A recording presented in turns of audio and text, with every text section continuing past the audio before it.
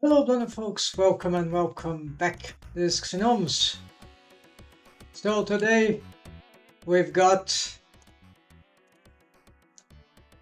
experimental rigging that I was willing to make some new refreshments on my approach to rigging for 3D animation filmmaking, other projects, mine or maybe for others. But you know, when you work for others, even in rigging, usually they come up already with some ideas, usually shitty ideas. No, I'm joking, but like rigging has a lot of possibilities and some that are yet to be uncovered or that are known but are not common sense, let's say like this. And this is something that I'm gonna go experimental here. I think I had this idea, probably it's very logical, so it's probably like ideas, right? They can be rationalized. It's not like something art is different, although there is logic in art too. It's way more subjective. Why ideas in general, although they also can be subjective, the concepts, when it comes to a medium at least, or something that is more rational, like 3D, computer graphics, right? Someone certainly have already thought about that. Even myself, I think I thought about this, but then, oh no, this is ridiculous. It should never work. Characters had too many vertices. Yeah. But this, if we are using a topology for a specific kind of skinning calculations, yeah, the skinning algorithm for blended waves. The idea here is to not use blended waves or shared waves. And this is crazy because that would make that's why it would be called a vertex bone. So it's a vertex deformed bone like this one, that it can contain basically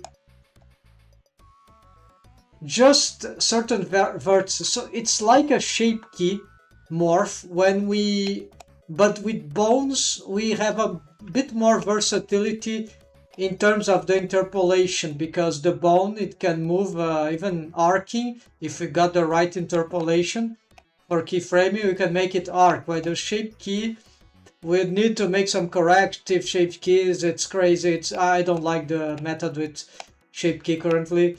It's very hard to make a linear non-linear motion in shape keys, in my understanding.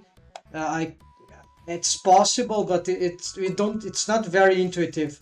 While with bones, although it's also not very intuitive, because there's a keyframing problem of the F key arcs. There is a parent and child relation, not necessarily through parenting, but it can be achieved through constraints as fake parenting.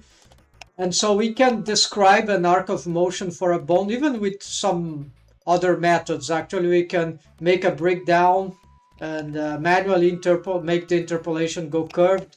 It's not very precise, but for most human motion, it's very character animation is actually pretty good. While the circular arcs of motion, although they are ideal, perfect in this limited software, right? But ideal circular arcs of motion, but they are also limiting because they will always be that. And so what we would need is interpolation freedom, where I want something arc, I want some just with the same bone, but in Blender we need so this is parented to this bone, so we can make this bone describe. Okay, so anyways, this is not the topic. The topic here is that, you see, I'm using more than one vertex per bone, but this is still going experimental. I think it's possible to have blended waves Like imagine we want a helper bone. So this would not be exactly a helper bone, this will be the vertex bone. I'm sure it's actually a group of vertices, and you say I'm painting this on constant. And the tricky part would be actually to make this works. We need to automate the motion of the bone when we have a limbs. So we won't be countering any artifacts because there won't be artifacts. Because all there will be, yes, actually we cannot rotate the bones, but we can rotate, probably we can rotate the bones a little, but I need to verify this. I have a little doubt here.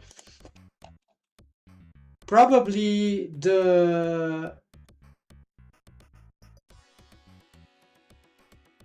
there is having some delay in the way the vertices are moving. I'm not sure if this is because of the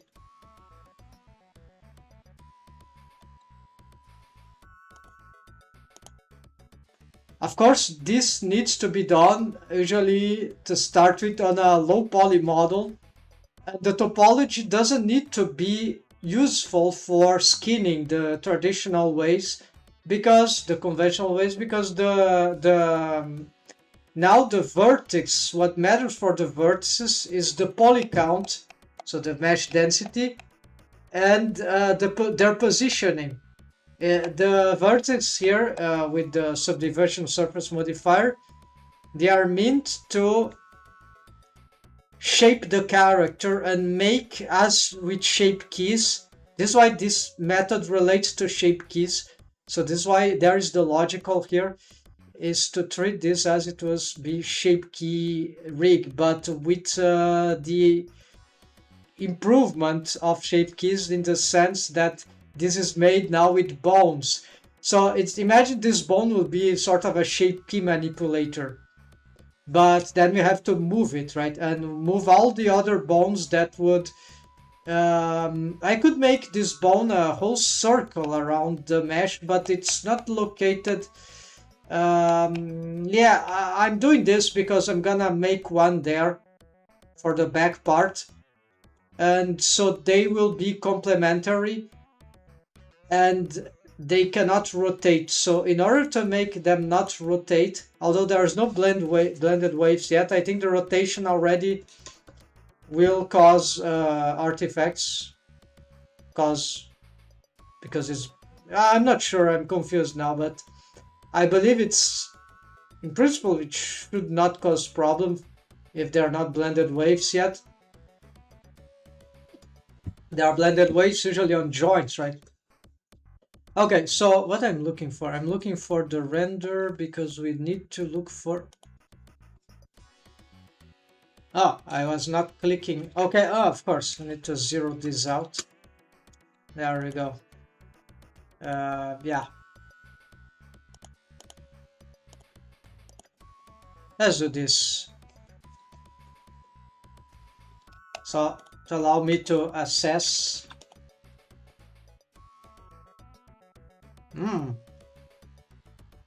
So indeed, there is no artifacts, because you see, the vertices, they are following the bone like in a blocky way. So it was actually, yeah, my intuition was correct, so I remember properly. The what's happening, all the vertices are following the bone's local space transform, well, whatever. It's following the bone. They are deformed bone. So we're gonna duplicate this one. Actually, we have another operator here. I think I'm gonna make a new operator for it. New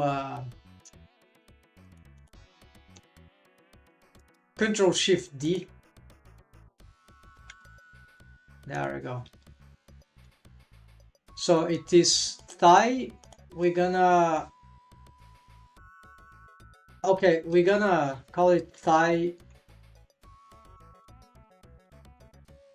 back.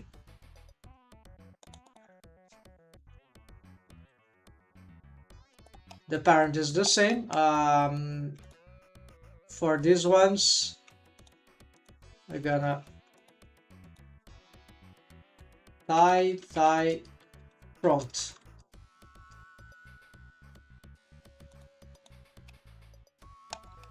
All right, the position, does it really matter now too much? No, it doesn't need to be super accurate, but I was trying. But okay, we're gonna give it this positioning. Now we go for the wave paint. We want to wave paint here. So yeah, I'm using the brush, wave 1, and stroke, no, fall off is constant. There's blended waves here. So this is... Okay, I'm not sure. Maybe these blended waves is fine because these bones, they are of the same parent. So look what... So nothing will be happening here actually. I think something went wrong. Oh, of course. Okay. I hate when this happens. So basically,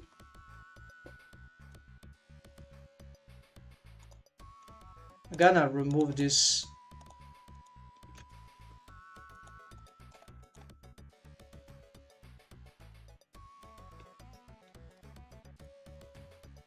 Yeah, so for some reason it keeps inverting.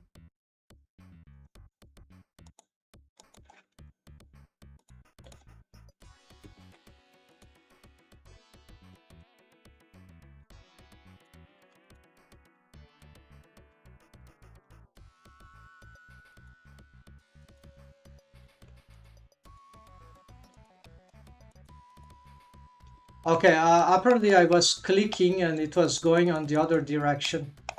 Oh no, it's still wrong. Okay. Alright. Whatever, I gotta fix this manually then. Okay, so what we need here is to remove this, and we...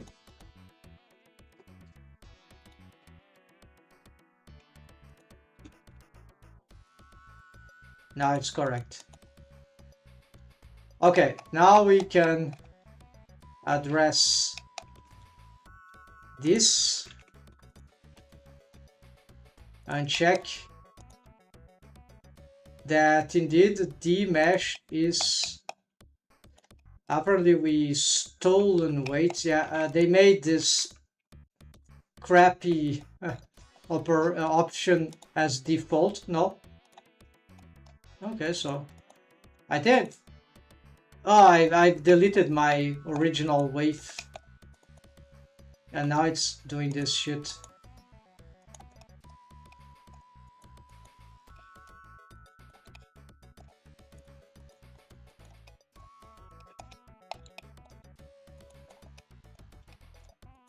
Alright, I need to organize these bones, right? What is happening here? Okay, better if we just do this, yes.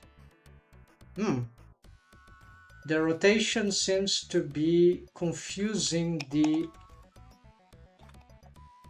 this side vertex.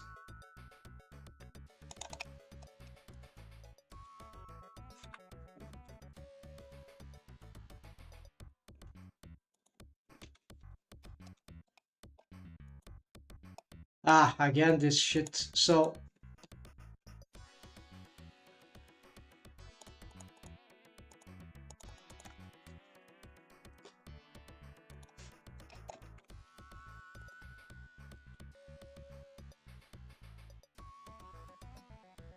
okay, now we got something.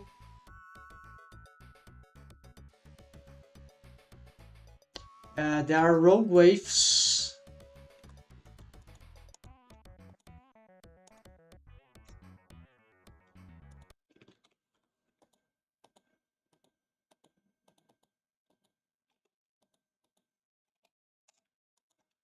Yeah, what is causing the rogue waves?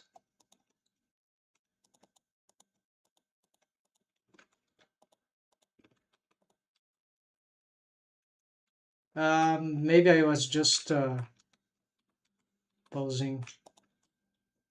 Okay, no rogue waves now. Okay, so this seems to be working. It starts to work, but the challenge, this is just the beginning, right? So you see, that will be very complicated without automation, right? So the problem is quite different now from the conventional, because I believe uh, the automation for this method might be much easier if I find how we can make this work.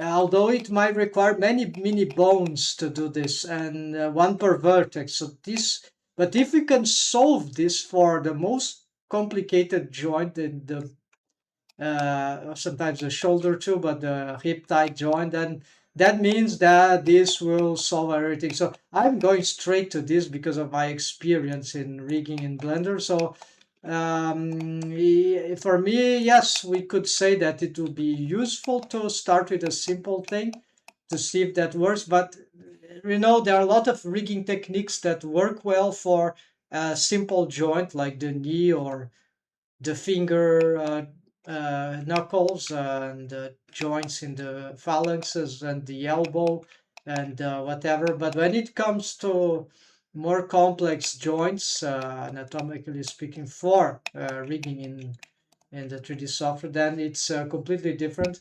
And then the same technique is insufficient. It can even be a wrong approach, not a bad approach in that sense. It might not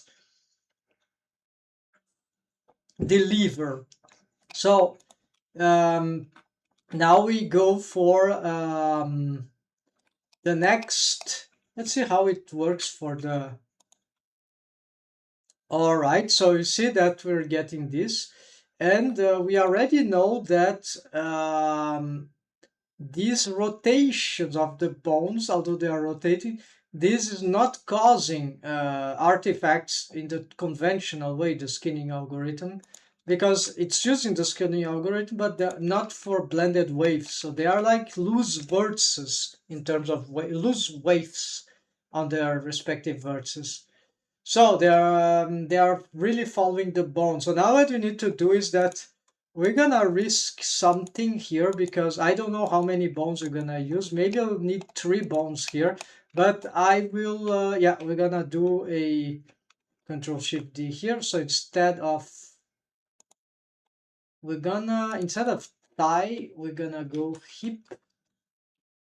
Now, yeah, instead of thigh, I'm gonna go hip. And I think they maintain front and back. Yes, this is great. Now they seem to be too big, these bones. We're gonna make some come back. Let's bring back a soundtrack here. No, not this one, the Kid Chameleon theme. The other was the pyramid stage. You can see in the video descriptions if you want. So select Shift G by color, and let's just individual origins. Let's do this. Then to differentiate them, because yeah, it can really become a mess very soon. Okay, I'm gonna new collection, def, yeah, def, right?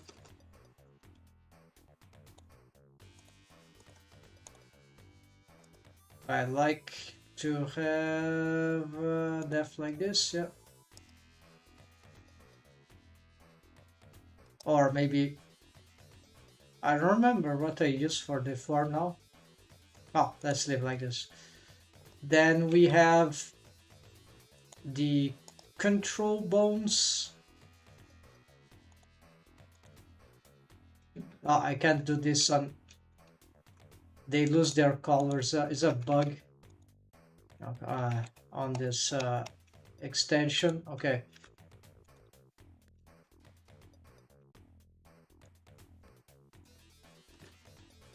Need to be on pose mode.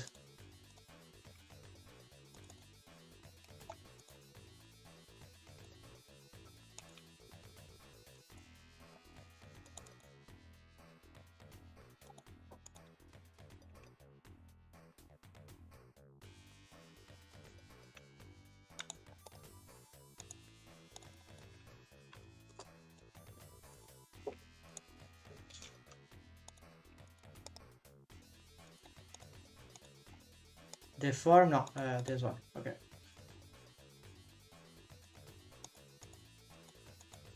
Good. So of course the mechanism bones here, they exist to follow the, yeah, they move as a block, right?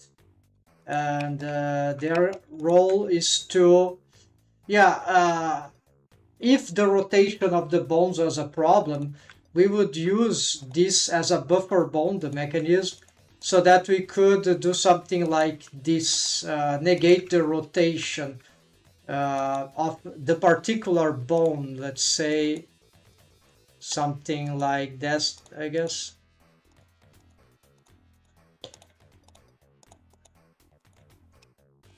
No.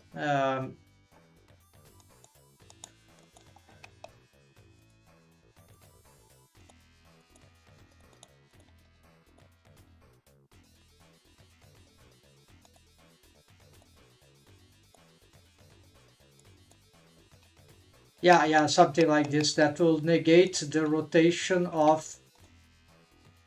Well, no, it's not really working.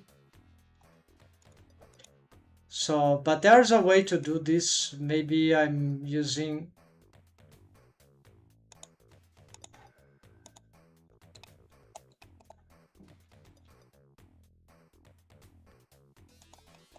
It's clearly, it's, we can, I don't want to,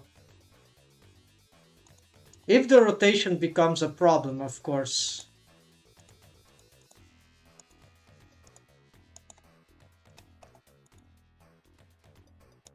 Now we see that the rotation.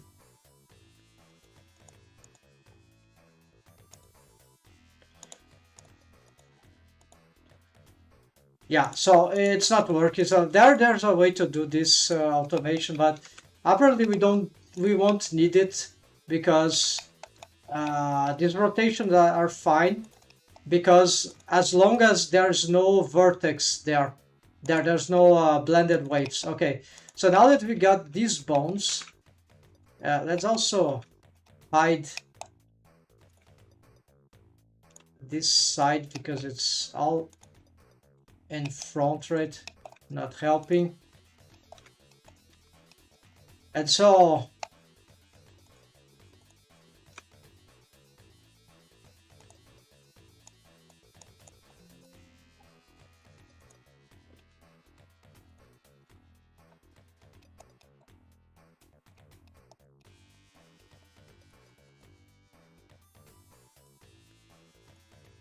see how it wants to.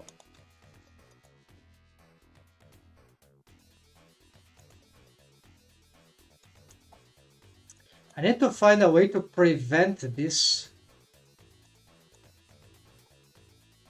Oh, it's.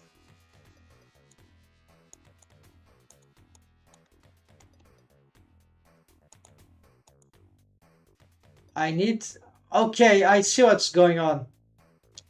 Folks, is that when we create the bone, when we start creating the waves for a bone that has no waves, it auto generates the other one and it becomes deactive. That's why but the bone is still selected here, but the active vertex group is this one. No, like the side is this one. It's crazy because the. Yeah, so this is what's happening. Is because I'm starting to, you see, There's no waves for this bone. But when we create the waves,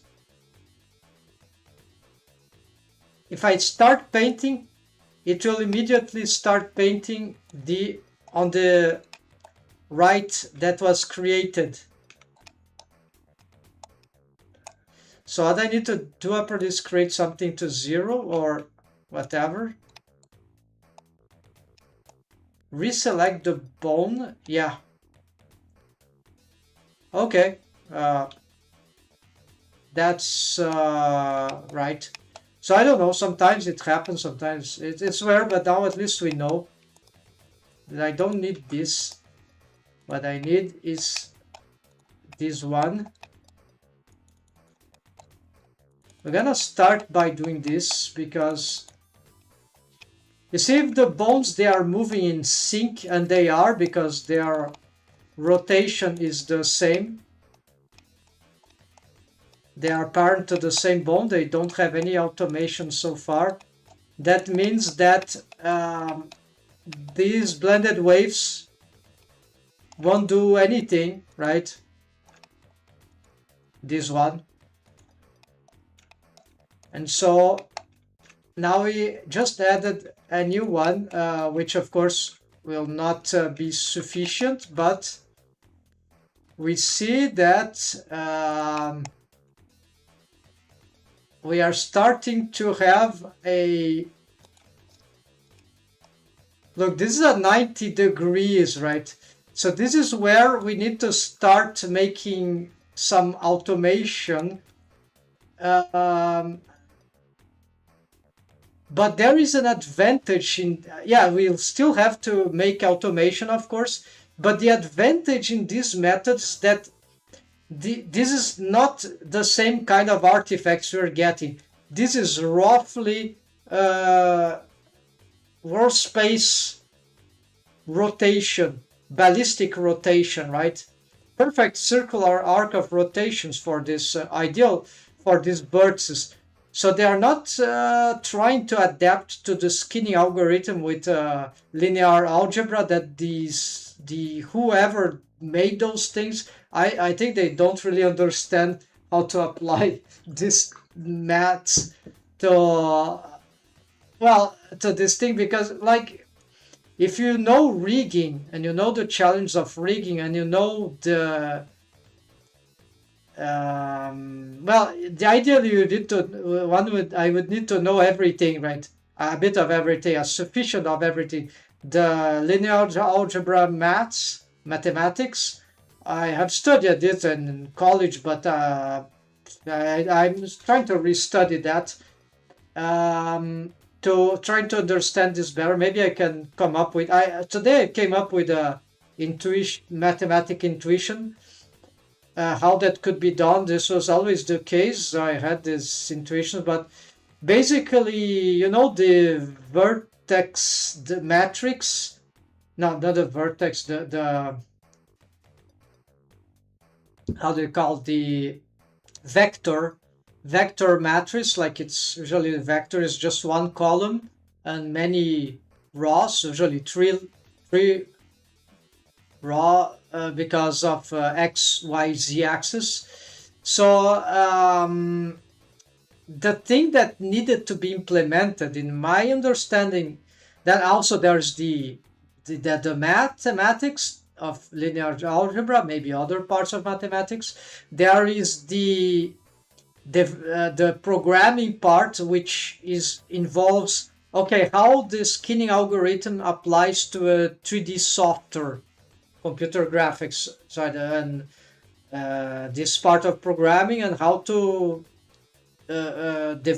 code something for this mathematic body to do certain things that we want artistically, right?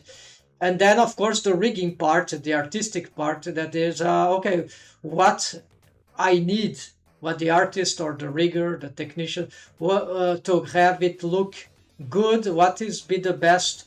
There's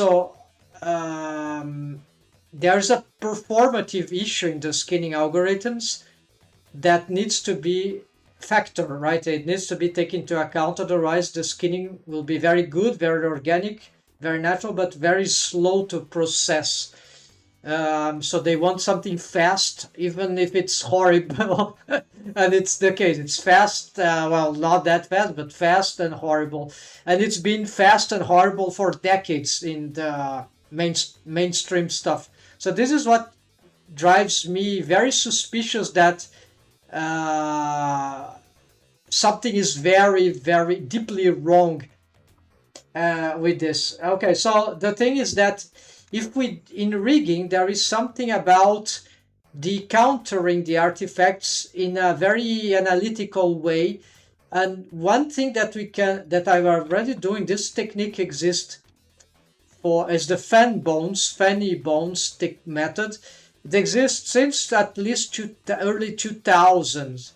And this method applies to making bones that derotate just part of the mesh. I have some tutorials of this on YouTube, the fan bone, if you want to know about it. But essentially, if we can get, but you see the fan bone is not going deep in the skinning algorithm.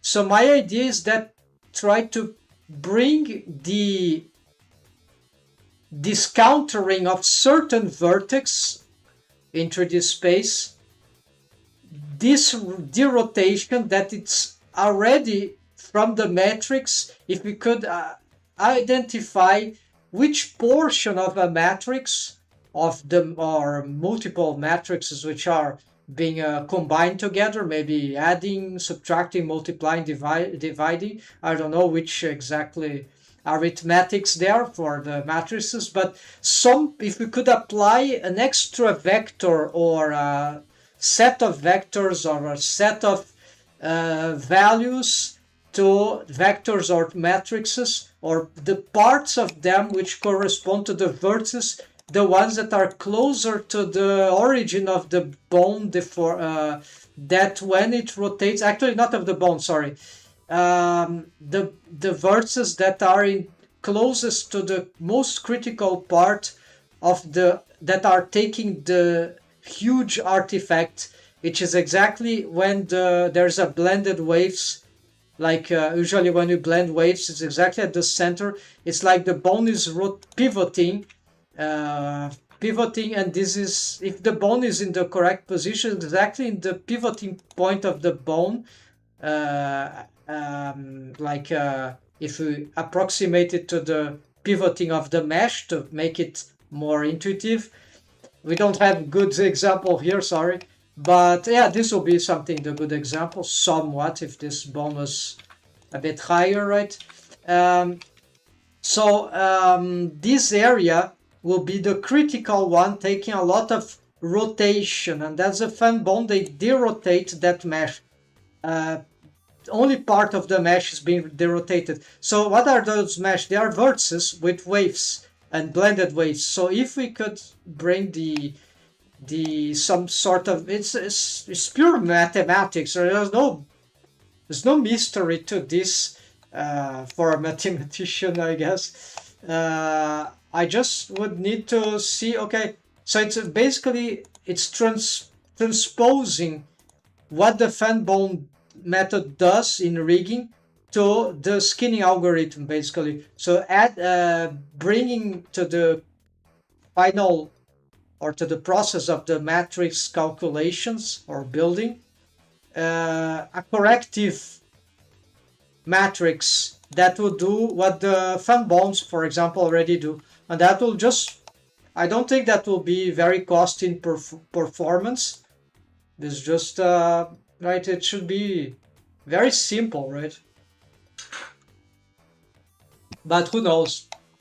I wonder if anyone has this idea already, but okay, let's continue with our other thing that has nothing to do with, or nearly nothing to do with all this fanny bone stuff, or fan bone stuff. Okay, so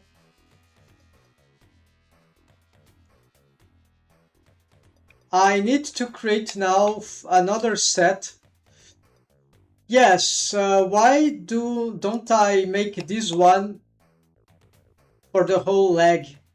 Yeah, we could make this a major deformed bone then, but I'm trying to avoid this. So I'm gonna bring another set of these ones. We're gonna call it thigh low.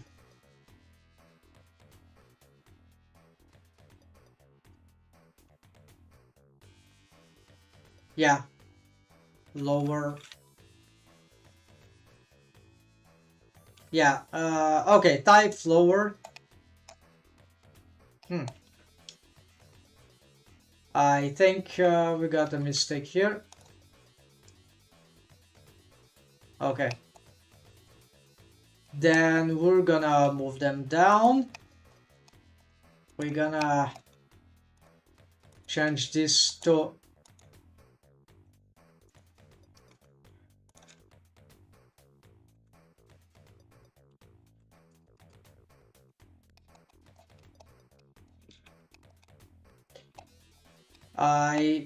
actually this is not tight, we are already in the knees.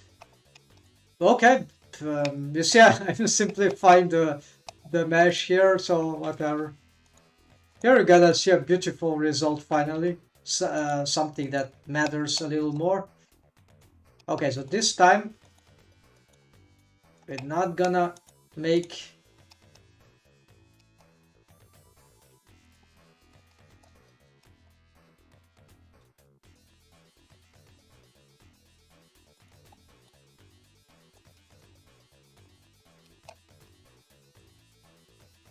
so far I'm being positive about this. It seems plausible enough, and it seems to be doable, right?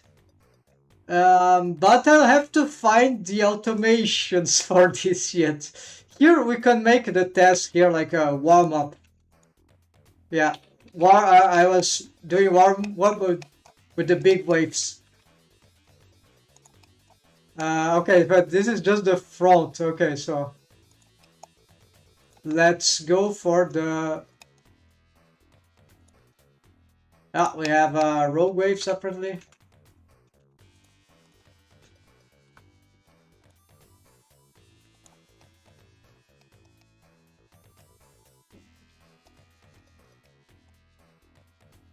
Oh no, it's just because of my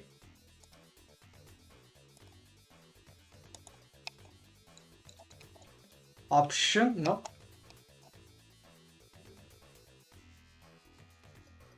I think my posing option.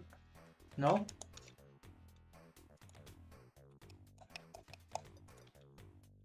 It's all messed up, of course, again.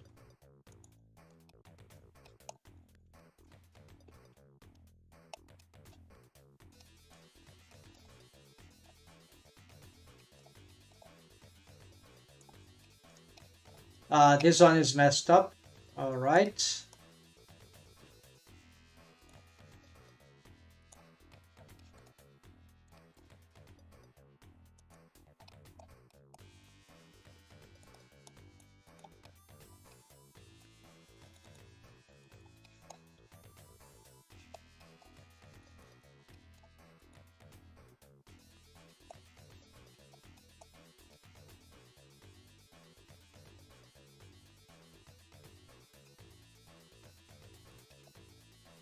Yes, we are having the leg to work.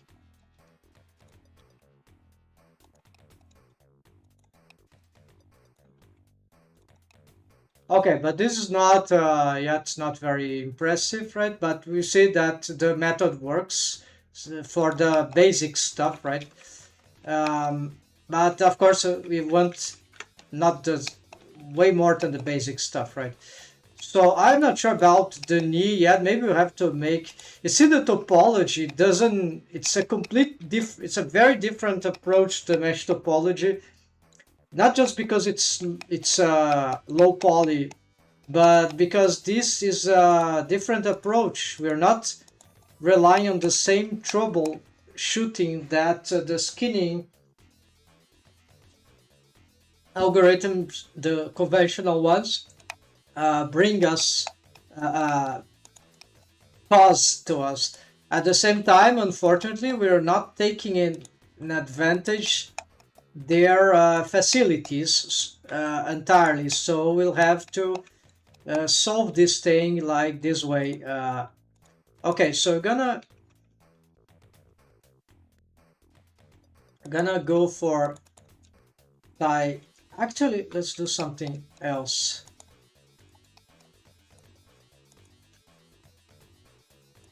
So instead of die, we're gonna call it shin and shin.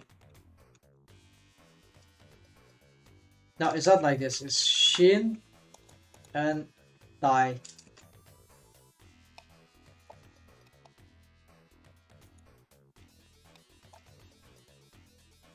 Ah, how good algorithm operator on Blender 5.2.0 LTS. Also here, it also brings up the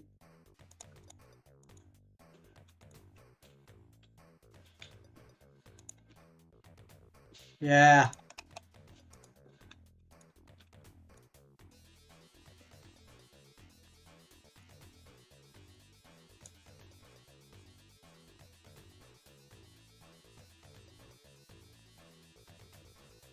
Align, parent, keep offset, then we save. We're gonna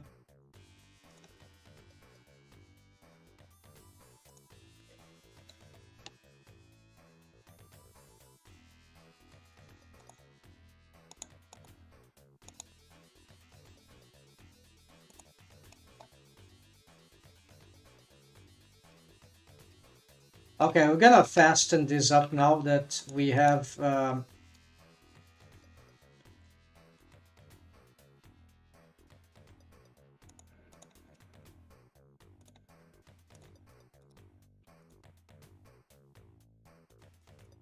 why it doesn't want, okay, whatever.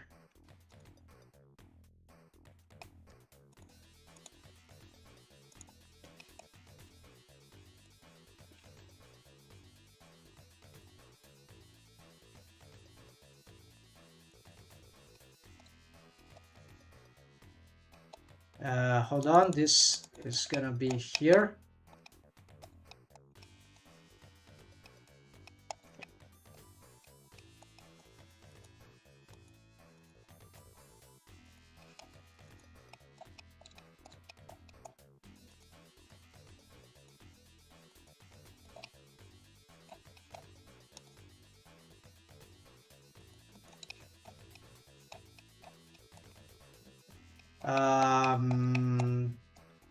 Why not?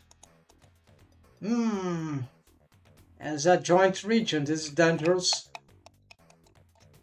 We have a new set of bones for that, right? Okay, we're gonna... Ah, there's a set of...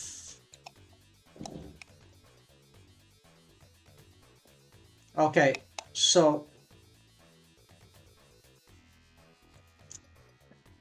maybe I'll need another set just for the knee, but we have probably extra bones at this point. Not necessarily bad as long as we are understanding what we are doing. We're gonna bring this shin upper to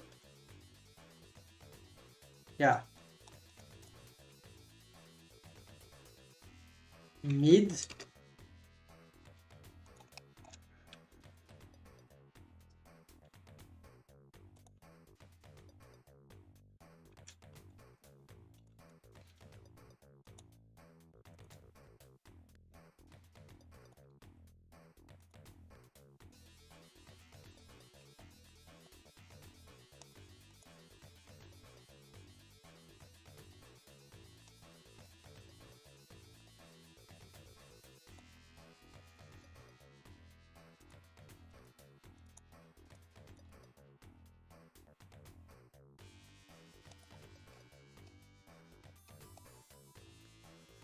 We don't have a mid here, but we could.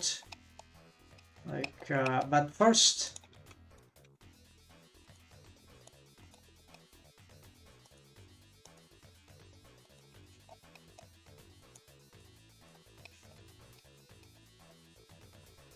Okay, let's see how it fares now.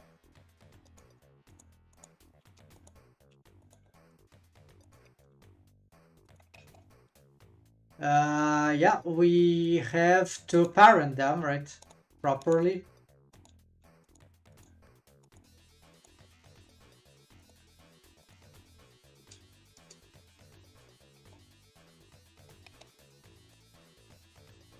Okay, we are already being able to see the full result of a joint. But, you know, this is not that terrible. Let's get a lot of clipping, of course.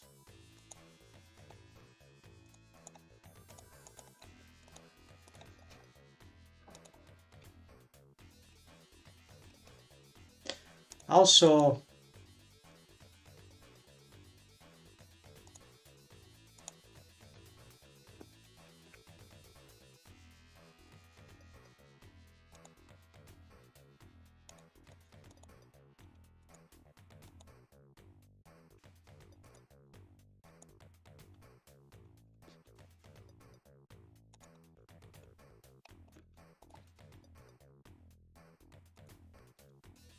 it's actually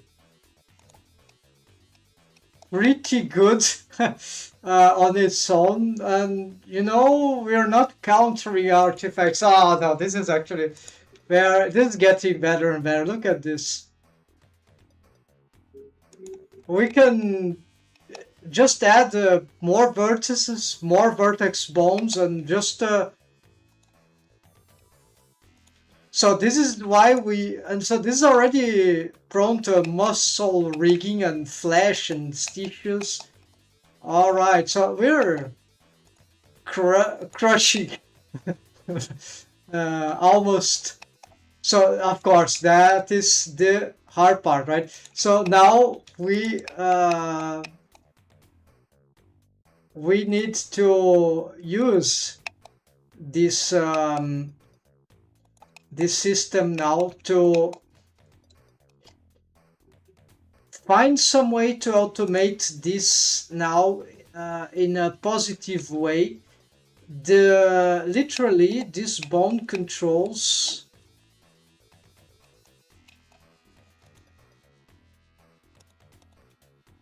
vertex. So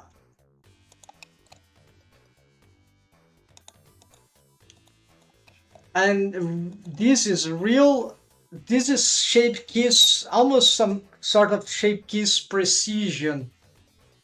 And if we wanted, we could make action bone constraints to have automation that is follow a certain path of motion, but I don't think we need to go that far. There are other ways to achieve some of this without the action bone constraint. I think it's to be too heavy. Luckily, or this is why I made this as low poly experiment, because of course, not super low poly yet. I want something that I could use in my character design, right? So we're gonna look for the next bones here. And this is where we might start to need more bones. So I probably will need a crotch bone. So we're gonna duplicate here.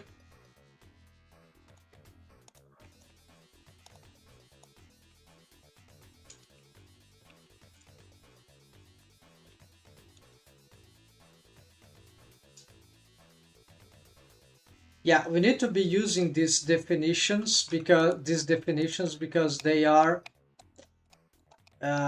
necessary for this development.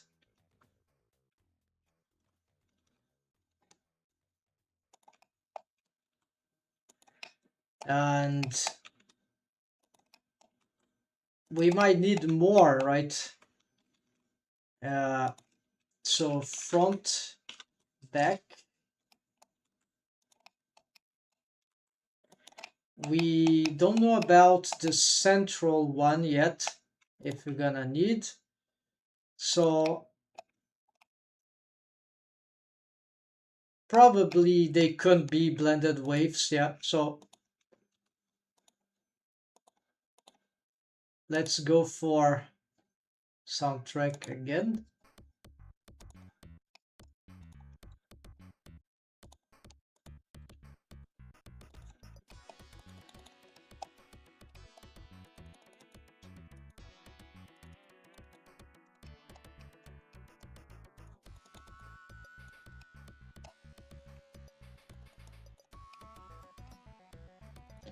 Ah, there are more vertex here. Okay, so never mind.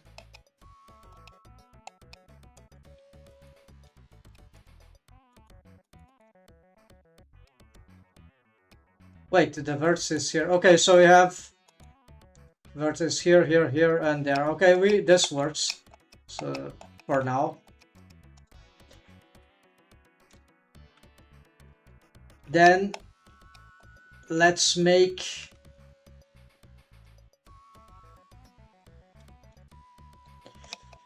we need mechanism bones, right?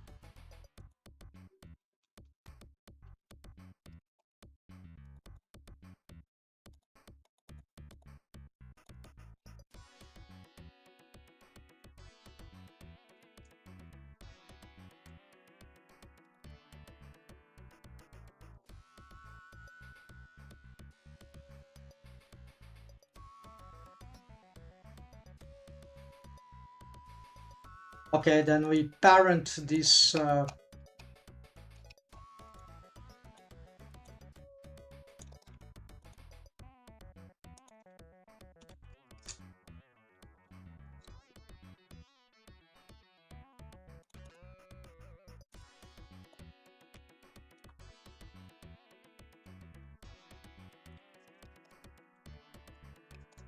okay, so nothing special here, right?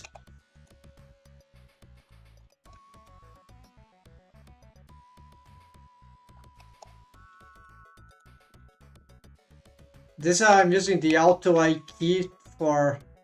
So the one problem here that I'm having, I think there's some add-on free extension that I need to test. Some technique of automation of I key F key snapping, which relates to I key F key switch. Something about I key F key snapping through scripting, right? I think I can use an add-on, an extension that uses it. I have to try, but it's complicated because trying to see if it would work for another purpose. And maybe it works. I think it won't work, but now I have also an idea how to implement the dynamic pivot system. I'm making a Python script in Blender to I think I can do this now. I understand the needs. I can automate It's a keyframing tactic that a mini bake, when you turn off, turn on certain property, and then you custom property, for example.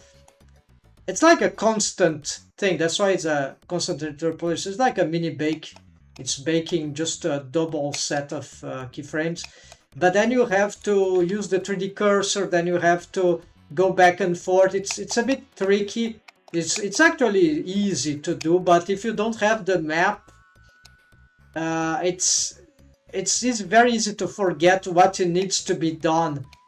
And there's a fabulous technique. I couldn't find any ways to automate it with rigging, so it's really something that goes beyond rigging. It relates to the keyframing, so that's why the keyframing techniques allows us to solve dynamic pivoting for bones. And that also, but we have to do it manually, and it's pretty stupid that no one has came up with an idea to automate this. And for me, I noobed this all the time for years because I was noobing. I didn't know enough about how interpolation worked in a software like Blender. And now I know much better, not much in depth, but sufficiently to know where the problem is, basically. And now that I know the problems, I can circumvent it. I can find solutions. So because I know a bit of Python scripting, I think I can make a simple Python scripts that will run these operators. And then we just select a group of bones, like 2 bones. Maybe one needs to be the active one, and then you click one button, it will do the mini bake for you, for the user. And so I intend to do this to see if that can work. So it'll be another experiment. But here, that can solve simultaneous IKF key. That can solve dynamic pivoting. These are all related problems, and no one talks about it. Okay. Okay, we need to solve the things, right? So how I'm tempted to fix the foot. I want to see it moving. Okay, sorry folks, we're gonna do the foot first. But I'm gonna do it very simple. Just put 1 bone for the foot, right? No, actually, this time I'm gonna just duplicate the freaking bone and call it foot left. Symmetrize.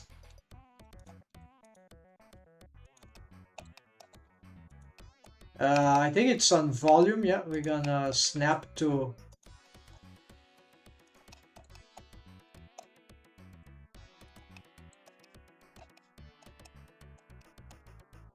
yeah, no, I want it to be, yeah, it's very weird now. So whatever, let's leave it there for now. So this will make an exception here in which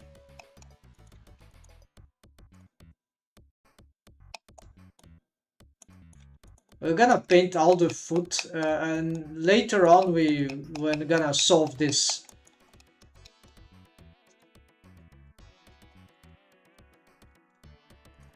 You know, why not using a mask?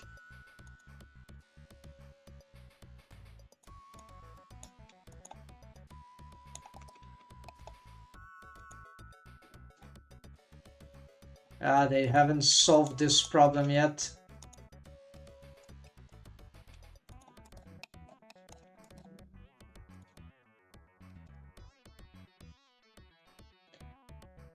What's my shortcut? It's 1, 2, yeah, okay, there's 1. And we need, oh, okay, I need a mechanism bone too.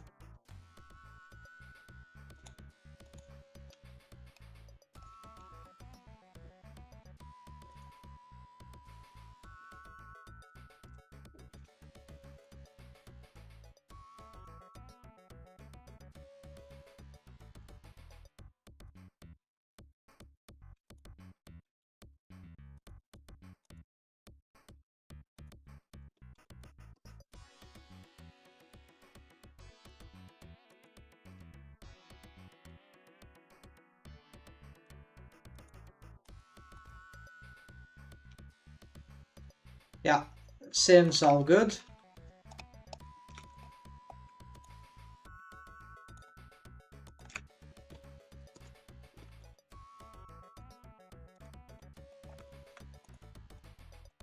This one we're gonna, why not, right?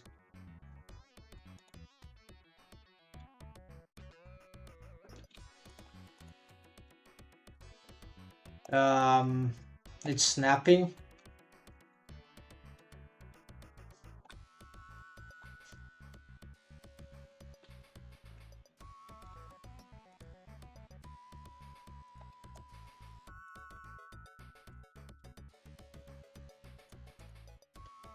Okay, what about this joint here? Actually, you see, this is not a simple joint, folks. This is a intermediate joint because the foot is the ankle can rotate in all directions, but there's a lot of symmetry in this case, right? So anatomic symmetry. So yeah, we need some fixes, but look at this. If this were the skinning algorithm, this will be crushing defeat, right? No matter what, usually need some corrective method. We'll need a corrective method to make it better, but look at this. This is very reliable for this. I'm surprised that I have never attempted this so far, or if I attempted, it didn't. Okay, so if you want to see what I'm doing here, you see there will be a problem here because I think I can find a solution for this in Vanilla Blender. So I'm gonna show that this is going crazy because you see we have linear interpolation here. So this is just a loose bone, while this is working as a... So what if I wanted to make this arcing? So this will be complicated. Yeah, so this is one thing that is happening here. And I don't really have a way to fix this. Yeah. But we could try to fix this manually depending... Yeah, this is not optimal, right?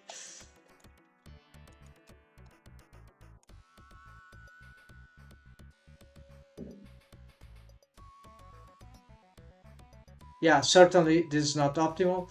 So, but you see, nobody cares, right? Probably it's all the time, right? Yeah, it's a bit weird. So the problem is that I'm multi-posing, and multi-posing is not something that can easily solve everything. So with this rig, I can certainly... Yeah, we can... So here is also a problem because we don't have the... Although the bones are rotating, they are not describing the arc that we see on pose mode. Right, so this is still... This will still be... Right, so... and even if I can find a way to automate this with the... Still there will be a problem of... there are certain cases of posing where we would need to... Oh, hello, Bruno Fuse. Welcome, David. How are you doing? I didn't see, sorry, the chat. Just looked at it. Apparently this was... No, I don't have the timing.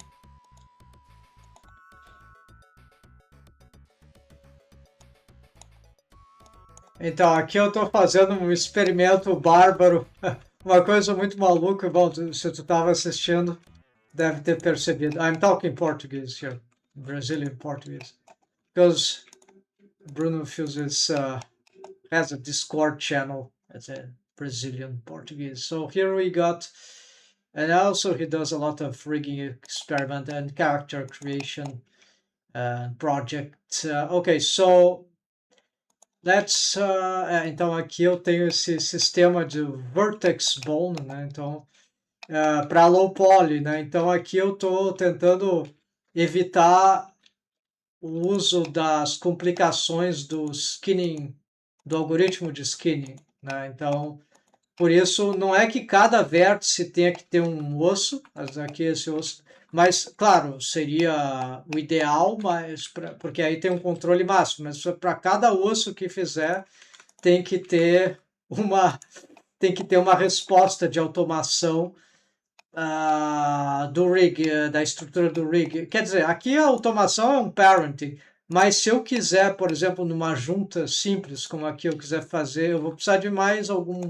Aqui eu estou fazendo bem simples, mas, por exemplo, aqui essa malha, então eu fiz a parte de trás, então isso aqui tem essa coisa muscular aqui dos tecidos, física também, tecidos flácidos também, a gordura, pele, enfim. Mas dá para fazer de tudo, é que nem shape keys, basicamente. Só que aqui, em vez de controlar os vértices manualmente no shape key, aqui o osso deformador é que vira o espécie de controlador por vértices, por grupo de vértices. É como se esse osso assim correspondesse a um shape key de todos esses vértices. Só que como é um osso e não tem. Tá, aqui tem um blended waves. Aqui, só que como esses ossos dois eles estão se movendo em sincronia, nada acontece em termos de cálculo. Então não tem nenhum skinning algoritmo, não tem nenhum artefato que estaria ocorrendo aqui. Agora, se eu começar a fazer uma rotação aqui aleatória, eles não são para rodar, né? E aqui, isso aqui provavelmente vai causar, só que aqui não é uma junta, né? Então o problema mais sério vai ser aqui, nesses outros vértices. Então aqui eu tenho que tomar todo cuidado de não. Bom, aqui eu misturei sem querer, né? Talvez eu tenha que. Isso. Então aqui cada vértice pertence a um osso ou específico. Então aqui, na verdade, eu vou fazer diferente. Então, e aparentemente isso está funcionando para juntas simples, para juntas intermediárias e agora para junta complexa, né? Sim, vejo sempre seus experimentos. Então, faz tempo eu não estava fazendo muita coisa no YouTube, né? Eu estava envolvido com um projeto de animação 3D era de pôneis, né? Eu cheguei a fazer algumas lives, poucas do processo, né? Meio caótico, né? Mas era um projeto. Eu ainda estou no projeto, mas teve uma crise financeira do budget, do orçamento, e agora foi uma grande experiência para mim, porque foi um trabalho remunerado, não pagava muito bem, né? Mas era em dólar. Então, na verdade, até para os americanos lá, para alguém que é novato, que está precisando muito desse trabalho, e tem algum talento, alguma inspiração para fazer animação, era uma oportunidade. Então, o tal do Brandon, que é o diretor, produtor, vamos dizer em português, dá para dizer, é o realizador, né? Ele é genial nessa coisa, né? Ele começa, eu quero fazer esse projeto. Ele paga os artistas, né? Pelo menos os animadores. Então ele, mesmo pagando, não sendo muito, para muita gente, seja dos Estados Unidos ou no mundo, isso aquilo era bom, né? Agora, tinha muitos problemas também de técnica de produção, mas aí não pode culpar ninguém por isso, porque técnica de produção é uma coisa meio que difícil de acessar, né? Então, ele não sabia muito de técnica de produção e aí isso, numa técnica de animação muito complicada como animação 3D e Blender, que, né, enfim, Computação gráfica é muito complicado, então a animação 3D é muito pesado. E aí dava um monte de problema de assets, e aí dava um monte de problema, e problema atrás de problema. Mas foi uma ótima experiência para mim e eu espero continuar no projeto. E acho que o Brandon ele é muito generoso nessa ideia de sabe, ele paga mesmo, cara, né? E não é à toa que consegue, não é qualquer projeto, né? É um projeto independente, né? Sim, sim, acompanhei. Terminou. Bom, eu fiz uma cena que tá para ser publicado no episódio 7 agora no início de agosto. Talvez a 10, 15 de agosto. Eu espero, né? Era para ser esse episódio ter sido publicado há muito mais tempo. Só que como a produção ela evoluiu, mudou para um estilo de muitas coisas mudaram, mudou o roteirista, um monte de animadores novos entraram no projeto, só que aí o projeto também ele ficou mais complexo. E aí isso causou muitos atrasos, né, na produção. E isso foi muito ruim para a comunidade, eu acho, porque dele, né? Porque começou a ter muita muita decepção, mas não foi só isso. Pessoas que queriam talvez atacar ele, porque ele tem um canal enorme no YouTube, né? A Brony Pony Productions, se quiserem olhar, né? Então ele também era muito criticado por motivos, às vezes, diversos, mas também porque ele tinha um canal grande, ele tem um canal que está crescendo e ele é um realizador, então é um troço que não é para qualquer um, sabe? Então ele faz acontecer, né? Isso que é foda, o cara é foda. E ele não tá nem aí, ele faz acontecer e paga, né? E, além disso, então é uma raridade, né? A gente precisa de mais pessoas como o Brandon, né, nesse aspecto para. E aí eu fiz e aí eu aprendi um monte de coisa, aliás, fazendo esse projeto que eu descobri que eu detestava shape keys e agora eu adoro shape keys, amo shape keys porque, shape keys para expressões faciais, né? Porque eu finalmente compreendi, os rigs lá eram feitos com shape keys faciais. E os rigs, eles não eram muito avançados, mas na verdade eles se usavam de umas técnicas que eram, na verdade, até bastante avançadas, de shape keys para cartoon. E aí eu tive que. Tinha uns pré-rigs e dá para analisar eles, mas e tinha algum animador que tinha feito os primeiros rigs a partir desses modelos originais com esses tais de pré-rigs.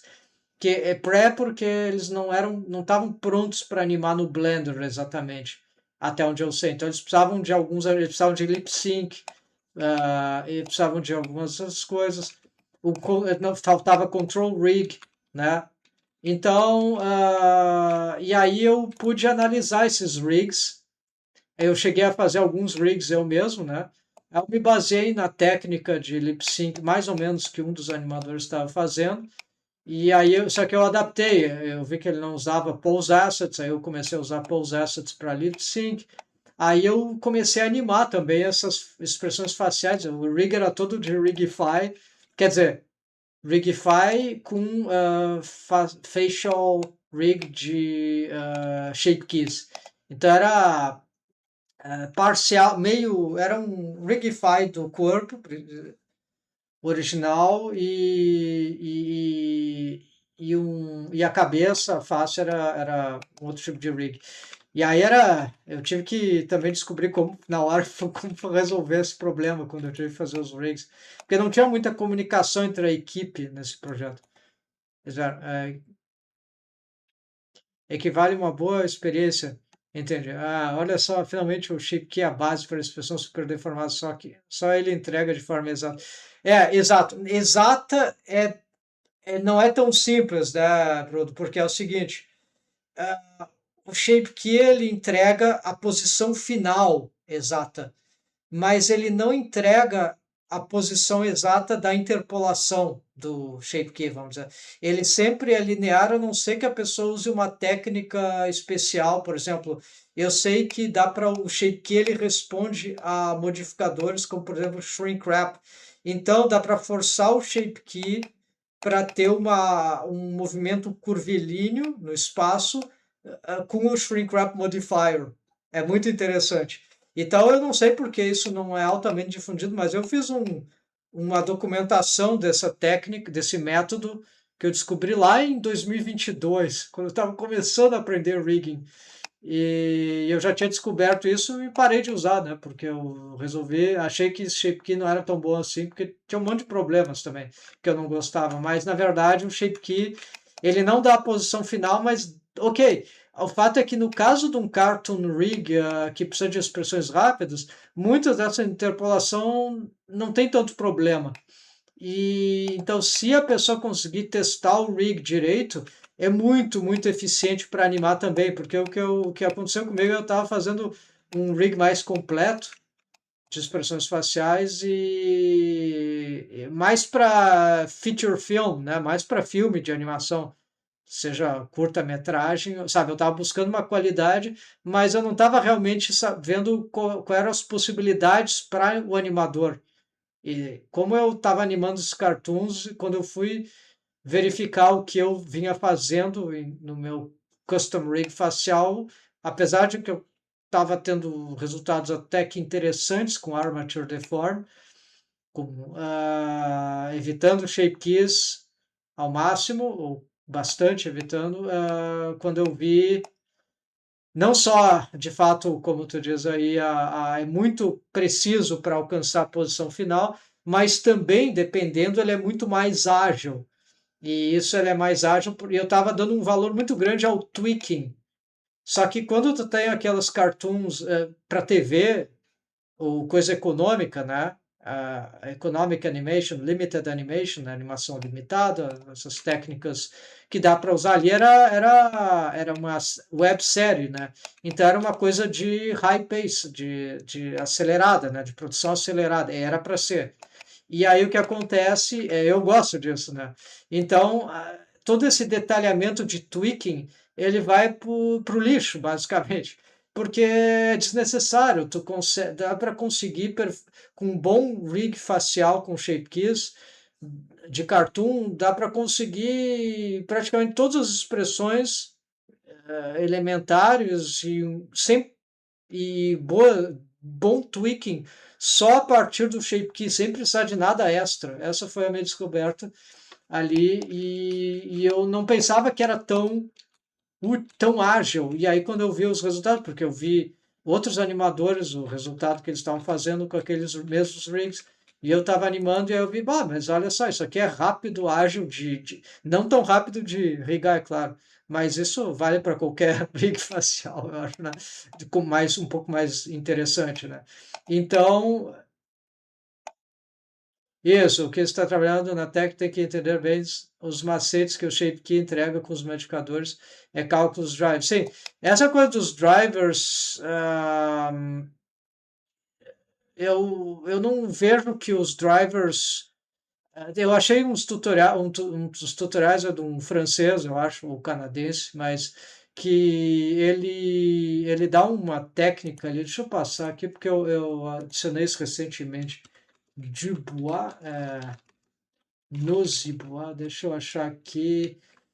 Exact, 100% exact activation of shape. Que tá aqui é uma técnica muito interessante. Aqui é para rotation, né? É só um detalhe da scripted expression, mas é uma coisa que ninguém fala disso. Ele falou e basicamente a matemática do como resolver um pequeno problema. Não resolve nada, só resolve só um detalhe ali. Mas eu não sabia. Às vezes eu usava um multiplicador padrão e esse aí é um divisor e é bem interessante. Dá para usar isso com. Aqui é um caso de rotation. Tem que ver um pouco depois, né? E tem um caso de location. Cadê? Temos aqui. Então, e esse aqui também. Então, nessas timestamps aí, vai ter isso. Nessas timestamps, ele vai mostrar essa técnica que divide. Basicamente o var divided por algum valor qualquer, né? Então, var dividido por... E essa é a scripted... Eu não sei o que deu no tradutor ali, mas, enfim, basicamente...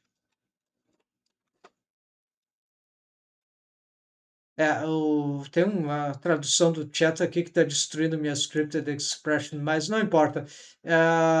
O fato é que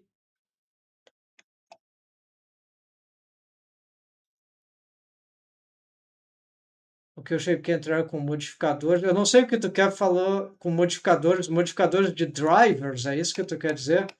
Eu não usei muito, acho que eu quase nunca usei um modificador de drivers. Eu já usei modificador de curves, né, no Curve Editor das F-curves, né, ali para keyframing, né?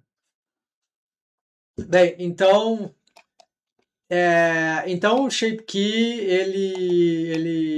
ele pode ser muito ágil e muito preciso e até para algumas no meu caso, para não ter que criar corrective shape keys para resolver essas movimentações, tu tá dizendo que talvez essa curvatura possa ser trabalhada com modificadores dos drivers.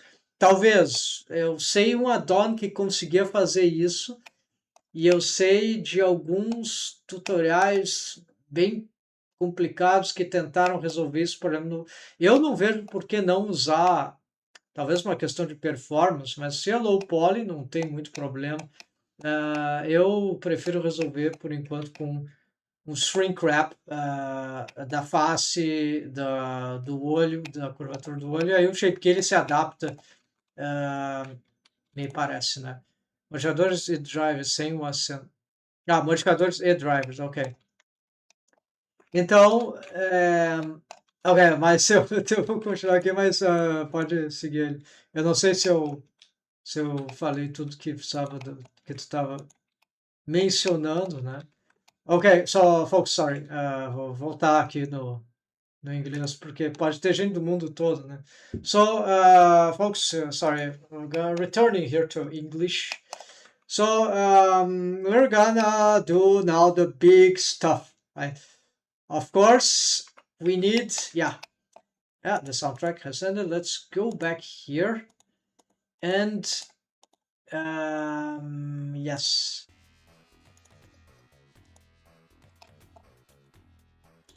Então, o Shape Key, ele... e o que é interessante é que isso para mim foi mais importante. Como eu perco muito tempo na pré-produção dos projetos, porque é muito difícil desenvolver um projeto numa técnica como computação gráfica sozinho, né? Eu estava muito dentro, mergulhado nessas coisas de pré-produção. Eu chamo rigging de pré-produção para uma produção solo ou de pequeno estúdio. Normalmente eles chamam isso de, né? Eu não sei porque o modelo está indo lá longe, mas...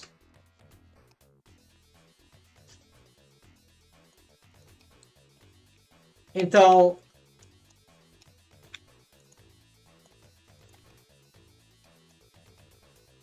Isso, então eu chamo o rig de pré-produção porque não dá para animar sem o rig, né? Alguma coisa dá para fazer, né? Mas em princípio não é para animar sem o rig nessa lógica de produção. Então não adianta tentar animar sem o rig. Então o rig vem antes. Então o rig não adianta ter um modelo se não tem o rig para animar. Então tudo isso para mim, assets produção de assets é pré-produção nessa lógica que eu tô alternativa, né? Então o fato de eu animar muito pouco, de ter tido pouquíssima experiência de animar concretamente, não animar um portfólio, uma coisa de um walk cycle, animar um gesto, um golpe, sei lá, não, animar por cena, shots, né, takes, né, animar para um projeto mesmo, animar dentro de um contexto realístico, né? de realização de um filme de animação, de uma série de animação. Essa experiência de animar foi fundamental, porque acontece muito isso, né? Não sei se tu concorda, porque aconteceu muito comigo, ainda acontece. O rigging eu achava que eu achava que os animadores que eram loucos, mas depois que eu descobri o rigging, aí eu descobri que existe algo muito pior que, que animador é rigger. Rigger não só são loucos, são filhos da puta. Então, cheios de frescura. Então, a rigging rigger é, é óbvio que eu tô brincando, né? Mas basicamente é isso, né? Então, a pessoa pode fazer um rigging mais complicado, mais avançado, mas se ele não tem o aval do animador, de animadores, se ele não tem a expertise, o ponto de vista da animação, esse rig não tem, ele é muito grande chance de ser uma M, uma B, uma porcaria, porque na verdade, talvez não no sentido do skinning, mas no sentido do control rig, né? Porque a gente tem que lembrar que o rig também faz parte do character design quando se trata do skinning, especialmente, né? Então a parte da deformação, das deformações, seja shape key, lattice, modificador, armature deform, qualquer coisa que seja, o skinning. Então, mas o rig do control rig, né? Então, tem um termo em inglês que eu lembro que usaram, pickiness. A pessoa é muito picky com certas coisas, muito cheio de nhe, cheio de, como é que se diz? A pessoa não gosta de, ela evita ao máximo, é resistente isso acontece muito com riggers, por algum motivo, que eu não entendo direito. Acontece comigo, aconteceu com outros riggers que eu conheço. Existe uma pessoa muito cabeça dura, né? E eu pensava que os animadores é que eram assim, mas os riggers, e claro, sabe que rigger e animador é a mesma raça, né? Basicamente geralmente um está associado ao outro por algum motivo. Eu sei por quê, né? Mas isso vem do desenho, né? É que quando tu é desenhista, e tu é desenhista, né? Então tu sabe, eu também sou desenhista, então o desenhista ele faz um monte de sketches, de rascunhos, de esboços para testar as poses, o character design, né? Ou só por esporte, por exercício, né? Por treino, estudo, diversão, passatempo, arte, enfim, inspiração. E esse coisa de desenhar o mesmo personagem, ou vários personagens em poses diferentes, isso é rigging 2D, rigging de desenhar, né?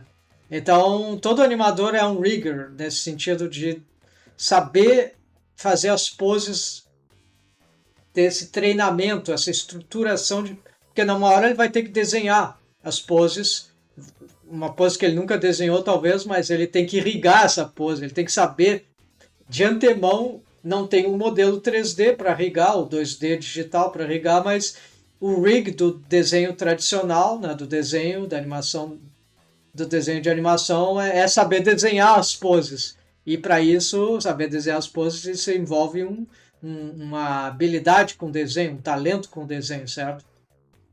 Normalmente. Então, esse é o rigging do 2D tradicional. Então, é por isso que todo animador, geralmente, ele tem essa afinidade com o rigging. Embora no 3D essa aproximação começa a ficar mais diferente, né? Mais distinta. Então tem rigger que não é animador e vice-versa.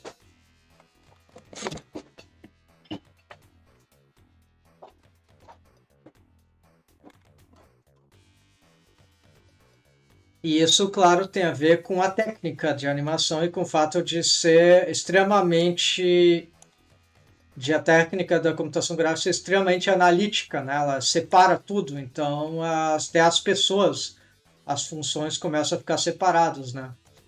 Por isso que a animação 2D é tão difícil, tradicional, porque o animador ele tem que ser um rigger, muitas vezes, ele tem que ser um excelente desenhista, pelo menos um desenhista de animação, ele não precisa ser um, digamos, em character, em design, em grafismos mais complexos, né? O animador tem que ser maluco, né, para desenhar, né? Então ele tem que ser um desenhista esgrimista, né? Tem que ser um Picasso, né? Para tipo, tirar de letra, né? Ele é tão desenvolto com o desenho tradicional que ele clássico que ele vai fazer cubismo, né? O cara tem que ser um animador tradicional dessas séries de animação, tipo, sei lá, Totally Spies, animes em geral. O cara tem que ser um Picasso, né? A pessoa, né? Modificador de dados, sorry, vamos ler aqui as que tu escreveu. Tivemos uma conversa naquele tempo, você não estava com intimidade com o Shape. Não, eu tinha eu tinha uma inimizade profunda. Essa sua evolução, tu vê, foi para produzir será um gás extremamente gigantesco. Fico feliz por, obrigado. Não, de fato, tem coisas que não adianta dizer, né?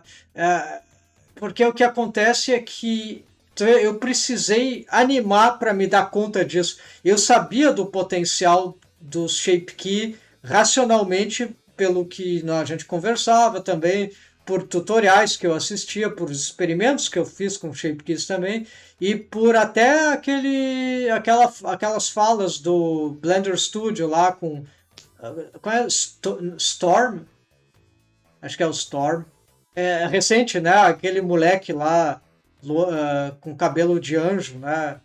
Que eles mostraram algumas técnicas, um pouco das técnicas de que eles estavam usando para rigar com shape keys, mais ou menos, tinha shape key e armature deform também, mas tinha muito shape key. E ali eles falavam dessa coisa da precisão do shape key para blá blá. E isso era um dos fatores que eu não estava levando muito em conta, mas mesmo que eu soubesse disso, não era suficiente. Eu precisava ver que animar com shape keys personagens cartoons, na verdade, era muito divertido. E além disso, eu tive que irrigar alguns. E aí dá para fazer isso e aqui. Tá, Isso que eu já tinha rigado, já tinha aprendido a rigar mocap para Avatar 3D. Aprendi um pouco, né? Eu fiz toda uma leva de expressões faciais com shape keys uma vez por esporte, assim, mas também não foi suficiente para me convencer que valia a pena. Pra... E agora eu quero fazer para expressões faciais, eu quero todo eu tenho um plano já para alguma parte experimental aqui, mas eu quero criar uma expressões faciais mainly driven by shape keys, né? Então tem coisa, por isso que é tão perigoso rigging. E as pessoas são tão cabeça dura muitas vezes no rigging. Por exemplo, nesse projeto que eu estava falando dos pôneis, eu fiquei sabendo que um outro animador lá que também irrigou personagens no início, foi um dos primeiros a fazer os rigs completos, ele era muito picky justamente com rigs de outros, alternativas de outros, ele é picky com tudo, então é a cabeça do rigger, né?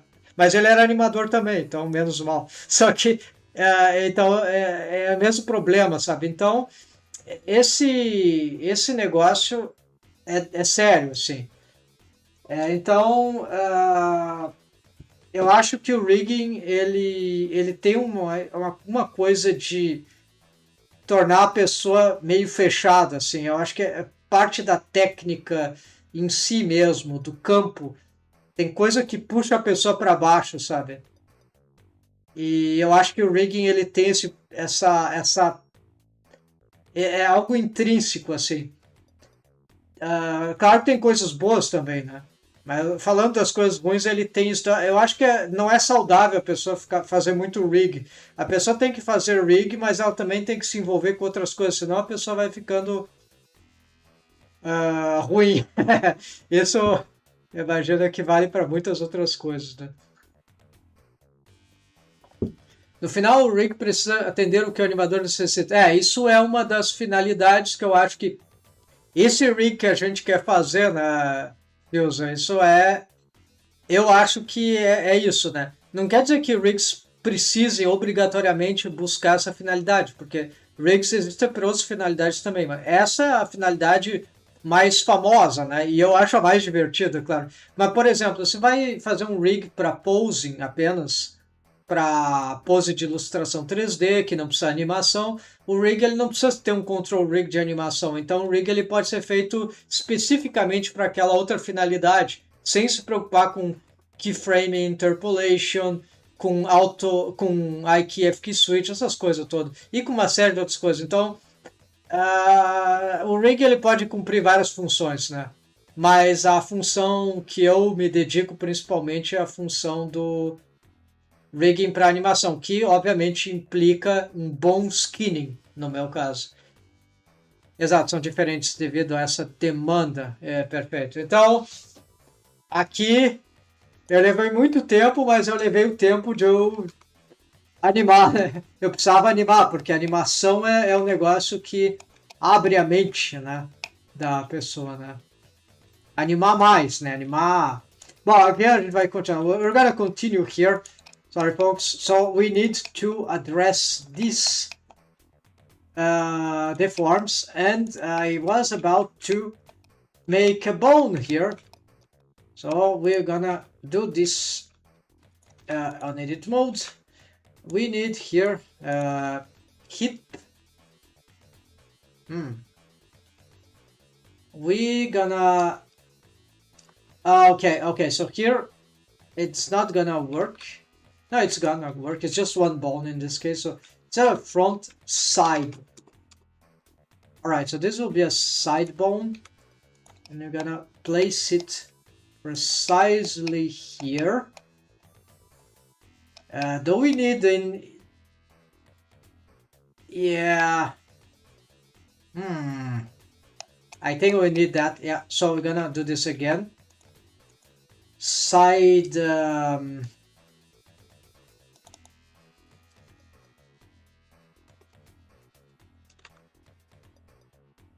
I don't like exactly how this is working, but yeah, the naming, but we're gonna adjust this anytime later. Okay, I'm gonna place it here, and this will be... So what I was talking with Fuse is that essentially if rigging has a very negative thing, and it needs to be refreshed, right? It needs to be do something else, otherwise it's very easy to become vile due to rigging, excessive rigging, and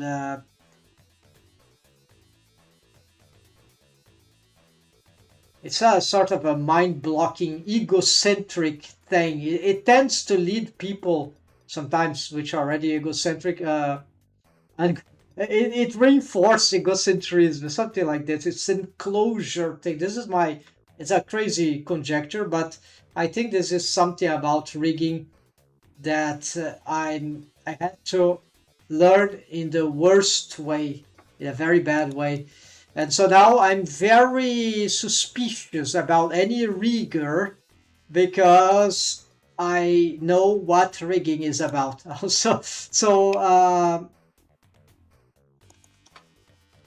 Okay, of course this is a generalization, but that's why it's just a conjecture so far. Side out, right? We need to... But just... we need... What's happening here?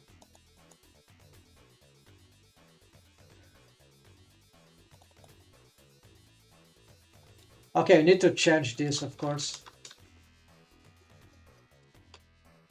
Okay, there we go. So they are parented to the... They have the same parent, right? So we don't have the waves yet. So we already know what we need to automate here. So we're gonna address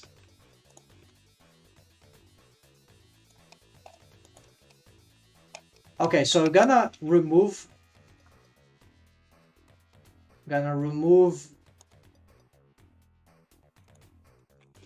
this and this, because now we have new bones for that.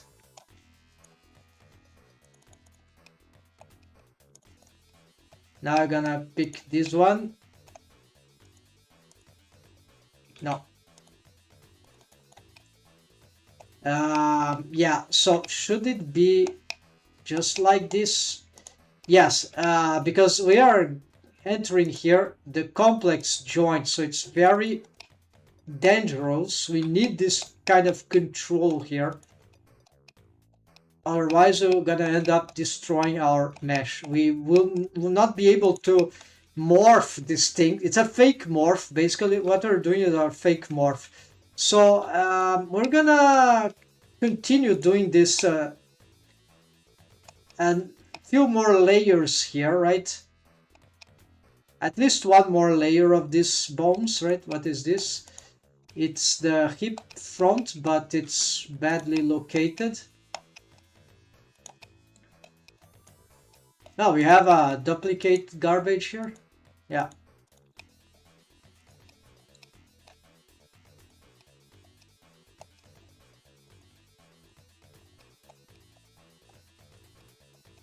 What is the... I think this bone is... Yeah, we need to bring this down.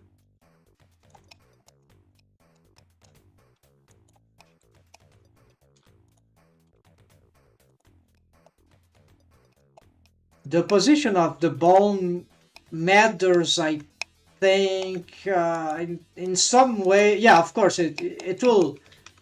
We could do offset, but it will be ridiculous. It's not intuitive, so the best thing will be to... Okay, this is getting pretty confusing now. So we'll have to address these bones maybe in a different way, right? Okay, these ones, they are already smaller, so I'm gonna first change some colors here. Like this one's for the center.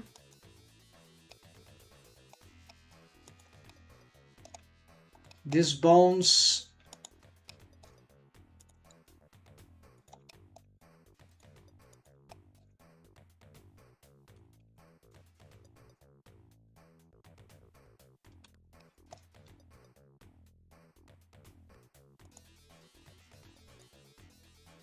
Yeah, this will be better right now. It'll be better also if you change their shapes, right? Stick envelope or...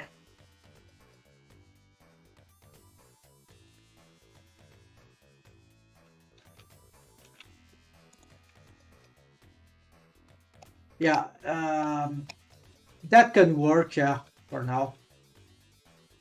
There's a bug, I think it's not working here for this manipulations. It used to work,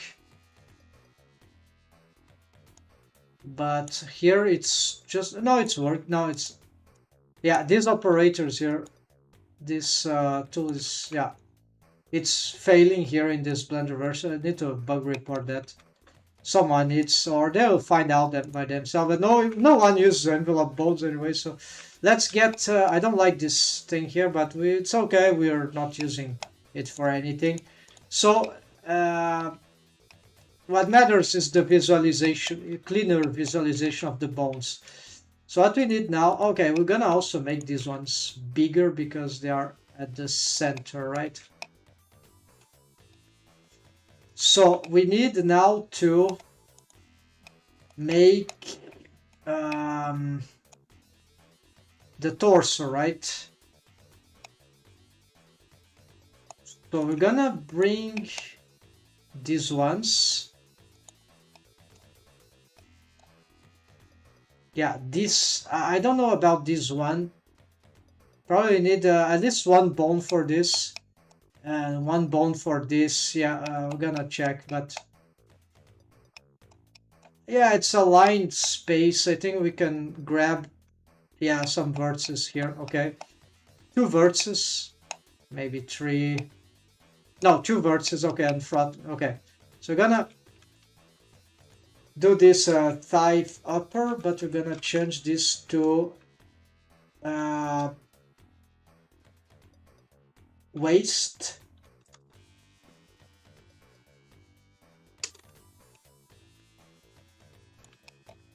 Yeah, what about snappy here?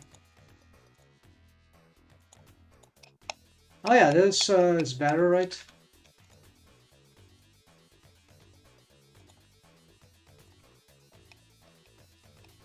We could snap everything at this point, but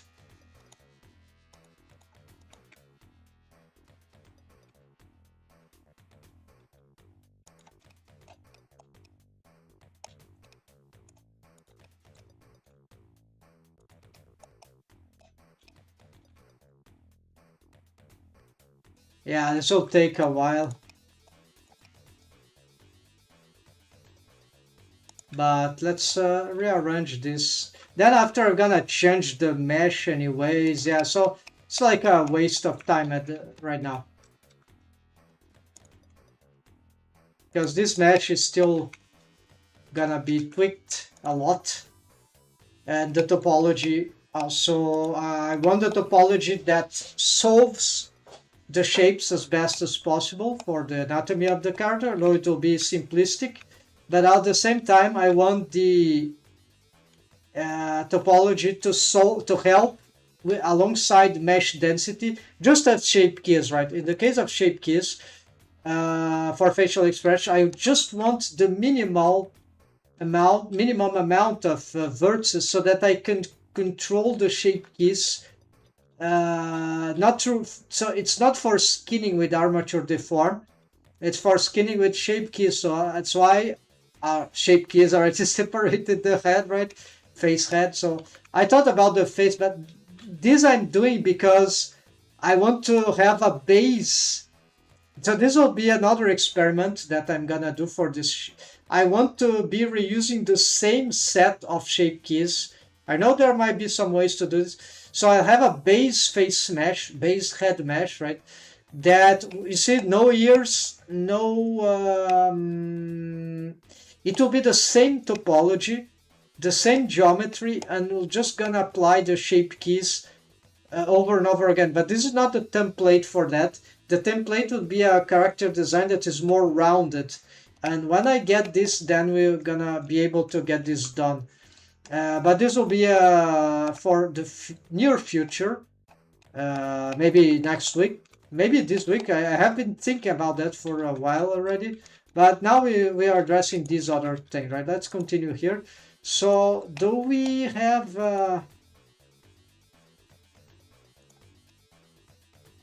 I think I don't need this. Yeah, so what we're gonna do is that we're gonna, since we have here, we're gonna snap here, but we're gonna change this to,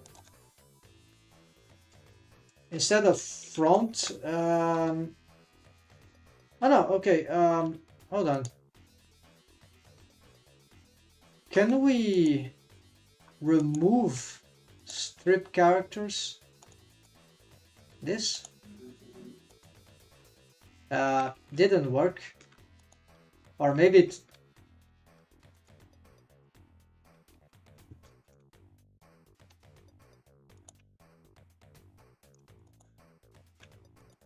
yeah, it's not working, so whatever.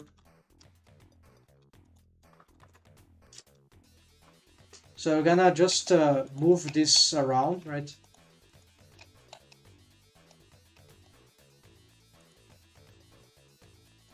And also gonna change their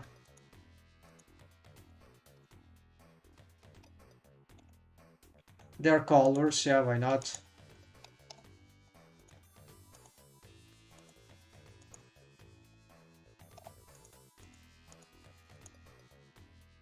we're gonna change their names too.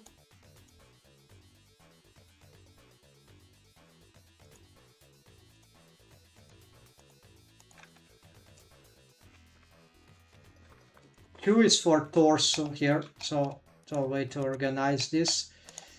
So now we can duplicate this. So instead of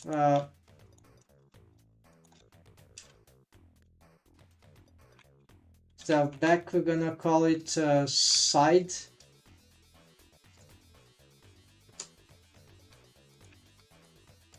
Left.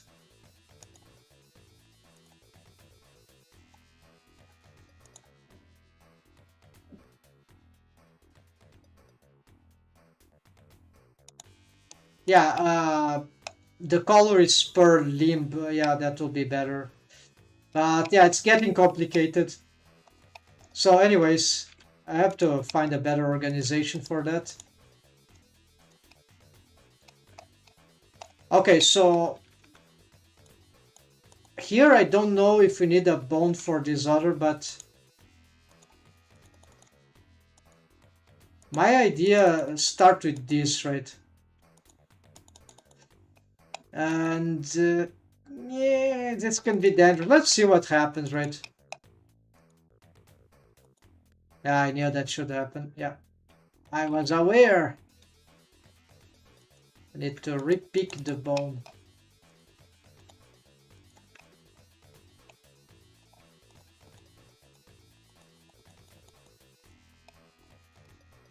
Anything else? Do we need that? Yeah, okay, we'll see what that does, right? But that is it. And now we need another set here. So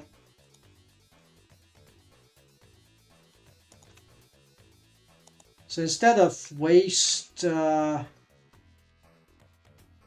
it's not belly, this is upper crotch, this is like waist.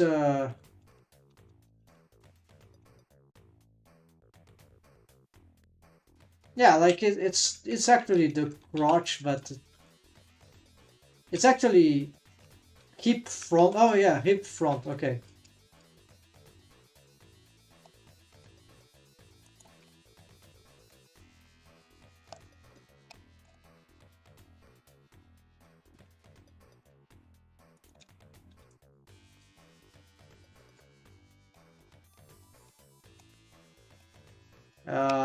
Wait, I got it wrong. No, yeah, it just be here. No, but it doesn't make sense. Because here we have different masses. So I have to do it like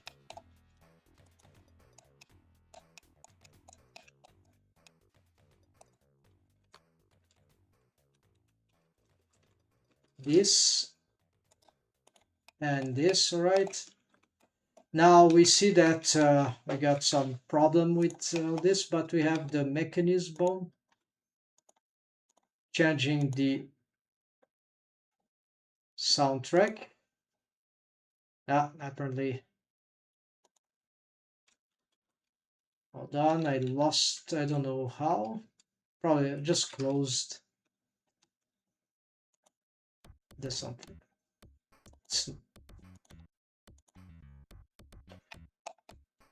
Alright, so I need to parent all these bones to this. And wave paint them.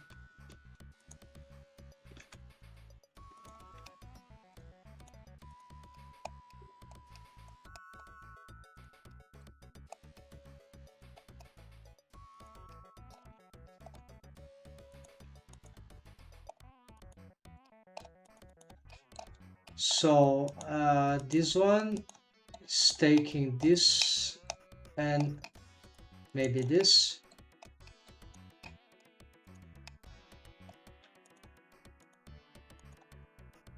Yes, that's what we need.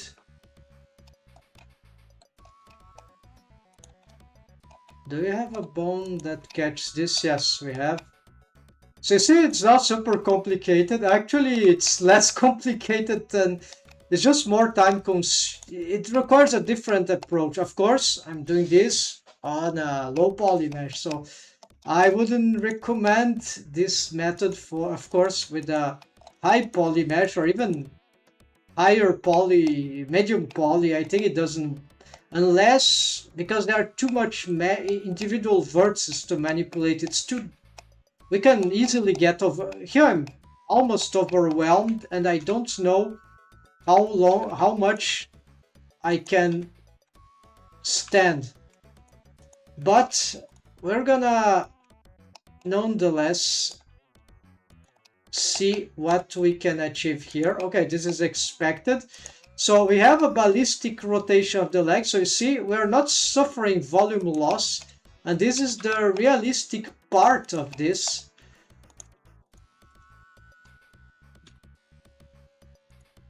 This is the good part of this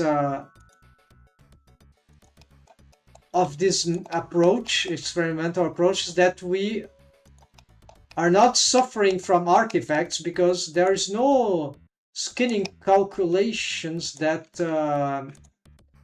imply. So the artifacts are very hard to solve, but now we can prevent. Oh, I just start to have an idea here. Okay, because I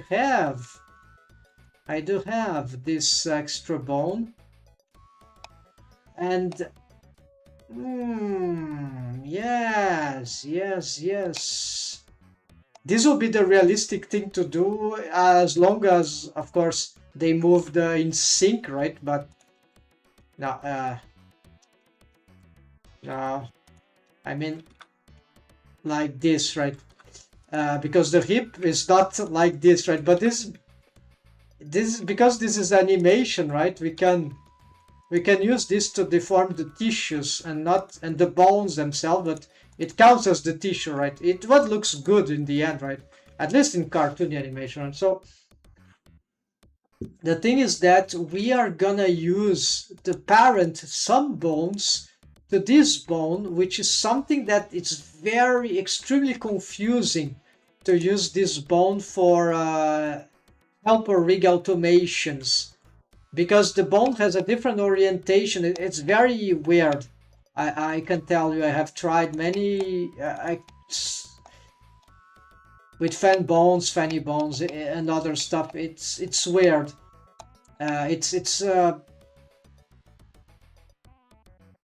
It's complicated to figure it out. Turns out it's not very intuitive, although it does help. But here we see this bone.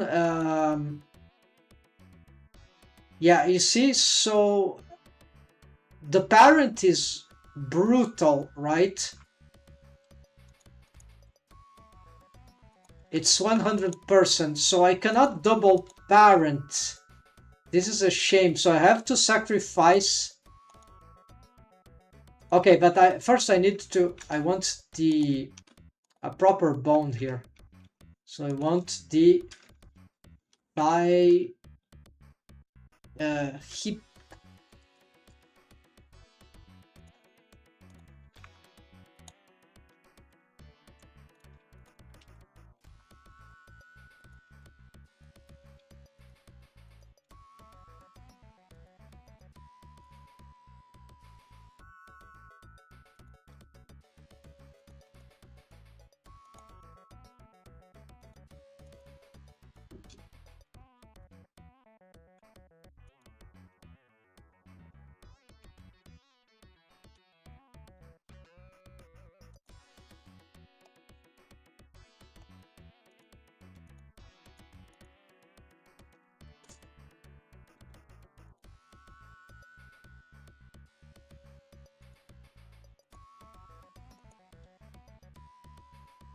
Okay, this is the new auto I key from Blender 5.2.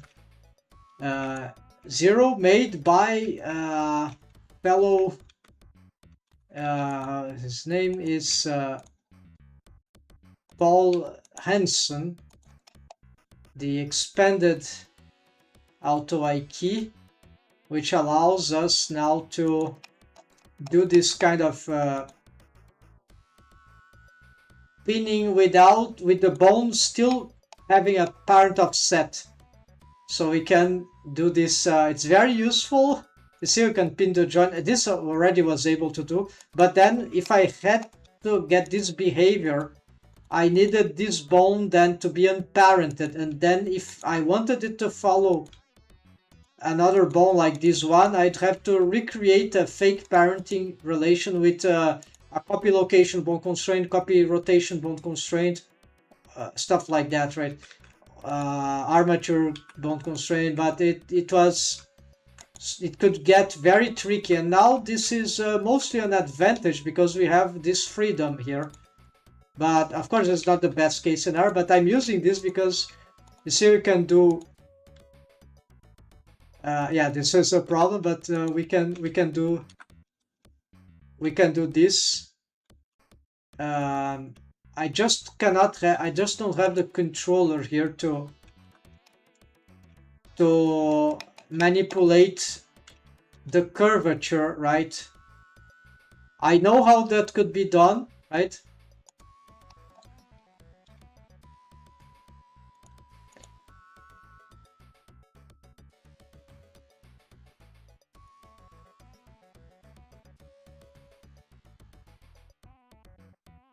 You see, we are shifting the leg, which pins. You can't do this with Ike bone constraint by default. And if we want a rotation, we can also get a rotation. It's a glitch, bug I reported. It's still work in progress.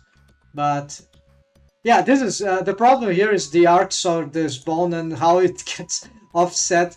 I think this is still going on experimentally, but you can be certain that if this bone follows a wrong path, this bone indeed does a curvature. So it's more about the foot that we need to find a way to adapt to the rest. And one way of doing this would be actually to, yeah, it's like I was trying to get the deformed bone to follow this, but then you'll have the same problem of auto-I key F key switch, right? You have to find the bone to pin.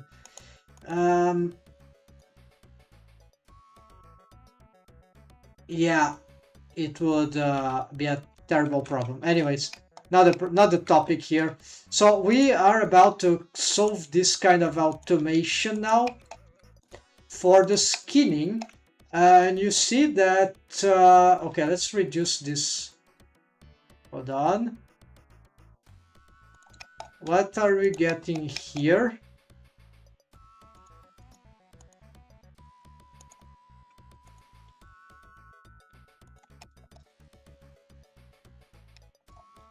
I'm trying to see what we need to be solving, right? Okay. Now we can just do this, right? So you see, it's not, doesn't look, yeah, currently it look as bad as regular, right? This one not that bad. Yeah, this one's maybe a little, it's slightly, it's different, right? But it's it looks how horribly the same shit. But there is a great advantage here, and is that these bones, they move as the vertices, we have more control on the vertices now through these helper bones. The problem, of course, will be to make an automation that works for them. And this is an experience. Okay, so first of all, let's reset here and let me get that freaking test here to these ones, the crotch bones, they are bound to this, so they cannot be double parents for this, so they're parent to this. But these ones, the hip, directional hip, we can totally parent here. and there's a great chance that this will do a better result. I'm eager to visualize it right now. If we have some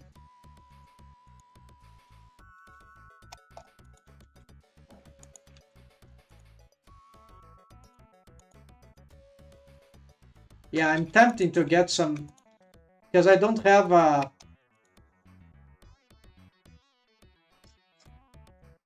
bold target. It's making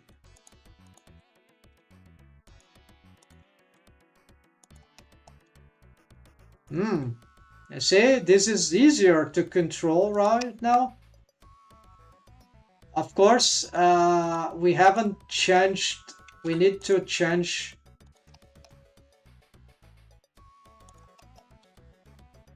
We need the I key for the other thing, right? Okay, let's move this to the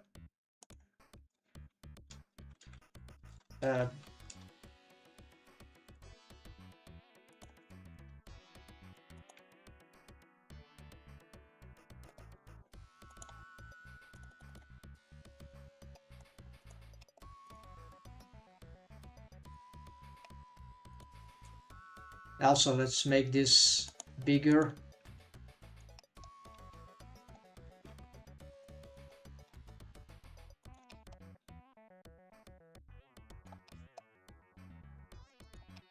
Okay, should we be posing with the hip? It's a bit dangerous because the mesh moves too much, right? So this could be a limitation, but anyways, we don't have the automation yet. I might have to rethink the system, right? Of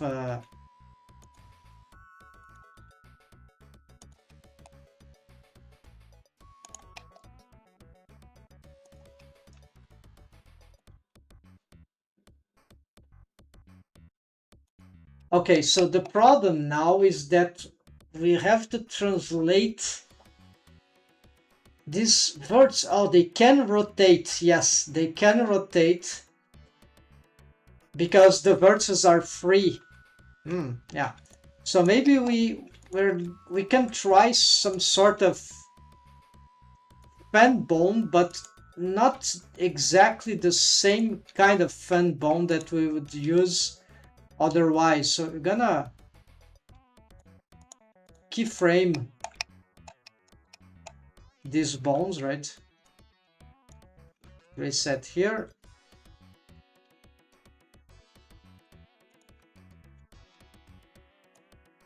I think we made a mistake.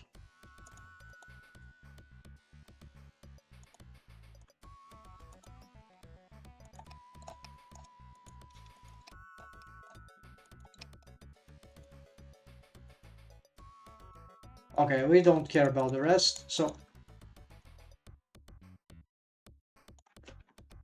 you see, we don't have a volume loss issue. It's more realistic, but that doesn't mean we have ideal solutions. No, there are still, for this part, could make some automation there, right? So here we go for the fan bone, the fake fan bone, right? What we want is actually, we don't want a fan bone. I'm taking a mechanism, right, of the fan bone. I'm taking off a bone, an automation that would lead now the transforms of these bones to work in sync. So what is the bone responsible for this? Is this one, right? So we need to also, let's get this thing here and let's bring this back. Now we inverted this, we don't need this, so this is our, all right, so we can get this, and now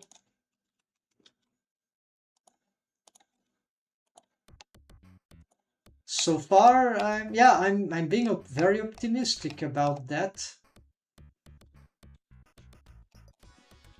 That's why I didn't give up. I think I'm the right track here because I've done all this garbage over and over again for... What's this? Don't seem the... No, this is the... Ah, this is the hip inside. Okay, no, this is the wrong bone. This one is the one that we need. Yeah. Okay, so we need to leverage this one.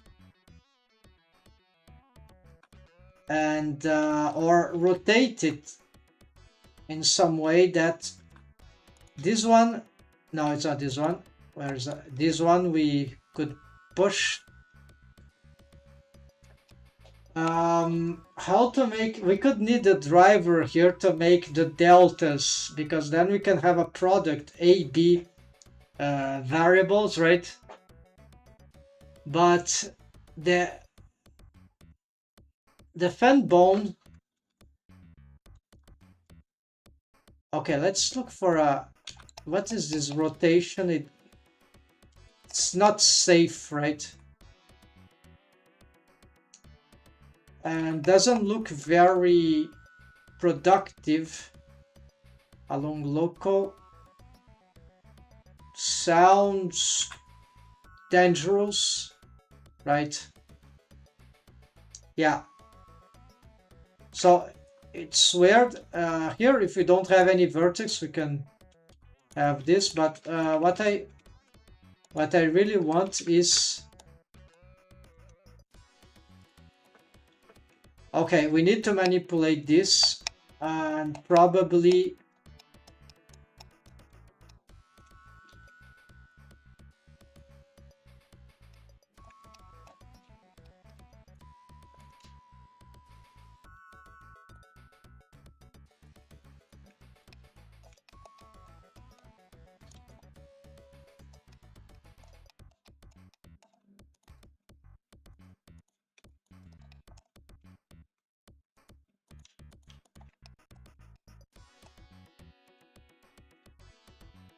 No, you know, I think I want all this showing.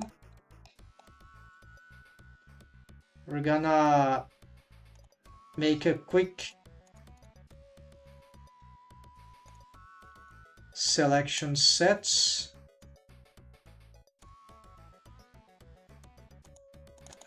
Like rig 1, whatever. Pelvis, yeah.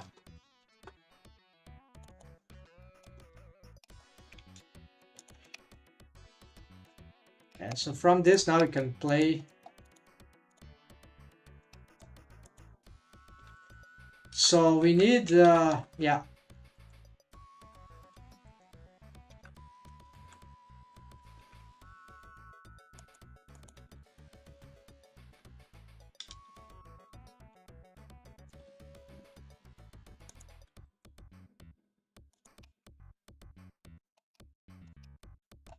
Of course, it's not sufficient.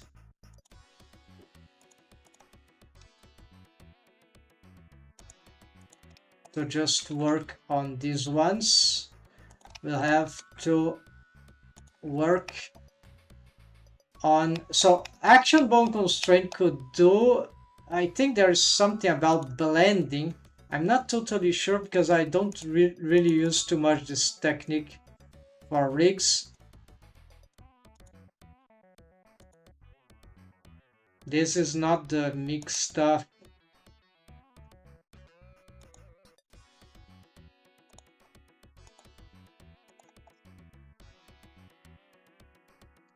I need to watch one of these tutorials of that I've...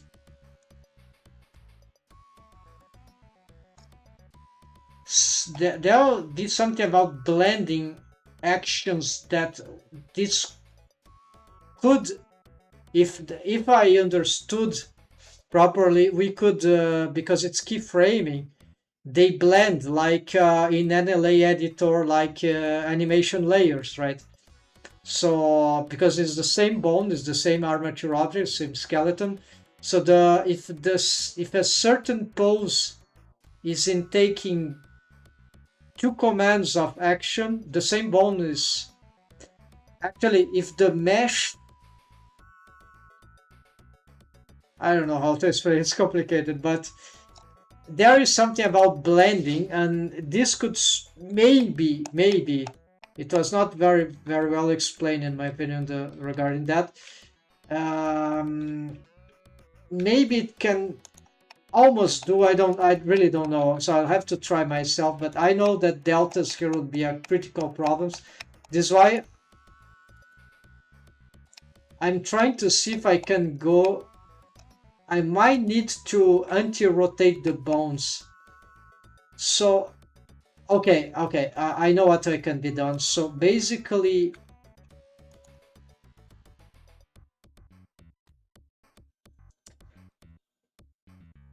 what happens is that these bones, they need to follow a certain pattern, maybe,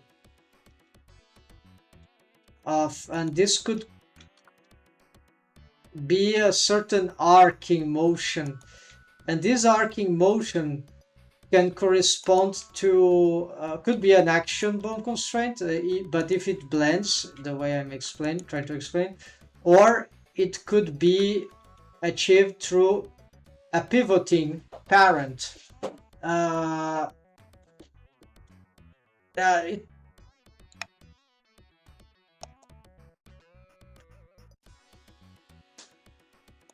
Like, I don't have any way to pivot it right now. The fan bone, the bone is describing a curve, of course.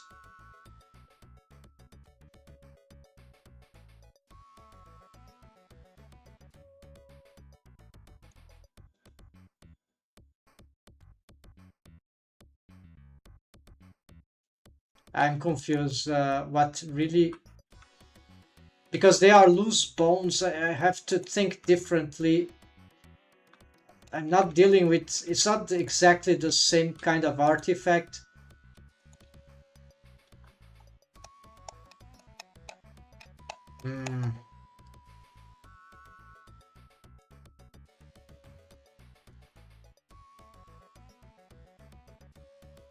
Yeah, because the bones are not.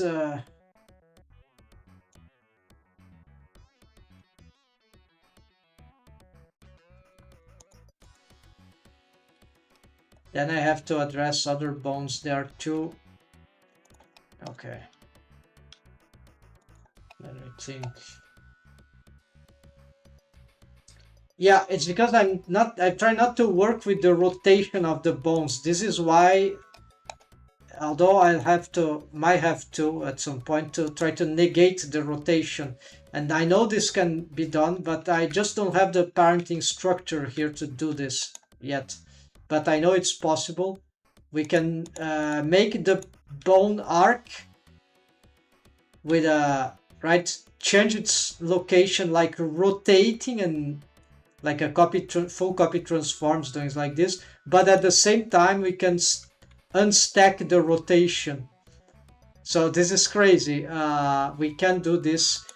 So the bone will be always facing, right? This is something I wasn't able to do this because maybe there was a wrong parenting here.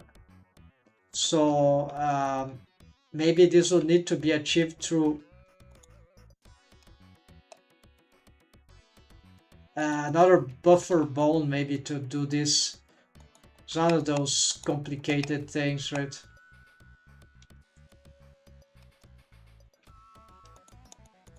Yeah, because this is... Vai, caso ainda queira criar o canal no Discord, foco total no que trabalhamos e troca de experiência, sempre estou nos bastidores pronto para atender uma comunidade séria. Ah, bem lembrado. Eu não... Eu acho interessante, mas eu ainda acho que seria muito complicado e demandante. Demandaria muito de mim. Por isso que eu desisti. Eu cheguei à conclusão que criar um canal assim, para mim, eu até tentei criar um canal pequeno e tal. Os tópicos também seriam difíceis, assim. Então, É, por isso que eu acho que demandaria muito de mim e eu não tenho essa condição. Então, é por isso que eu acabei desistindo. Desculpe se eu te deixei na expectativa, mas em nenhum momento eu voltei dizendo que talvez o futuro, mas vale lembrar, pode ser uma boa ideia ainda, mas meus cálculos indicam que seria muito, demandaria demais, porque reger uma comunidade assim demanda muito, né? Mesmo se for uma comunidade pequena, um grupo pequeno também pode ser demandar bastante, então eu não tenho as condições agora de ter qualquer tipo de dedicação extra para esse tipo de atividade. Mas seria legal, é claro. Mas, mas eu não tenho condições agora. Então, quem sabe no futuro eu mude de ideia, mas é por isso que eu não toquei mais no assunto e calculei que não seria muito difícil a gestão da minha parte, né? Então, porque é diferente, tudo que é do mundo virtual, né, ultimamente, né, são fatores que a pessoa tem que voltar um pouco para o mundo analógico, às vezes, né, e quando tem tudo digital, né, inclusive uma comunidade, sem problema, te entendo a sua cobrança a respeito. Então, tudo que é muito digital, né? Já não basta o Blender, a internet, o mundo de hoje, né? Smartphones e tal. Tem pandemia e sei lá mais o que, né? Esse tipo de coisa, streaming, são coisas que tem cobram um preço e esse preço às vezes é muito caro. Então é importante saber o que dá para fazer digital. É claro, se fosse comunidade presencial, quem vai pensar nisso hoje, mas são essas coisas, né, que também afetam, né?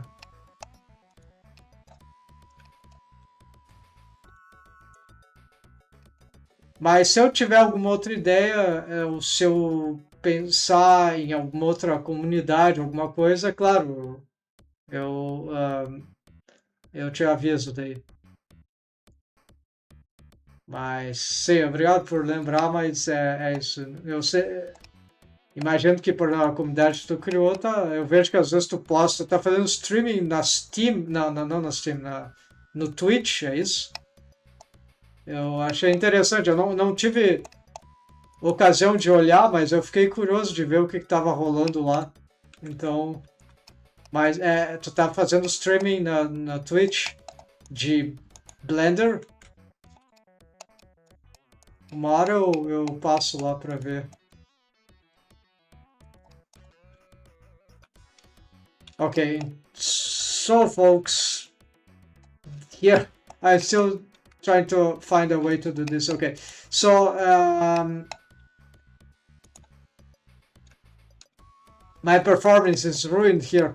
I'm already doing this for too long. So today, so the thing is that if I do the old way, I know how to solve this, but this is overly analytical. This will cause problems because of the deltas. I know some other ways to do this. I think there will be no other way. I'll have to do the driver thing, the product, because here I'm not even relying on the bone physics. And the pivoting that I mentioned, I think it will be too stiff. We might want curvatures here that are more versatile. So this is why I think we're gonna do this with the driver thing. But the question is, can we drive? Let's see, is there anything that we could drive here? No, I think that's not the way to go. Yeah. Because here too, If there is a way, I don't know. Yeah, I know the scale has a multiply, but I'm not sure that will be any case. Yeah, so adding is not about addition, right? So we need a different arithmetic. Se faço as vezes, mas não tem uma cobrança fazer assim. Ah, sem ver. Quando eu ver ali, eu apareço, dou uma passada quando eu puder. Parece divertido. So here we got, yeah, the driver. I remembered something about driving, so but maybe I'm just mixing things up.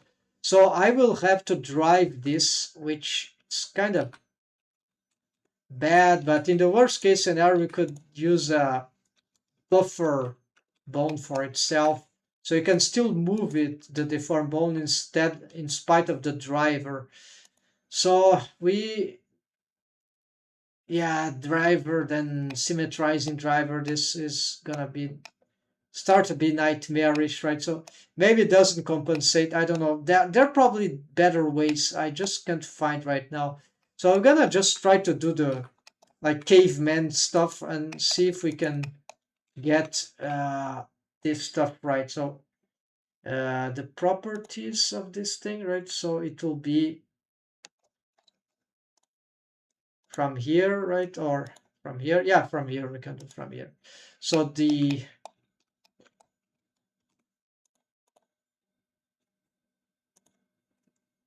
soundtrack.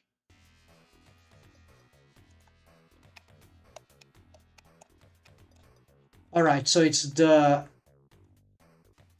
Z, negative Z, and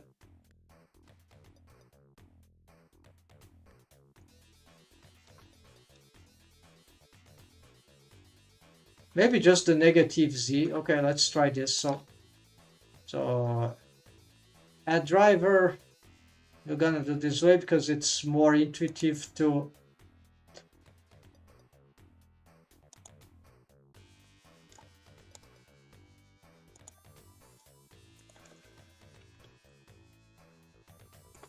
I hope this buffer bone for the driver will work.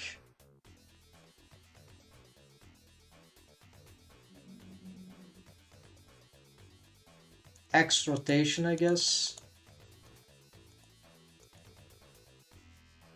So it's not working.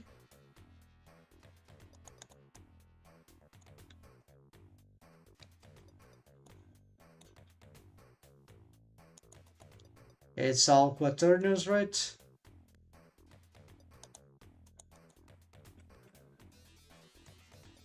Yeah, so seems to be a negative one, right? You might have to use the control bone.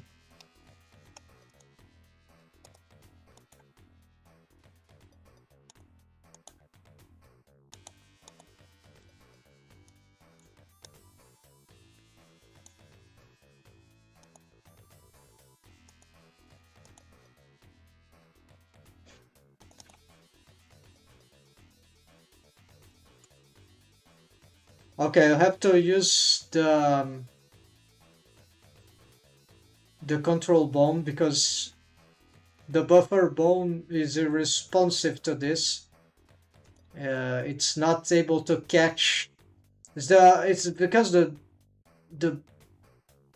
buffer bone is not catching the manual posing of the control bone. That's why it's not moving at all in its local space. Although it's moving in world space, not in local coordinates, local space. So that's why but sometimes you can catch it. The problem is that because it has a parenting relation, it doesn't work. So it would need to be like this clear parent and do like a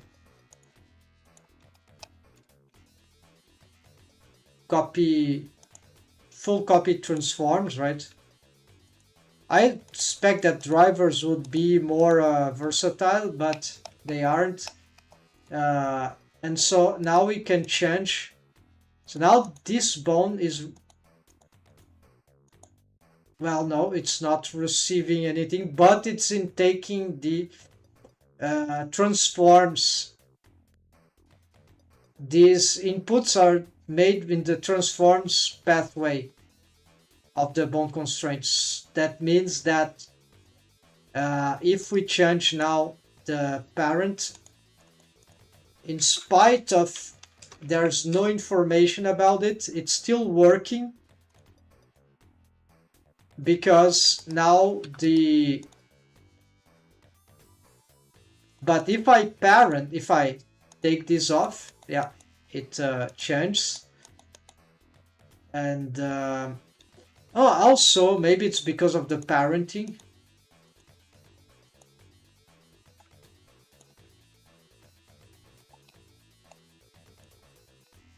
Yeah, you see that the bone was indeed moved, right? No? Wait, this isn't even the right bone.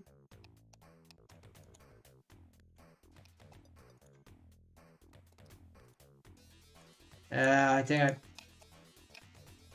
I picked the...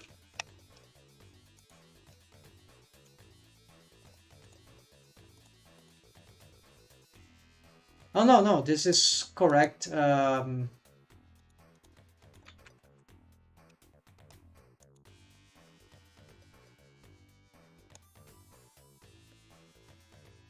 Okay, the driver is not activating. Of course, you need to adjust this, right?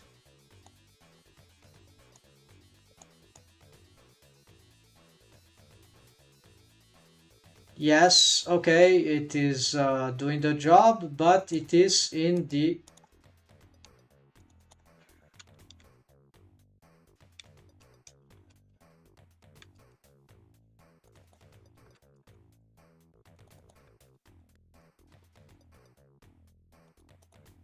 Yeah, so let's say it will take a while to figure this out, but let's say that it will be something like here. Okay, clean. Then what about the z-axis? Let's try to solve the delta thing. Qual seria o nome do canal do Brandon Brony Productions? Isso, é. Então, eu ainda não tenho nada. A única coisa que eu animei ali foi que foi publicado ali, porque o episódio que eu participei, o episódio 7 de uma das séries, que é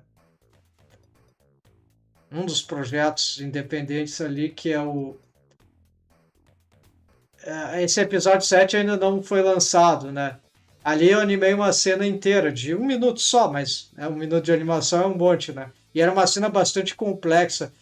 Eu vou colocar no meu portfólio depois, mas por enquanto, como ele não foi publicado, é meio que top secret, então não pode ser publicado, ou não seria adequado. Mas as primeiras animações 3D eram horríveis, para falar a verdade. Até isso me motivou a entrar no projeto, porque dá pra fazer muito melhor que isso. Mas aí, no momento que eu entrei, já tinha mudado a estrutura e muitos animadores novos estavam entrando, bons animadores, né? Animadores, alguns nem tanto, mas não muito experientes, mas muitos diversos animadores com qualidades bem distintas e interessantes, assim. Então, foi muito interessante ver como o work in progress, alguns resultados que a gente eram compartilhados com a gente, para quem queria ver, né, alguma coisa de whip, né? Então, como é que eu vou dizer isso? Não tem, a única coisa que tem minha ali mesmo animado é uma outro, que é o contrário o inverso de intro, É uma outro que está sendo usada, tem dois pôneis e uma personagem que é a Sunset Shimmers, que é uma das Equestria Girls do My Little Pony, que ela tá na forma humanoide, né? Isso numa... Era quando os pôneis da geração 4, lá pela volta dos anos 2010, né? Em diante, geração 4, essa que foi muito famosa pelo cartoon 2D digital, né? Excelentes expressões faciais, na minha opinião, né?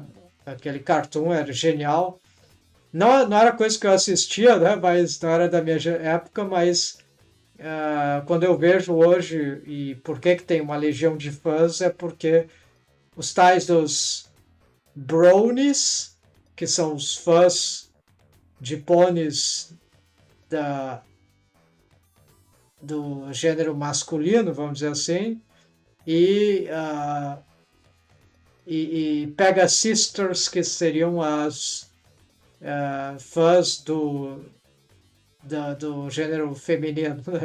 Brownies e Pega Sisters. Tem todo, isso é legião de fã, tem todo um contexto cultural nisso, né? Então, é um fenômeno, tipo, mais ou menos como foi o anime, deixou órfãos, etc.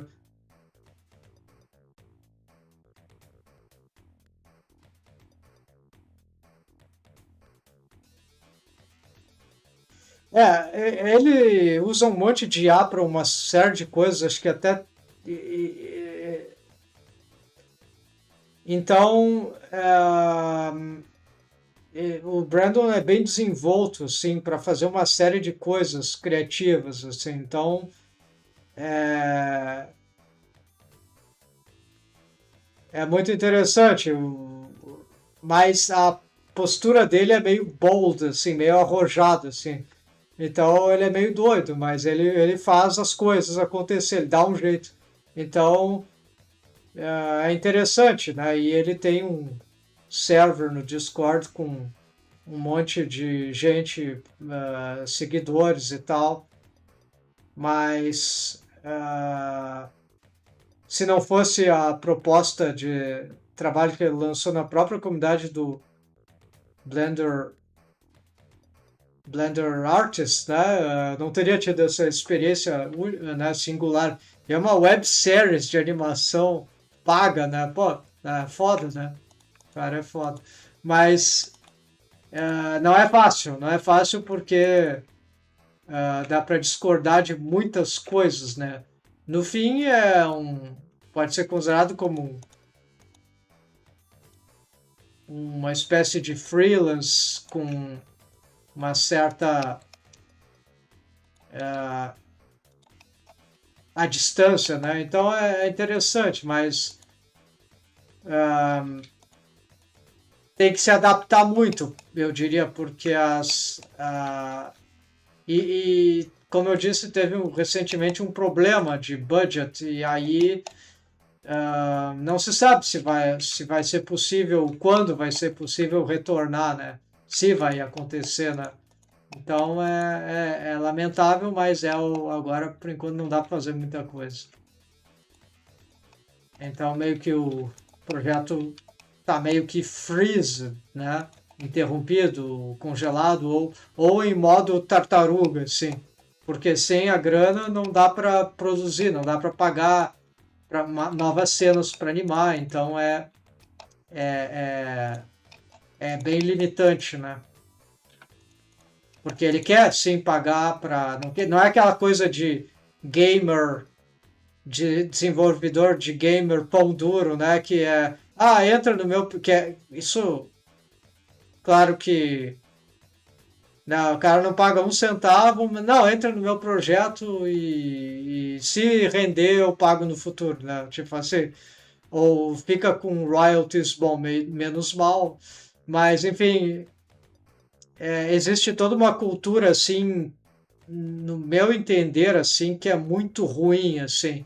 Isso nada contra projetos mais artísticos, talvez, que aquilo, porque às vezes Tipo, às vezes é legal umas coisas, mas aí a pessoa tem que realmente tem que ter algo a oferecer assim para pessoas iniciantes ou que querem compartilhar, seja compartilhar às vezes uma experiência de colaboração, às vezes realmente isso vai de cada um também, mas eu acho que tem uma cultura muito forte assim que é nessa, principalmente aparece muito no universo de games assim, projetos independentes que não vai pagar um centavo para nada, né? Então eu acho que isso não é a coisa do Brandon ali. Então eles e não é game também. Então tu vê que tem uma diferença. Mas essa é a percepção que eu tenho. Talvez seja uma percepção distorcida. Mas eu acho que tem uma coisa assim que tem um grande valor, assim, a pessoa valorizar o trabalho alheio tipo e ver assim, eu quero fazer, eu quero realizar um game, uma animação curta, uma série, sei lá, qualquer coisa, um mini projeto qualquer. Pô, eu vou dar um jeito de pagar a minha equipe, nem que seja pouco, mas eu vou pagar. Vou pagar, não vou pagar fiado, vou pagar só se o projeto render. Não, eu vou pagar mesmo. Então, sabe, tem uma coisa aí que, que é que é importante nesse sentido. Então, isso é uma coisa que merece consideração. Claro que isso não resolve todos os problemas, né? Pode existir outros problemas numa equipe, enfim, numa relação profissional, etc., artística, colaboração artística, mas isso é uma das coisas que é chave, né? E tem muita gente que não está fazendo isso, que não está promovendo um pensamento melhor de como poderiam ser as coisas. Ok, aqui é o Z, claro. Então eu vou só pegar esse driver aqui.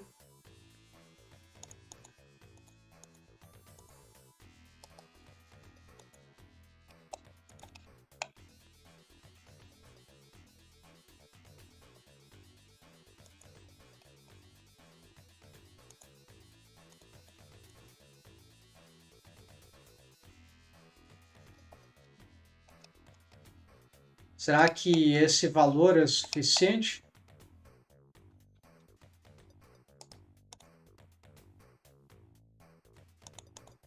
Não dá para slider botanar isso aqui, mas é.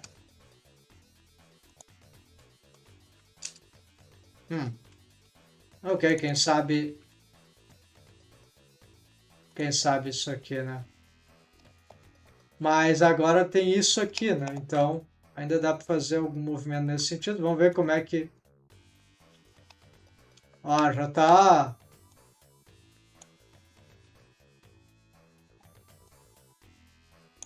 tá quase bom, né? Claro que isso não é a pose mais exagerada possível, né? Mas já é um ganho, né?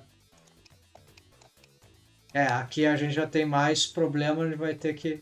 Claro, agora eu acho que aqui é essa daqui, né?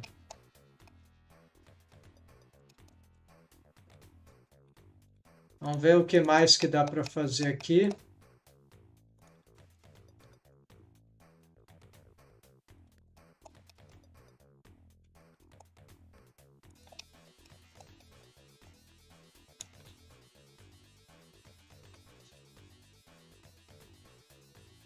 Puxar isso aqui. Esse aqui que vai ser o problema, né? O problema é que puxar isso aqui, aí se as duas pernas estiverem fazendo isso, bom, o bom vai achar o meio, então, meio caminho, então.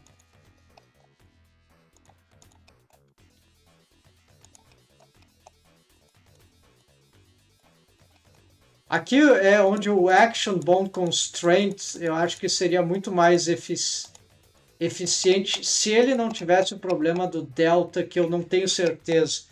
Esse eu vou ter que pesquisar. Não sei se tu sabe alguma coisa sobre isso. É muito zosso, eu fico perdido com você. Esses ossos aqui, na verdade, são bastante, mas é uma... Na verdade, eu tentei fazer... Vamos simplificar aqui, isso aqui não interessa, né? Basicamente, é um osso por vértice ou por grupo de vértices estrategicamente colocados. Então, é basicamente, tem um osso aqui, em vez de ter um osso aqui, tem só um aqui. Então, esse é o deform to. Esse deform to quer dizer que waste side, isso aqui controla esses três vértices. Daí tem esse aqui que controla só esses dois vértices. Tem alguns ossos aqui que sumiram. Tem esse aqui que controla dois vértices aqui. Esse aqui, esses quatro aqui, eles controlam essa parte da circunferência da upper thigh, da coxa superior, né? Ele literalmente é um edge loop, né? Cada um deles controla uma parte. Às vezes eles dividem uma extremidade, mas não importa muito isso agora, porque eu não tô fazendo rotações. Eu uso muitos ossos, mas sempre o Rigify está por trás, e quando preciso corrigir algo, faço equações dos drivers. Sim. Então, agora eu preciso tentar realizar o problema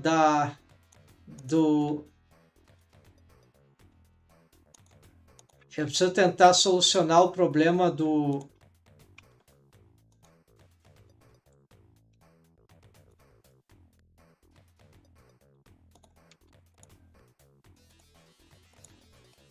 o famigerado problema do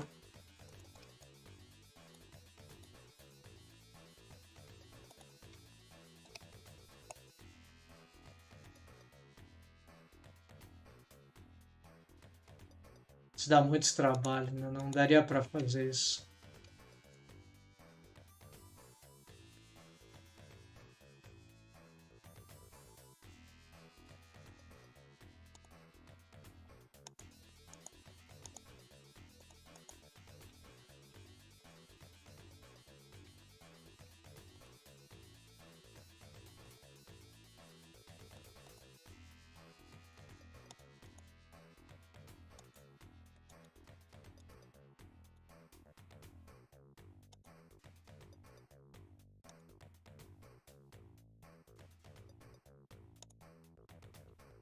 Não é isso que eu quero, não importa.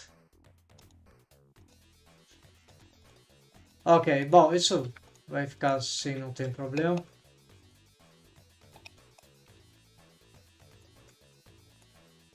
No Rigify tem muitos ossos, né? Mas não são necessariamente esses ossos de deformação, né? São mais ossos de mecanismo, é uma loucura, né? Estou tentando entender seu experimento, mas é complexo. Não, na verdade, esse experimento é simples. É muito simples. Até se surpreendo como que não fizeram mais disso até hoje. Eu vou tentar explicar aqui, Bruno. É muito simples. É uma malha low poly. Tá, vamos tirar o Subdivision Surface Modifier, só por via das dúvidas. Então, o que acontece é que não existe... Eu estou tentando ignorar eu estou usando o Armature Modifier, certo? Então, eu estou usando o Linear Blend Skinning, né? Só que o Wave Paint, ele tá assim. O Wave Paint não tem smoothness.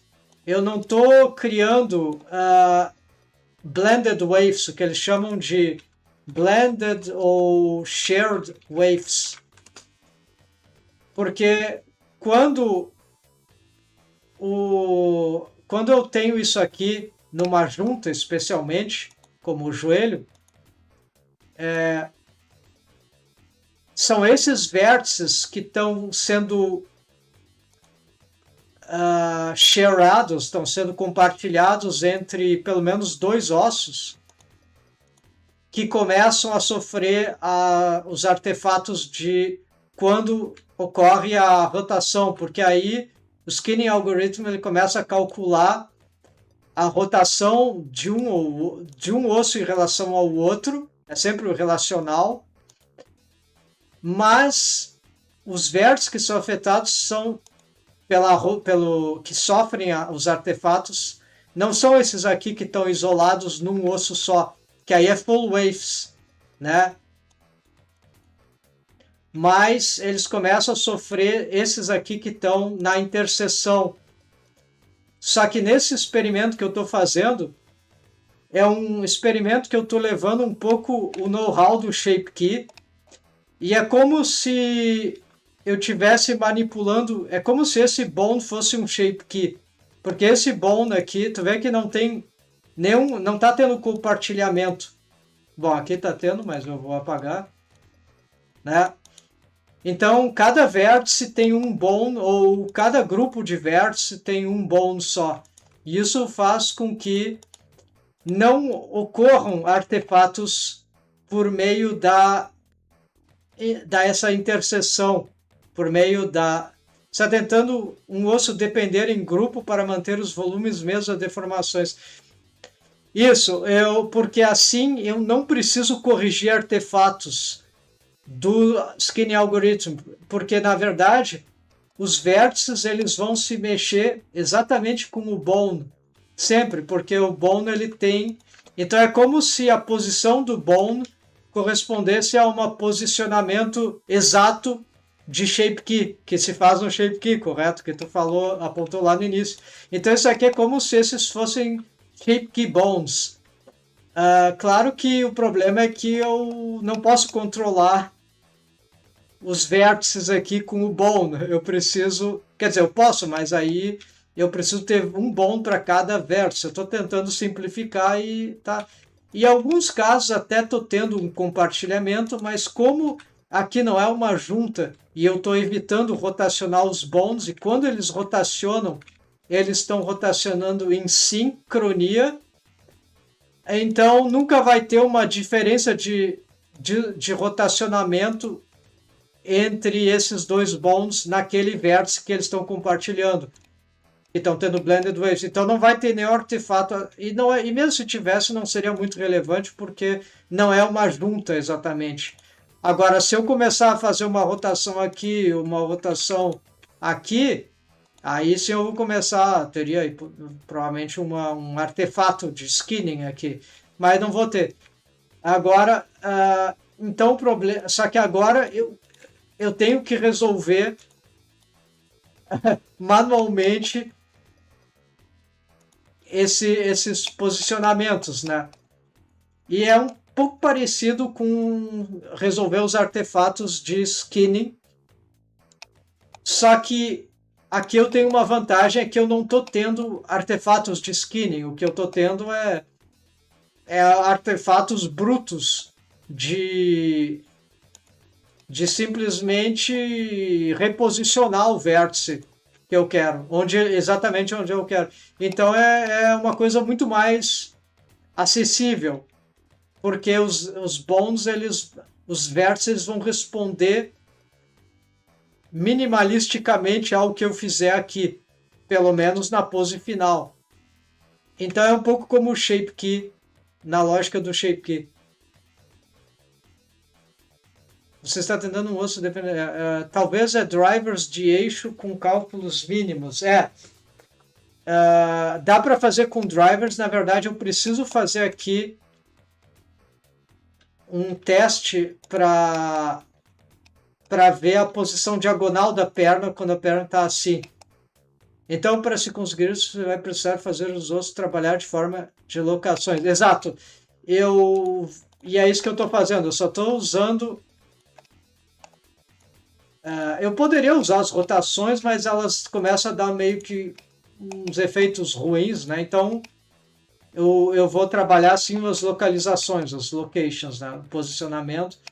Então, aqui, por exemplo, o que eu quero fazer é que eu Tá, qual é aquele que eu tinha driveado já?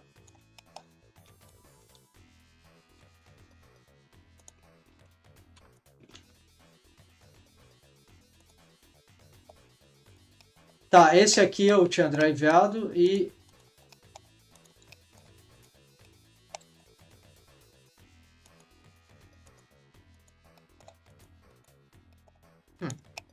Esse e... Ah, esses dois, ok. Então, esses dois aqui...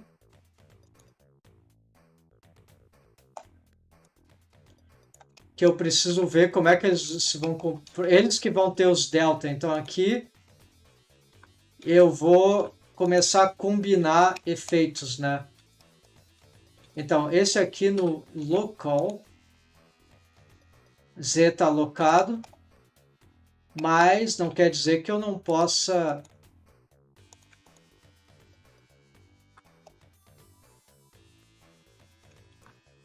Tá, mas eu prefiro não fazer isso agora. Será que eu preciso esticar isso? Eu não vou mexer no X e tem o Y. Será que eu preciso mexer no Y? Então, eu poderia fazer uma rotação, mas melhor do que fazer rotação, porque o vértice ele não tem rotação, certo? Então, não precisa de rotação. A rotação é ágil, mas ela vai também causar, poderia ser responsável por causar algumas atrocidades, né? Então, é a rotação que causa artefatos de skinning, né? Então, eu vou evitar as rotações, ainda que elas sejam ágeis. Infelizmente, por isso que eu pensei se eu pudesse dar um pivot neles de parenting, mas aí eu teria um pivot que não necessariamente que ia ser muito linear, então eu não sei. Eu acho que é plausível, eles precisariam ter uma espécie de parent que fizesse o pivoting. Eu ainda estou pensando nisso, mas por enquanto, o que importa mais é resolver. Por que esse osso não está indo para... Ah, é que ele está alocado no Z, justamente. Exato, eu preciso dar um outro driver para ele, então vai ser edit driver. E aqui que é a vantagem do driver infelizmente, eu não consigo achar um jeito de fazer isso com bound constraints. Então, var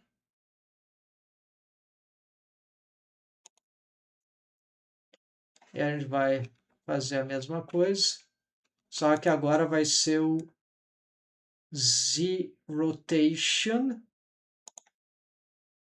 vai ser quaternion também e local space, e a gente vai chamar de var x e var z e... Bom, na verdade pode ser rot x e rot z, e daí eu vou fazer uma produto, né, que vai permitir que esse mesmo... Bom, esse é um caso ainda... Não, esse é um caso mais... Ué, e agora?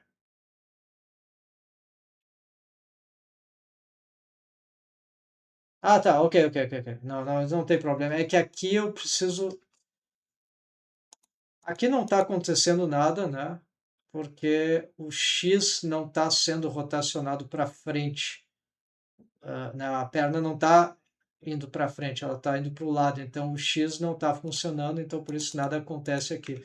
Mas se eu começar a atacar, tá? Eu vou colocar mais primeiro, hot Z, e vamos ver o que precisa aqui. Eu não sei se é positivo ou negativo, então vamos só... Ah, então ele puxa para lá, então é o positivo, então eu vou dizer quanto disso, talvez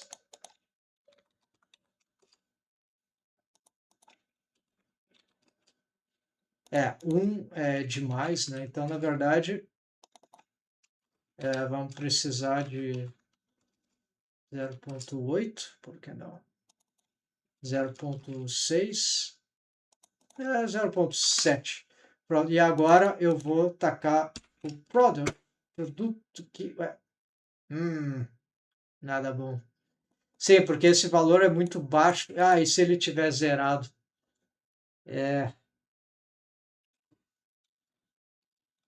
Então, vamos tentar.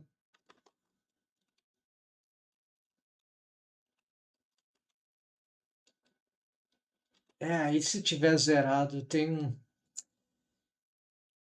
Talvez por isso... Como que eu...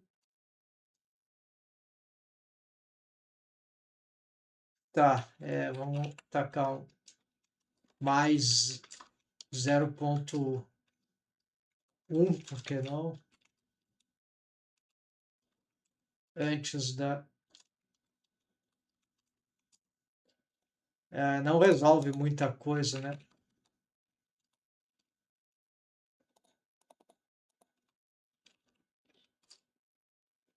Não, isso aqui... É que esse é um caso que o mesmo bom está sofrendo... Não, seria isso, né? O product. Será que eu estou esquecendo nada aqui?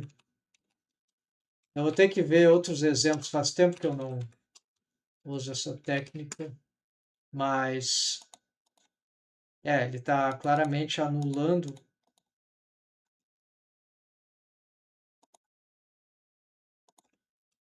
E se eu somar, não, está desativado, né?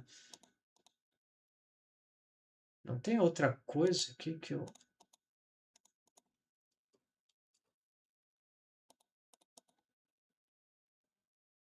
Exato, essa do curso só relacionar o eixo x local vai precisar criar a equação do outro em locação z. Só que é o mesmo...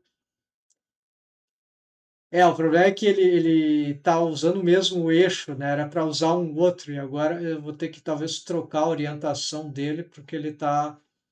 Eu estou tendo que fazer isso no mesmo... Talvez é por isso que está dando esse conflito. Não me recordava de um problema assim, mas vamos ver. Ele sobe preservando o volume perfeito em 90 graus. Sim. ah, mas claro que tem que ajustar os outros ossos. Então, isso tem um jeito de resolver. Eu não sei o que está acontecendo. Eu acho que aqui realmente é porque. Sim, mas a expressão ela entra numa scripted expression, o que sugere que, de fato, é o mesmo eixo que está em andamento e é o eixo Z. É o output do eixo Z. Então, não tem nada errado, é isso mesmo. Mas agora, por que que eu não estou conseguindo ter a... Por que que está zerando? Seria algo como exemplo max var, máximo menos var,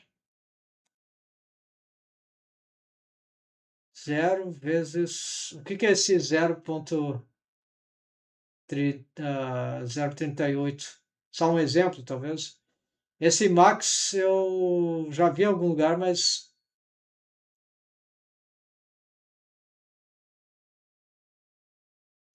o que que seria? Eu teria que olhar, eu não sei como aplicar isso. Esse aqui é, claro, é a solução para uma das rotações. Aqui é o produto, né? O produto é multiplicação, né? Mas aí isso aqui está virando zero. Então, max, como é que eu poderia colocar? Se eu remover isso, né? Aí você funciona aqui, mas ele não funciona lá, né? Então, porque está zerado, eu tenho que... Seria grau 15, 15 graus, sim. É que eu não estou trabalhando com rotações, né? Quer dizer, eu estou sim, mas quando a rotação. Ah, aqui, sim. Quando essa rotação do eixo X. Não, eixo Z aqui. E a rotação do eixo X. É, cada uma deles tem a sua, né? Quando aqui. Ah, essa é a rotação atual do eixo X. Bem, eu não tinha. Ela está muito baixa, né? Então isso dá um valor que. Ah, dá um valor negativo, claro.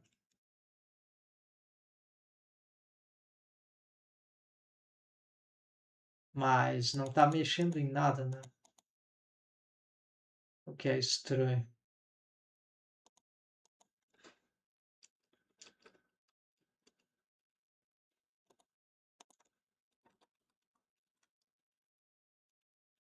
Individualmente, isso aqui está funcionando, só que.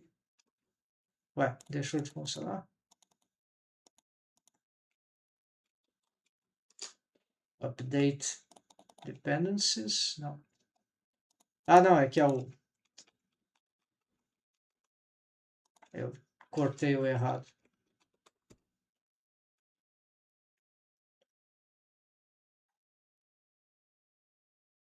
Sim, mas ele ativa pelo coxa, ele é a rotação. Sim, a rotação. Então estão aqui as bases, rotação X, rotação Z, né? Talvez eu testaria assim, seria batata e bingo, essa deformação bruta sumiria instantaneamente no movimento.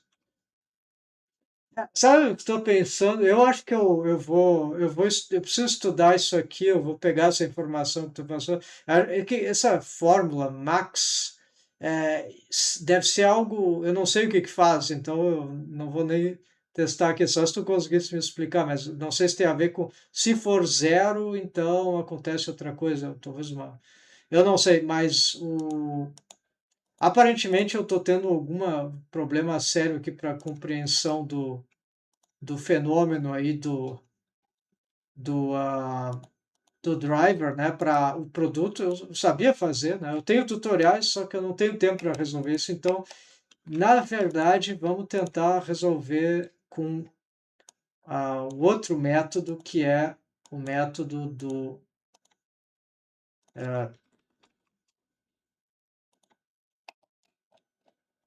que é o método do Action Bound Constraints, né? Então, vamos tentar fazer a mesma coisa agora. Eu vou apagar o driver, já apaguei, né? Sim, vamos refazer, só que pelo menos aqui eu tenho essa liberdade, é muito mais prático. Só eu não tenho, só tem um problema do Action Bound Constraint, eu acho, que eu não tenho certeza se ele permite, se o Action Bound Constraint ele permite resolver os deltas por si só.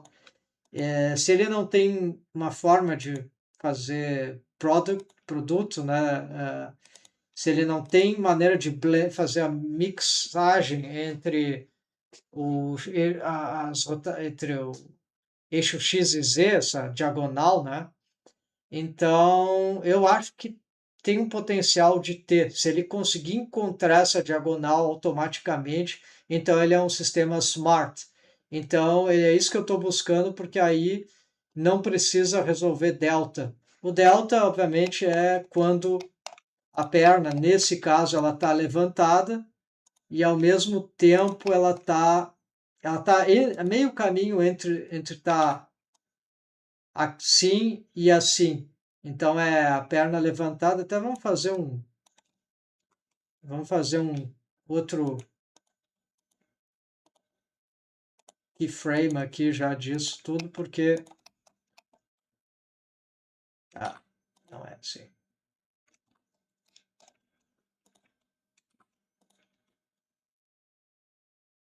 Claro que isso vai dar um pouco de trabalho.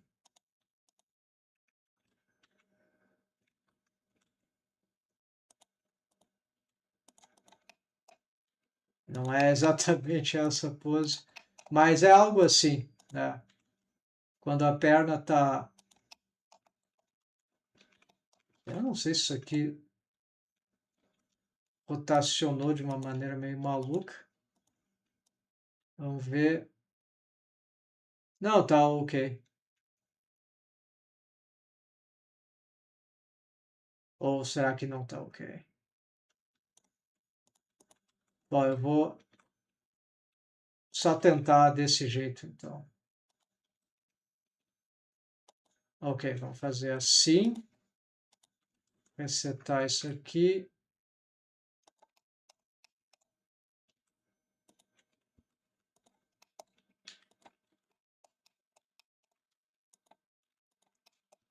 Ok, então quando a perna ela tá entrando mais ou menos nessa posição que...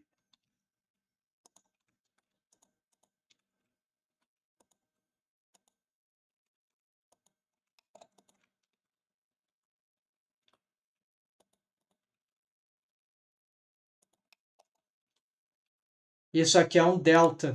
Seria para resolver num delta por causa quando a técnica utilizada ela é muito analítica e tem que fazer a separação entre os eixos, o Blender não consegue reconectar, ele não entende que existe um eixo diagonal, então tem que fazer o computador entender, é muito burro. Então, mas existem técnicas que elas sabem o que é uma diagonal, então elas não precisam de correção de delta. É o caso da técnica do fan bones, helper bones, né? Com fan bones, o fan bone ele rotaciona, omnirotacional, ele sempre sabe encontrar a antirrotação no sentido correto, na direção e no sentido correto, porque quando ele é bem feito, claro. Ele, senão ele fica maluco com as rotações, mas se ele faz bem feito, ele sempre sabe, omnirotacional, omnidirecional, ele sempre encontra. E aqui, esses ossos que tiverem uma automação analítica, que não tiver essa individual restabelecimento, por isso o produto do driver ele pode fornecer isso de uma maneira mais precisa do que uma adição. E com o transformation, bom, constraint, a gente faz análise, porque é map from de um osso só, de uma coisa só, e depois ele não consegue reunificar isso, mas dá para fazer isso com adição.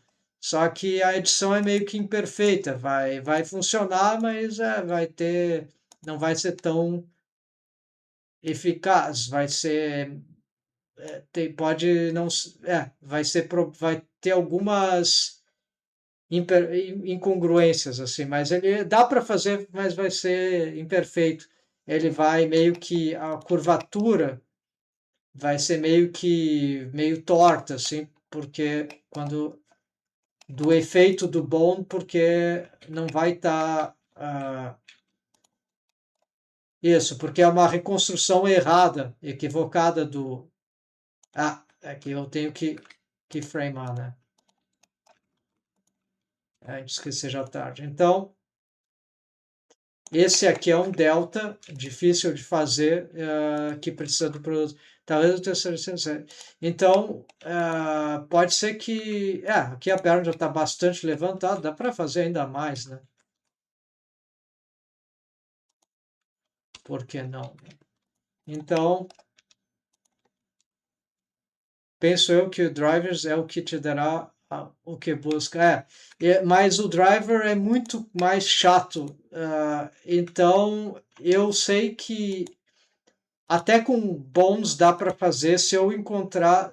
Tem o negócio do pivoting que eu acho que dá para tentar fazer, que eu tentaria fazer um pivotamento a partir de um outro osso ajudante, e daí tudo isso, essa automação talvez ela se equiparasse, seria mais ou menos equivalente à inteligência do... Enfim, eu poderia evitar usar driver, porque eu usaria o driver por causa do produto. Só por isso que eu estou usando o driver. Eu usaria driver para isso, senão... Porque eu não sei fazer, porque nem todas as técnicas de bond constraint permitem fazer isso. O bound constraint é muito limitado. Agora vai ter os geometry nodes com armature object.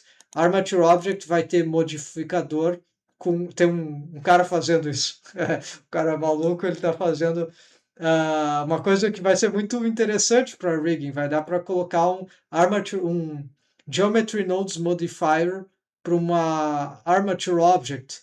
Vai ser um modificador e aí dá para começar a implementar. O protótipo está na página lá do Blender Development, nas notícias dos encontros de rigging e animação regulares, né? Eu vi hoje que tinha esse protótipo.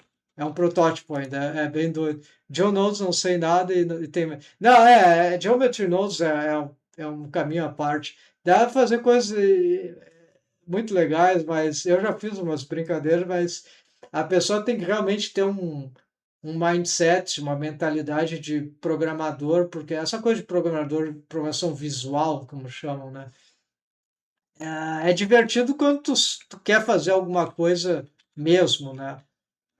Senão não é divertido, não é, eu acho um porre, porque a pessoa tem que querer programar, basicamente, não, é uma coisa meio, ah, é analítico, né? E a pessoa, no legal do Geometry Nodes, entender que é um node system, então eu acho que tem projeto, tem uma ideia de por que não fazer todo o Python script do Blender virar um node system, né? Isso seria um Geometry Nodes 2.0, né? Mas isso seria genial, porque ajudaria. Aliás, existe isso, um fazedor de add-ons de Blender, um add-on que é um fazedor de add-on com Node System. Tu programa Python script e isso é o tipo, então já existe algo assim, né? E aí todo que código tu pode, aí eu acho que é divertido, tá ligado? Mas o Geometry Nodes, ele é muito bizarro porque os operadores, eles não são muito didáticos. Sinceramente, eu acho mais fácil fazer Python scripting. Eu acho mais divertido fazer script de Python do que, mesmo eu sendo um noob nisso, um iniciante, né? Mas eu acho mais divertido do que o Geometry Nodes, porque embora o Geometry Nodes se aproxime um pouco da interface, os termos técnicos, a lógica da base 3D nos nodes ali eu acho muito esquizofrênica. Eu não sei a língua, o idioma direito, então precisaria aprofundar mais. E nesse sentido eu prefiro estudar programação mesmo, do que estudar a interface, o significado do vértice, mas se aprender essa linguagem, se aprender essa programação, esses dados e as interações, então o Geometry Nodes pode ficar divertido. Mas eu me divirto com algumas coisas com a ajuda de tutoriais, algumas experimentações, mas é muito complexo porque tem, tem um monte de possibilidades, mas a pessoa tem que conhecer um pouco das bases lógicas da interface do Blender, os fields, não é sobre conhecer os nodes, é sobre e o que eles fazem, eles conhecer a língua por trás dos nodes que envolve o significado daquele. Ah, tá, o que um vértice pode fazer no Geometry Node? Não é o que o Geometry Node pode fazer com o vértice, didaticamente falando, não, o que o vértice tem, tem de Geometry Node, né? Quais são as propriedades de um vértice que, que me interessam e o que o Geometry Node e como o Geometry Nodes trabalha com esses né? Então é mais nesse sentido inverso. E quando a pessoa pula para o Geometry Nodes, tipo eu, sem ter tipo um monte de gente que, né? Porque a gente não tem essa base. Então muitas vezes a gente tem uma base mais intuitiva, mais artística. Então tudo isso aí é grego e é inútil, né? Então na verdade Se a pessoa ela se tem uma, se começa a ter uma noção dessas coisas, se isso for um interesse, então eu acho que aí sim dá para começar alguma coisa. Mas, então o que se diz, claro, é que no Geometry Node tem um monte de coisas que são ruins de fazer em Geometry Node, coisas muito orgânicas que precisam de muita anomalia, no bom sentido, orgânicas, né? O Geometry Node é uma bosta. Mas para fazer certas automações que são tipo prédios repetitivos, randomizáveis, as coisas mais procedurais, então é muito bom. Por exemplo, dá para fazer um Solidify melhorado com Geometry Nodes e isso é bem divertido, eu acho. E bem, vamos voltar aqui porque eu tenho que.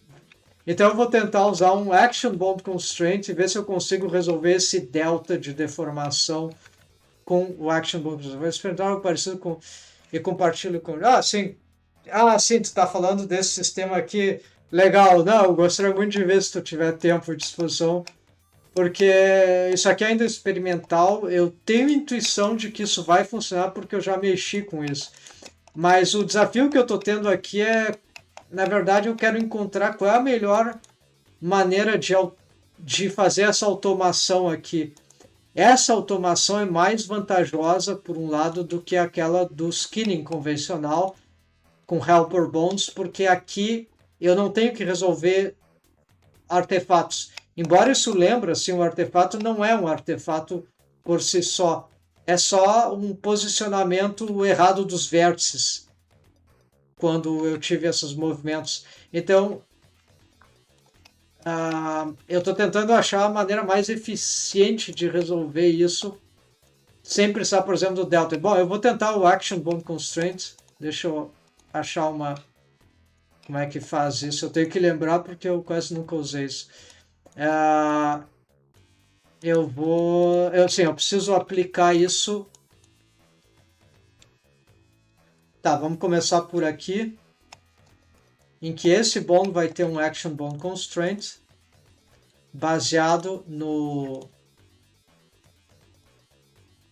na armature, claro, baseado no mechanism tie left. Evaluation time no, before apply the action chance before the real transformation.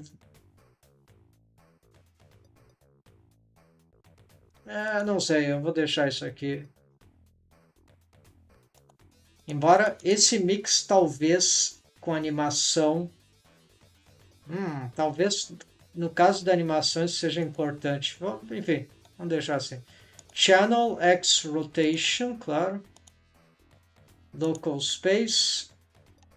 Range Minimum, Range Maximum. O que é isso? Não lembro disso aqui. E Action, claro, eu preciso de uma Action. Vai ser uma... Tá, como é que eu vou fazer esse negócio aqui?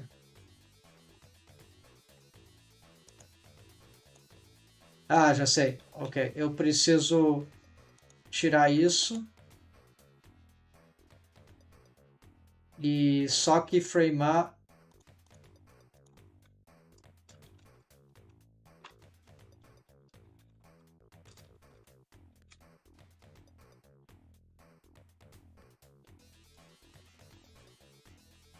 Como é que eu chamo isso? Tá.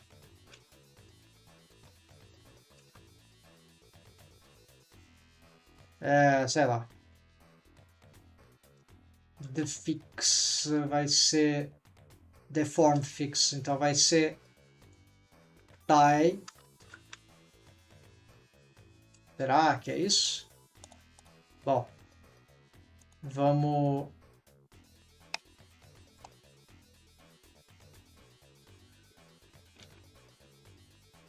inserir um keyframe aqui de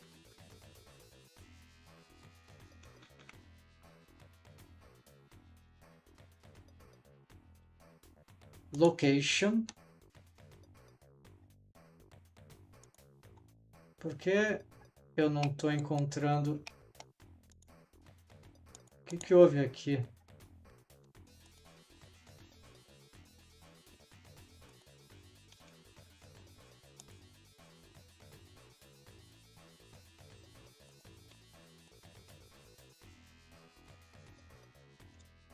E eu acho que eu tenho que zerar ele aqui, né?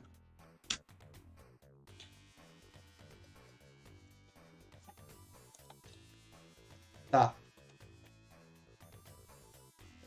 E eu não sei porque eles querem que seja linear. Para mim isso é... Por que não Bezier, já que é uma correção? É, eu acho que Bezier faz mais sentido aqui.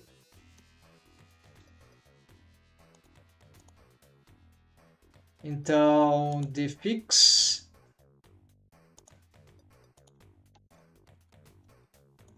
Vamos... não está funcionando. O que esse pé...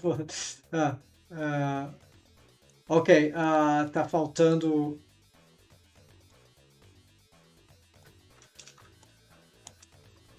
alguma coisa que não deu certo aqui.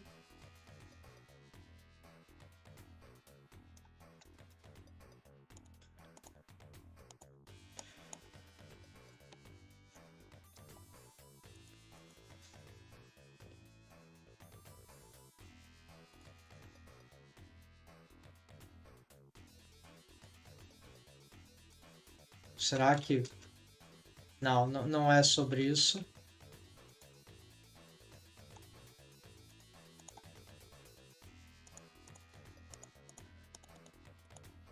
Não é sobre isso.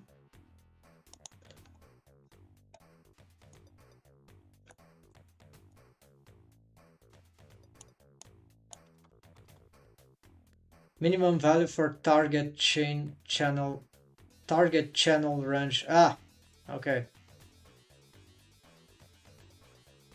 Isso não é um keyframe, não é um frame. Isso aqui é o valor.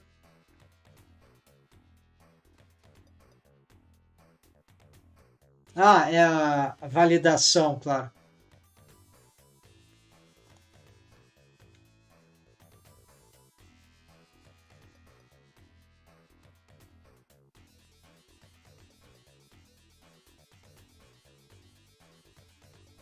Ah, eu lembrei disso aqui. Então, eu não sei se é radians.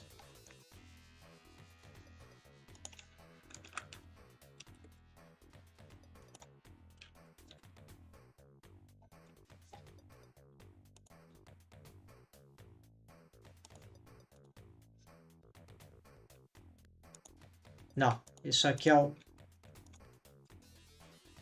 Tá mais para isso, né?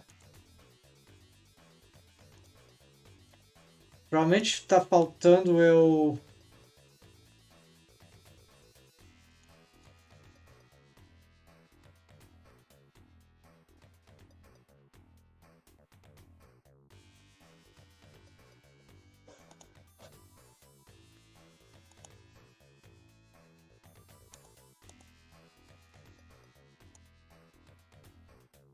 Nada disso funciona.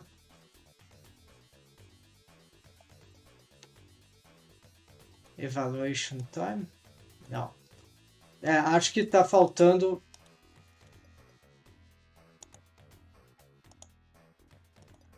Talvez eu devesse keyframear esses outros bons. Não faz sentido para mim, mas...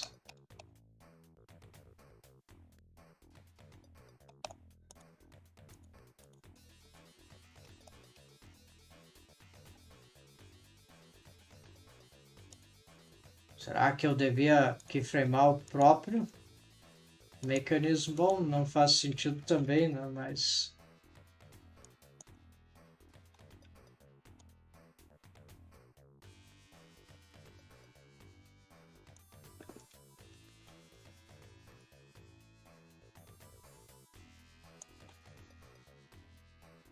Por que não tá... Ah, tá, entendi. Então, tá, vamos fazer isso e depois resetar aqui. Tá tudo errado aqui.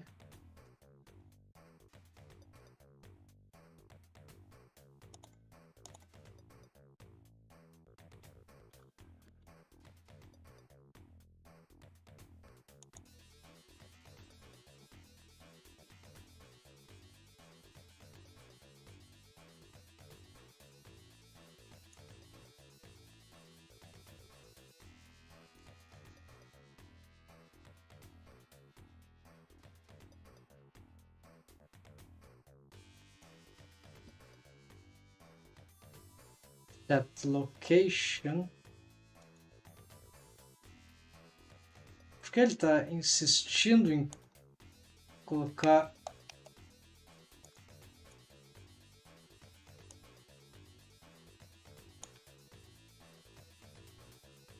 cadê os meus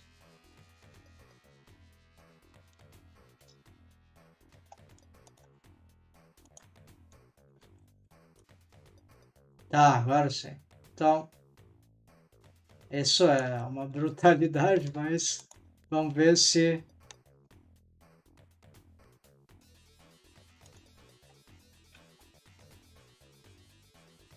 45, né?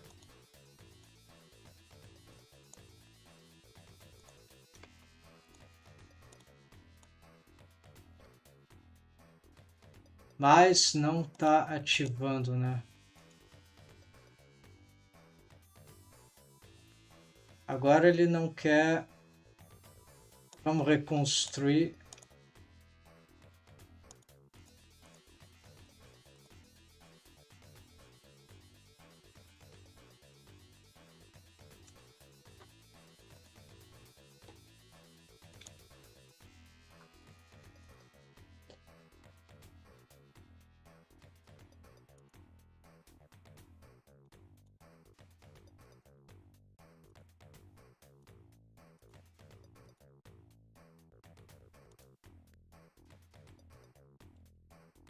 Isso aqui é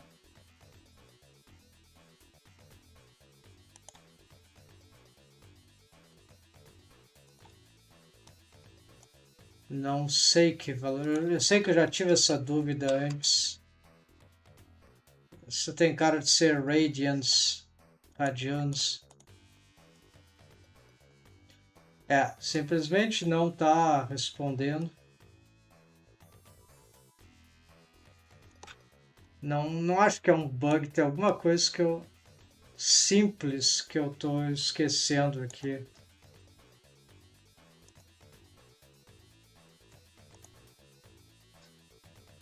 Rotation, às vezes é uma coisa super básica, mas não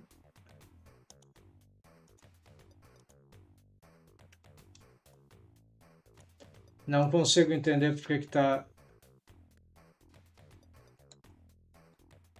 Eu vou precisar de algum tutorial de. Será que é por causa dessas slotted actions? Não, é a mesma. Ah, isso aqui não é independente. Ah, tá por causa disso. Deve ser por causa disso.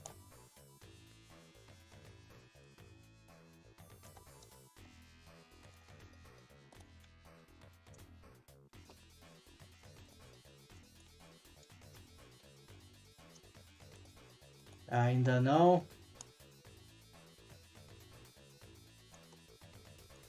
Nada. Que engraçado, realmente parece bugado. Ué, eu perdi de novo esse valor? O que houve? Ah, tá aqui, evaluation time. Isso aqui, interpolate between act start and... Ok, então...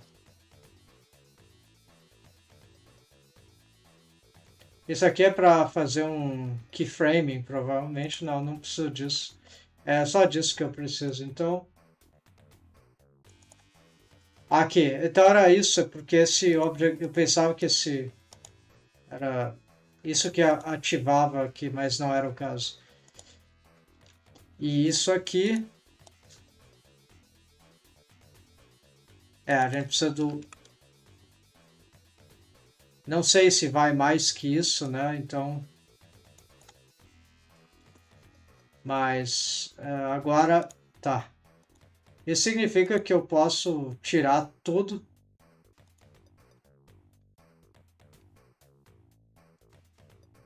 Select. Ok.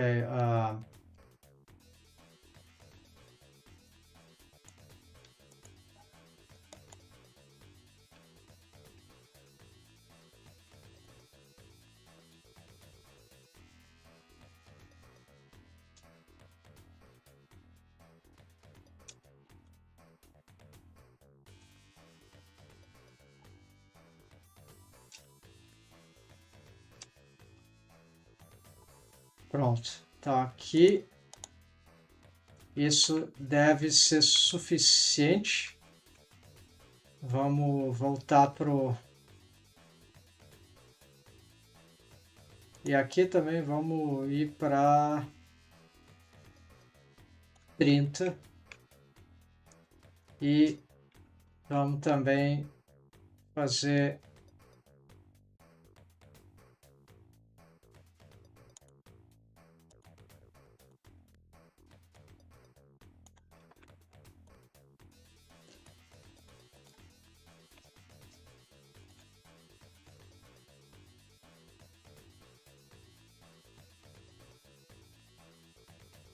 Por algum motivo ele vai muito rápido. Deve ser talvez por causa disso.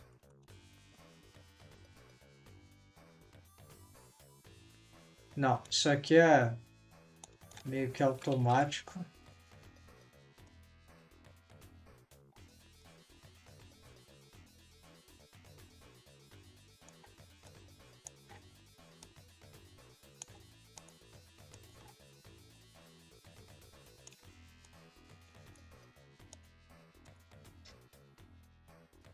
Parece que tá rápido demais.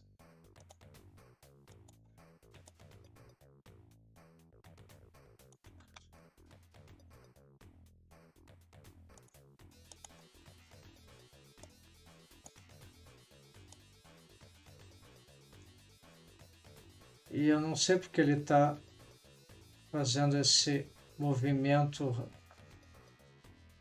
súbito ali que parece equivocado. Provavelmente ele está estacando alguma coisa.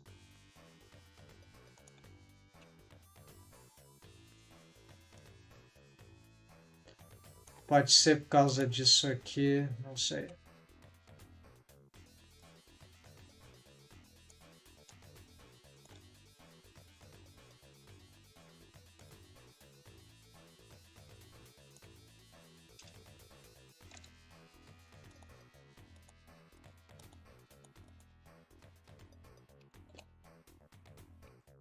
Eu preciso, claro, eu preciso.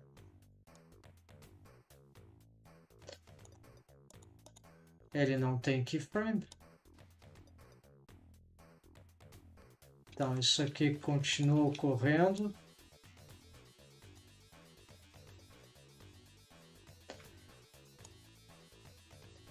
Provavelmente pode ser isso aqui.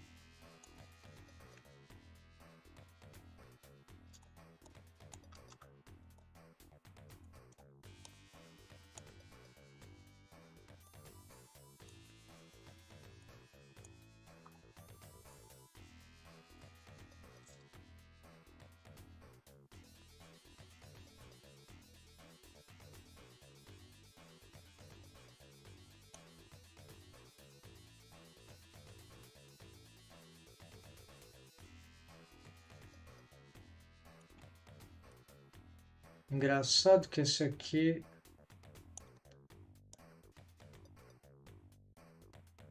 meio que não dá nada, só meio que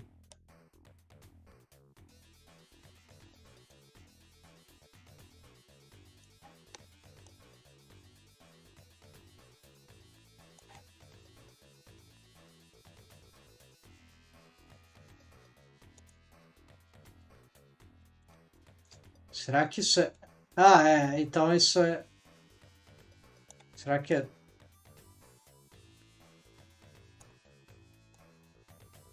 Não, não dá para entender isso aqui direito.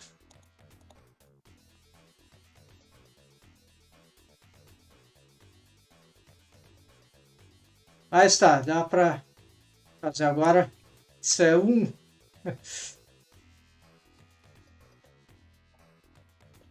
Eu preciso ainda verificar a questão do delta. Tá, então vamos pegar isso e vamos fazer...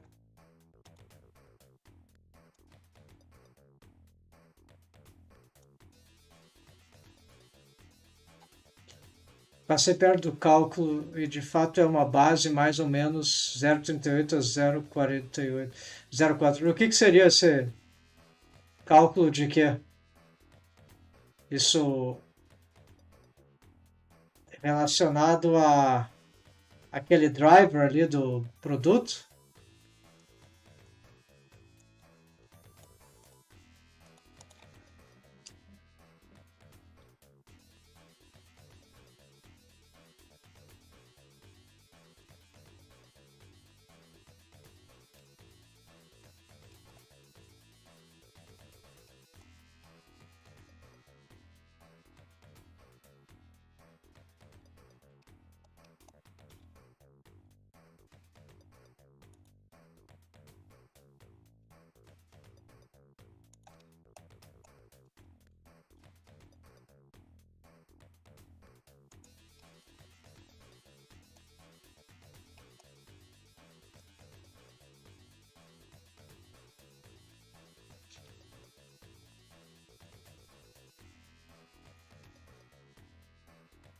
Bom, essa aqui é a magia do Action Bound Constraint.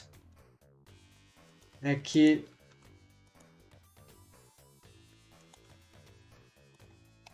dá até para fazer isso, transformar isso aqui tudo em keyframes, numa interpolação.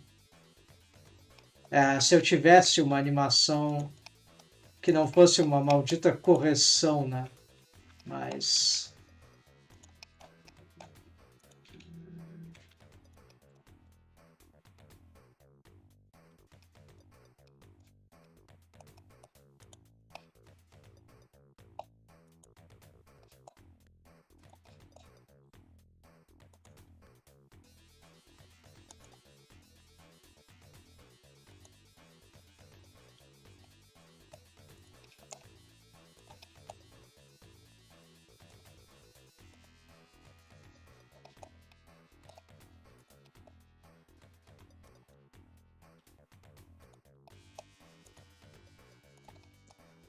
tá faltando algum osso aqui para manipular algumas coisas, mas tudo bem, tá valendo.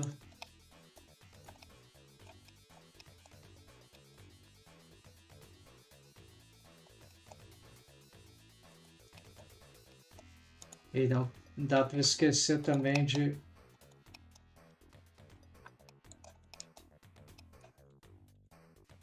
sem rotação.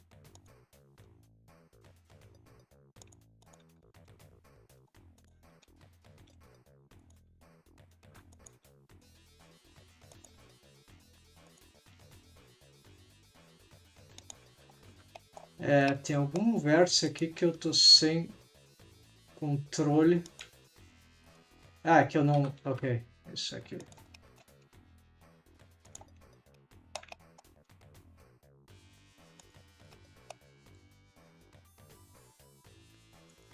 Ok, sem rotação é difícil, né? Mas não quer dizer que é só ter mais vértices, né? Aqui realmente esse vértice aqui estava faltando. Se isso der certo, ótimo, mas não, isso aqui vai dar certo. O problema é o delta. É a resolução do delta. Porque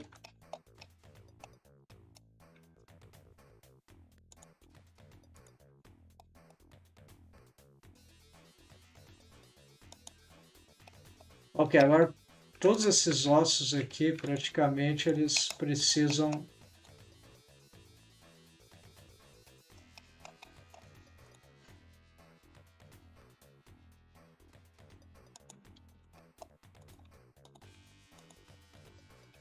Eu vou me certificar que eles...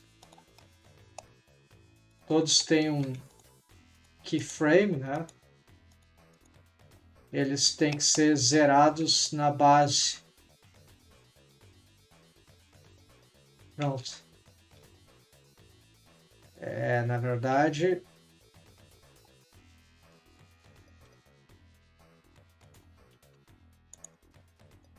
na verdade... Não, isso aqui tá...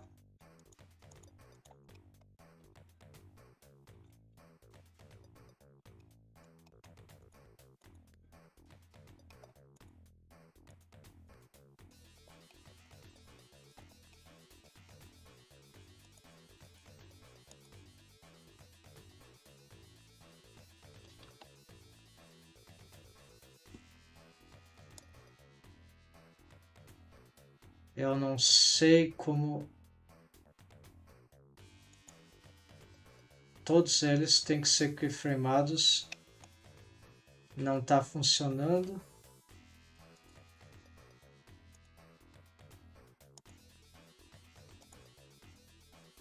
Tá bugado. Eu queria inserir keyframes.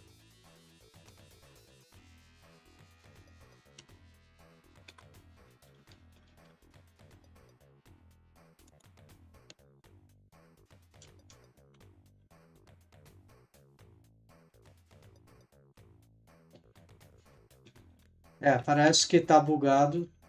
Tem um bug aqui que eu não consigo...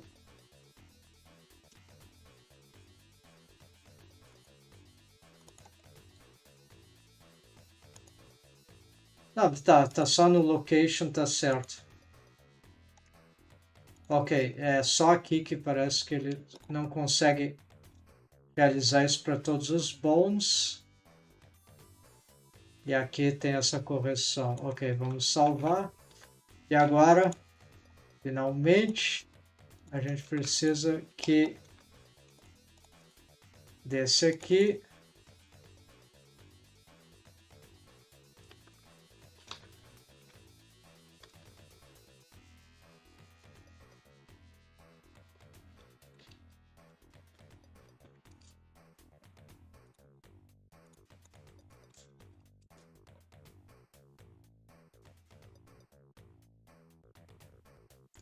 Deixa eu ver. Graus de giro no eixo X. Ok. Talvez uma conversão. Mas como você mudou para Action, não é válido mais, mas ele alcança fácil o que busca. Sim. Valeu. Então era um negócio que... Bom, se tu fizer essa solução de driver para algum problema parecido, depois tu me mostra aí, mas... Que assim, realmente é difícil de entender do contexto, mas valeu pela busca. Com certeza vale de algo. Então, aqui é graus, eu acho que é graus, embora já me deparei com esse problema, eu só não lembro mais, e não lembro onde eu teria anotado isso. Bom, agora,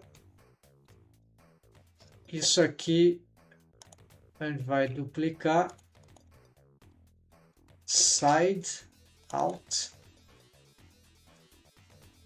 e aqui vai ser z,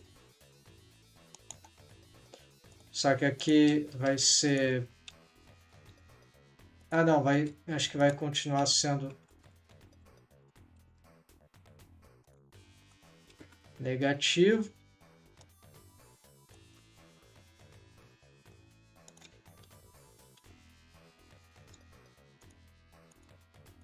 Sim, o osso está se movendo, só aquele, e aqui...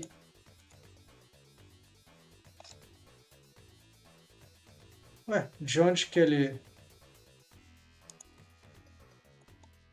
eu estraguei a animação. É.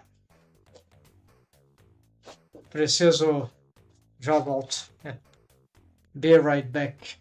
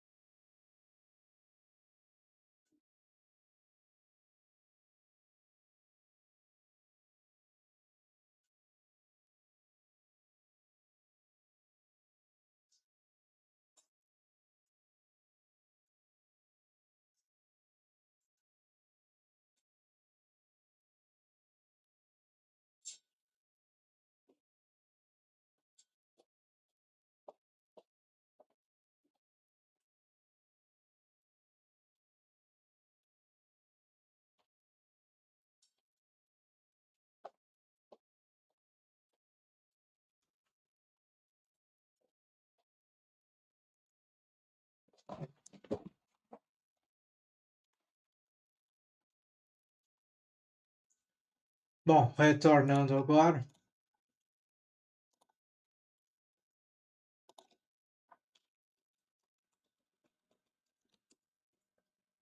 Agora eu estou determinado a resolver, a fazer esse teste do action, que era uma dúvida que eu tinha, só que eu acabei de estragar ele, vou ter que fazer de novo, mas vamos tentar acelerar aqui. Então, essa aqui, de fato, não, tá muita coisa errada aqui. Especialmente esse aqui que tá errado,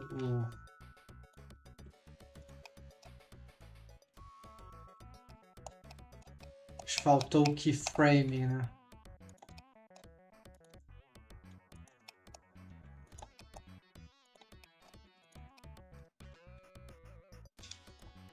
Ele tá fazendo isso.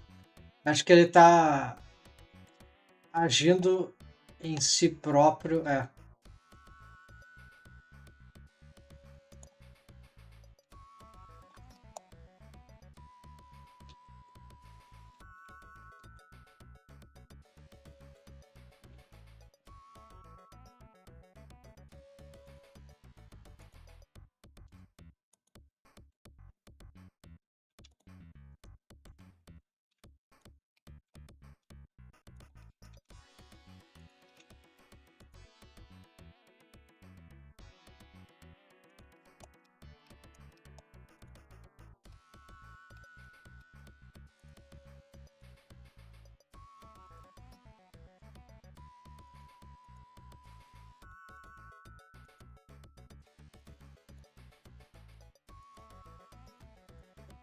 Sim, precisa ter mais bons aqui para resolver tudo isso, com a qualidade ideal, mas isso pouco importa agora. Eu tô vendo que nem é tão difícil com action do constraint, claro, ou alguma técnica, alguma outra abordagem semelhante, mas ainda eu tenho que saber se resolve delta ou não, porque se não resolve, não quer dizer que não seja bom, mas seria melhor se, muito melhor se pudesse. Aí eu acho que seria certo que eu usaria essa técnica. Então, agora eu preciso de uma nova. A gente vai voltar, na verdade, para o teste, em que eu preciso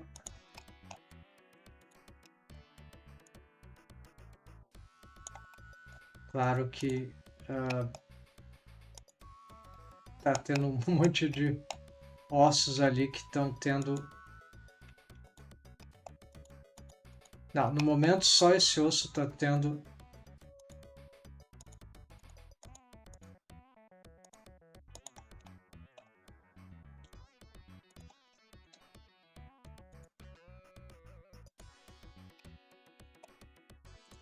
Ah, inclusive tá errado já.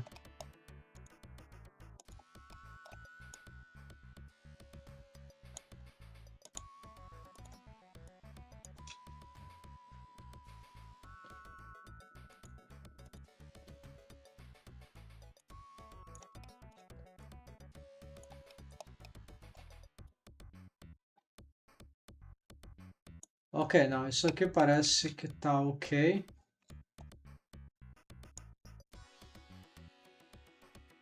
Só que eu não sei ainda para que serve. Não faz. Maximum value for target channel range.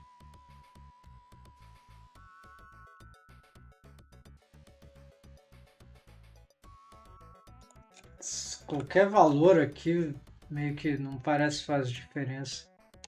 Então,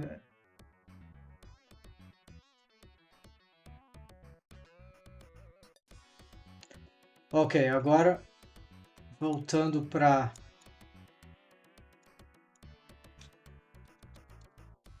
front, aqui que eu vou ter que refazer uma nova ação.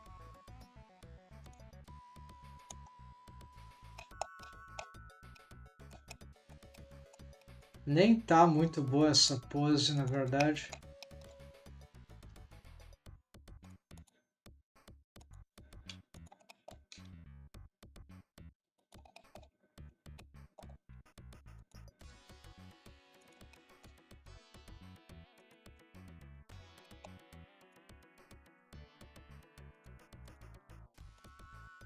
Ah, tá aqui um traço que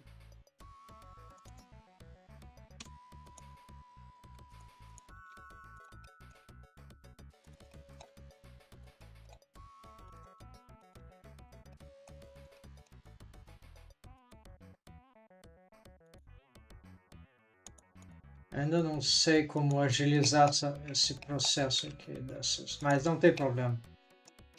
Tá, então aqui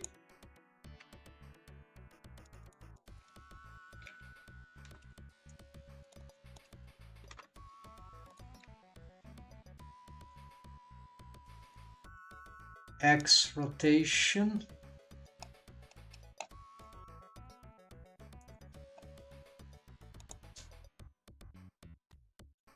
E aqui que eu preciso de uma nova ação.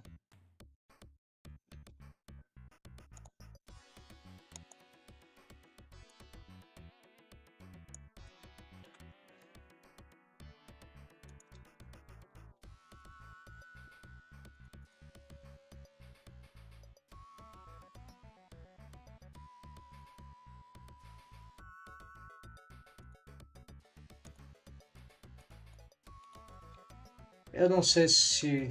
Vamos deixar assim por enquanto.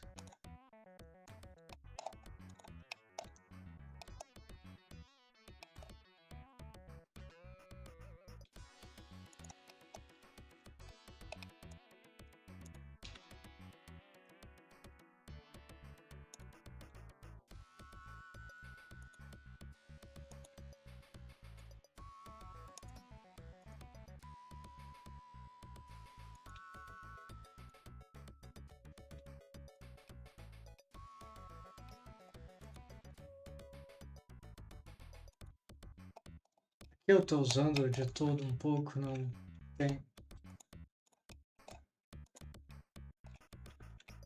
Parece que eu. Ah, tá aqui. Ok.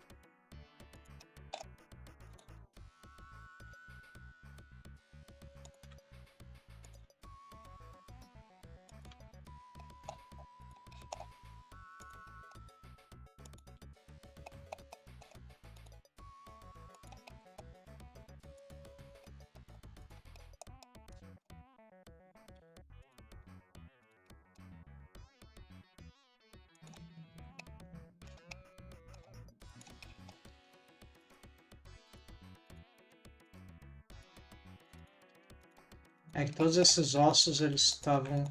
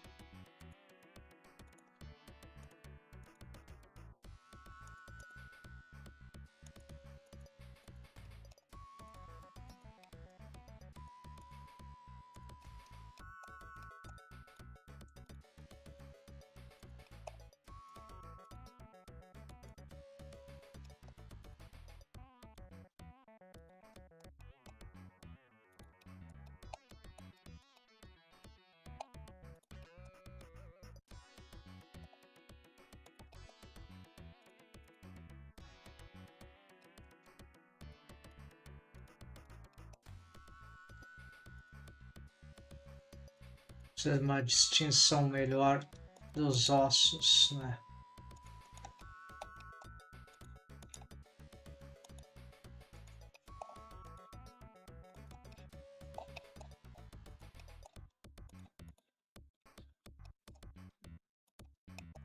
Algum pouco mais de shape key bones, né? Vertex bones, mas parece que é isso, né? E só para garantir, insert e depois para zerar.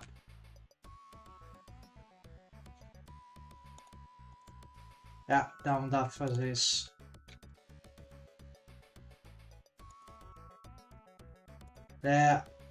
Que desgraça.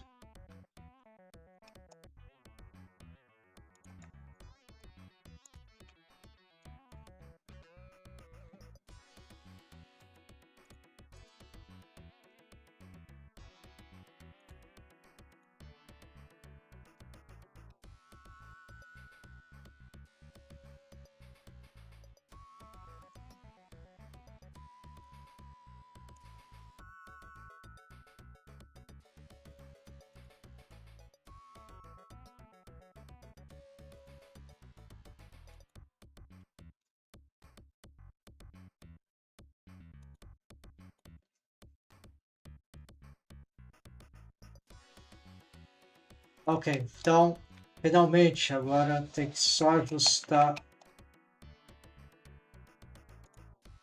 os testes aqui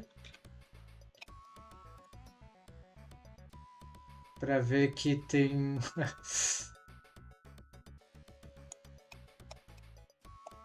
então aqui claro que todos os ossos aqui eles não estão com o bond constraint certo, mas isso vai ser em um momento. Tá, esse cadê aquele?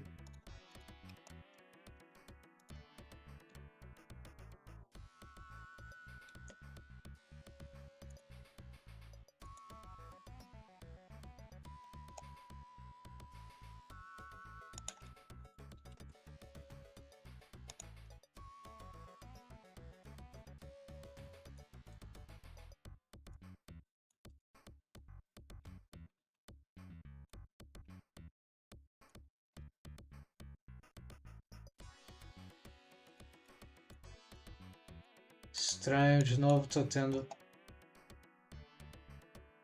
Ah, não, aqui tá faltando isso aqui. Não? Ele não tá mixando direito, talvez.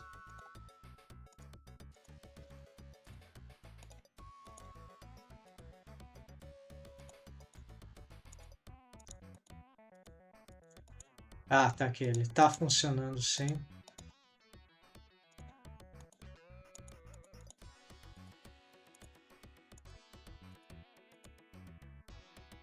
Mas o que pode estar...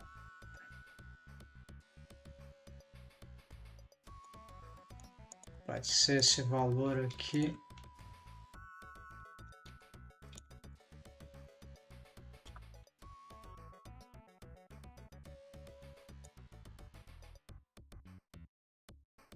Ah, claro, tá faltando...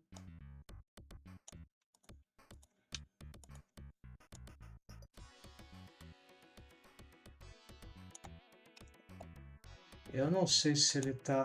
Ah, ele tá se movendo sim. Mas ele acha...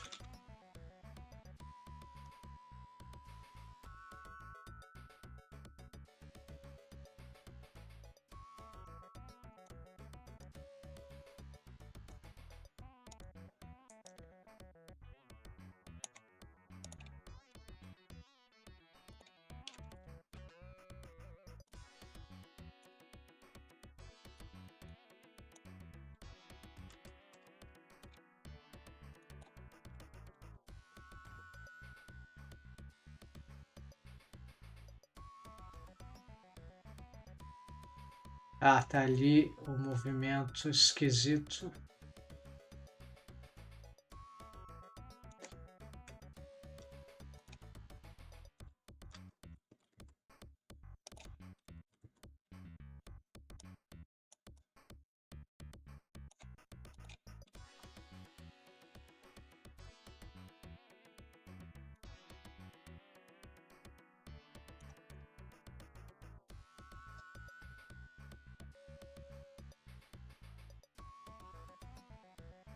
Hum.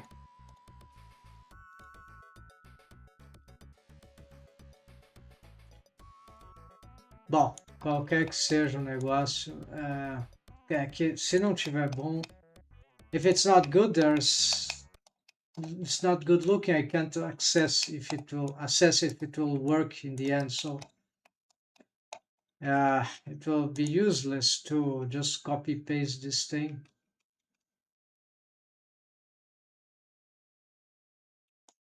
Override, yeah, actually override.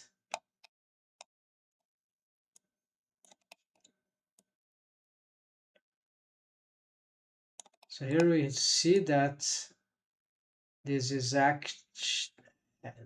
working. Yeah, there's activating, and we have this fast activating. I don't know, this sounds like a broken thing. If this bound constraint was so important, why they leave it like that? This is okay. So clearly there's some problems in the, but here is what really matters now. And the problem is that I have no idea if this... Okay, so as we can see, this is a delta. So about, I don't even know, I have two of these keyframes. Oh, just displaces them, I guess. Okay, so you have...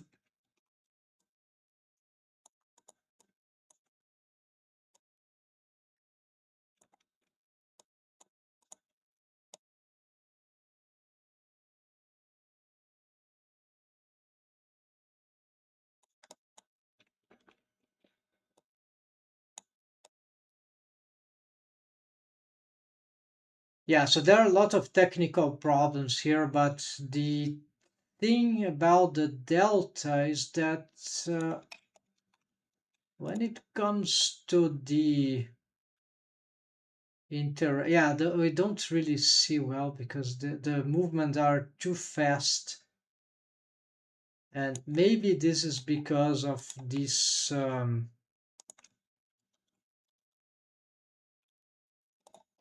I need to investigate. Just I'm gonna check what is the target range. Now the range min and max of the target. It would look like the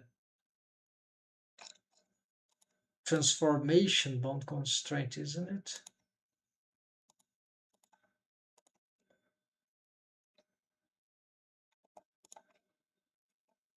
No, it's different.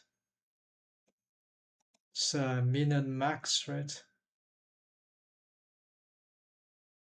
Range of x. Yeah, this is much more precise. So this is just something I don't understand. It doesn't say what this is. What kind of value is this? Channel range. So this will be keyframe, but keyframes are, is that seconds? Doesn't make any sense. So range min and max. Okay, let's check in the Blender documentation. Action bound constraint. So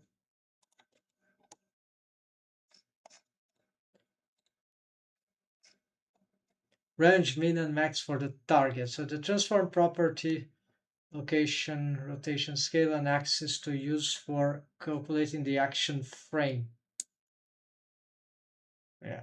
The space in which to evaluate the above channel. Yeah, target. Okay. The values of the range min and max. The values of the channel. The values of the channel that correspond to frame start end. Okay, this is garbage. That's doing negative. Despite the names, range max is allowed to be less than range min. Yeah. Target warning. Target rotations are wrapped around, so they're always in the range.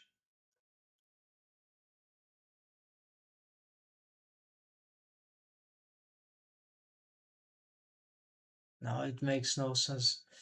Range negative 180 degrees to 180 degrees.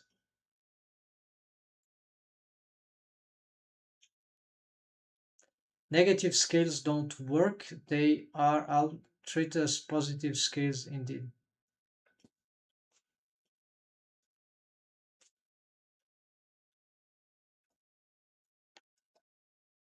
Actions can be stored as assets for reuse to suppose the slot inside the action to use. Okay, object action, bone constraint. By default, the bone constraint finds action frames for a bone with the same name. Checking object action will use the action object. Keyframe, no, it's certainly not.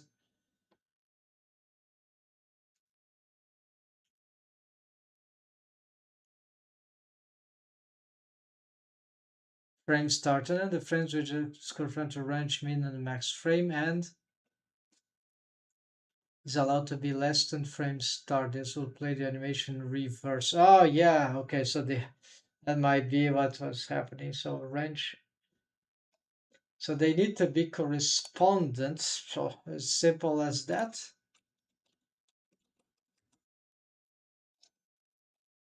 Um,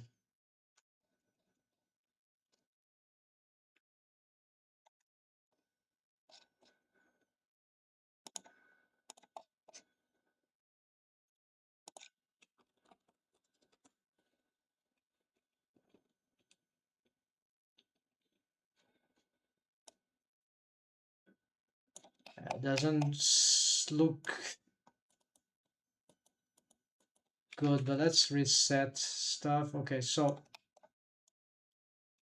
is that working? No, the bone seems to be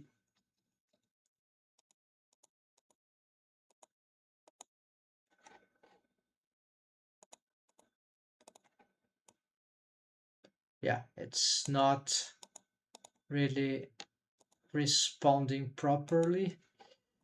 So it could be that this is the range that we need to fix this now.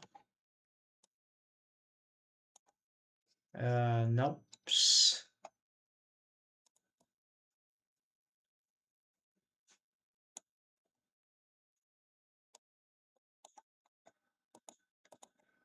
So it does look like that we have a big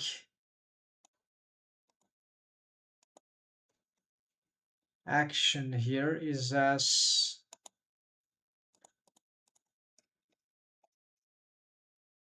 it says this is not being it's activating full activation.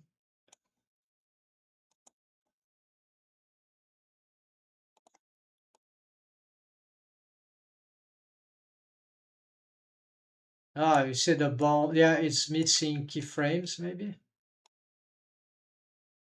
There we go. So maybe that's the case. Yeah. So Shift K location. No, it's not working.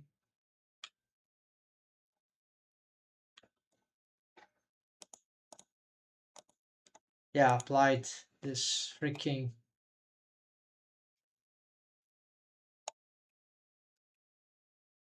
Okay, and there are bones here that don't have. Yeah, this is a mess. So we don't bother. Need to keyframe only the bones that matter, but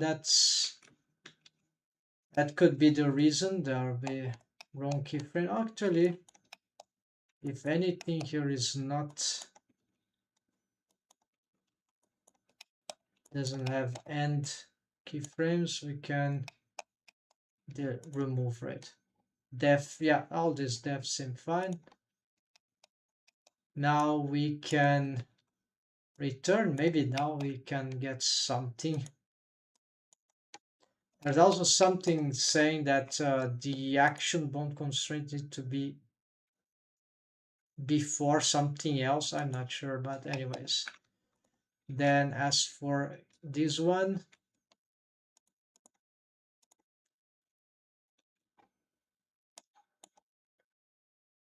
all the keyframes seem good for this one.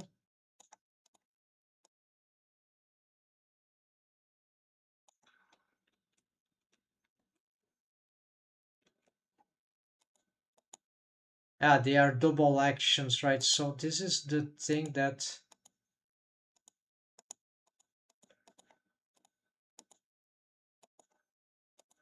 what if they have multiple actions? What they would do in a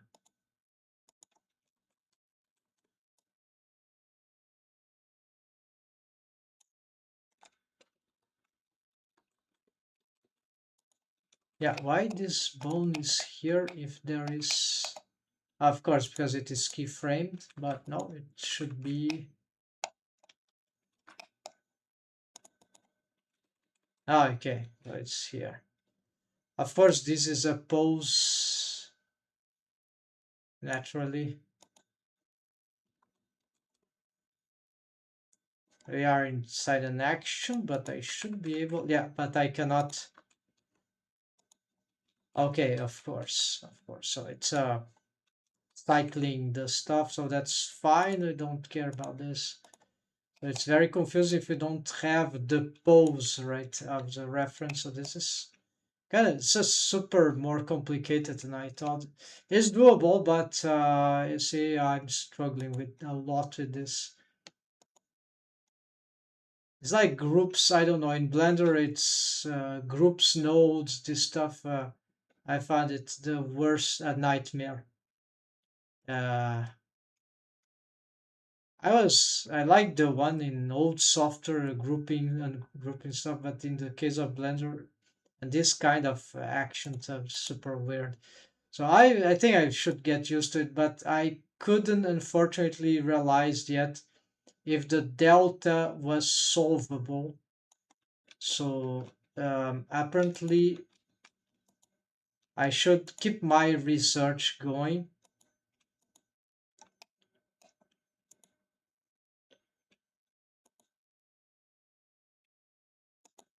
I think this is the bone that.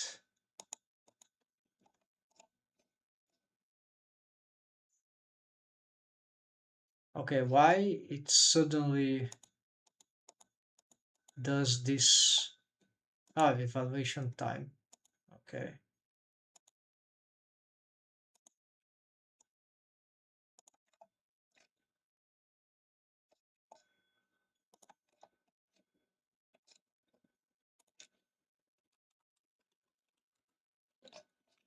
I'm gonna copy all this, but I don't have much expectations that, yeah, still nothing really changed.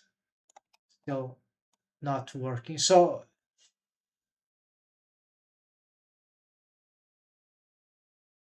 in spite of all this misery,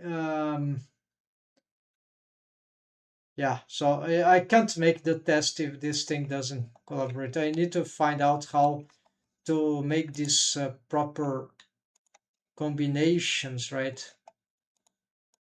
More tutorials, more checking my uh, resources on this, and see if I've already done something with this, but I just don't remember. So sorry, folks. This is just bad design here. It's like, or I'm just not used to this. But this is one of the most complicated bone constraints because you have to enter in an action, then end the action, change, then it start to cycle around. I think this design is horrible. It should be simpler.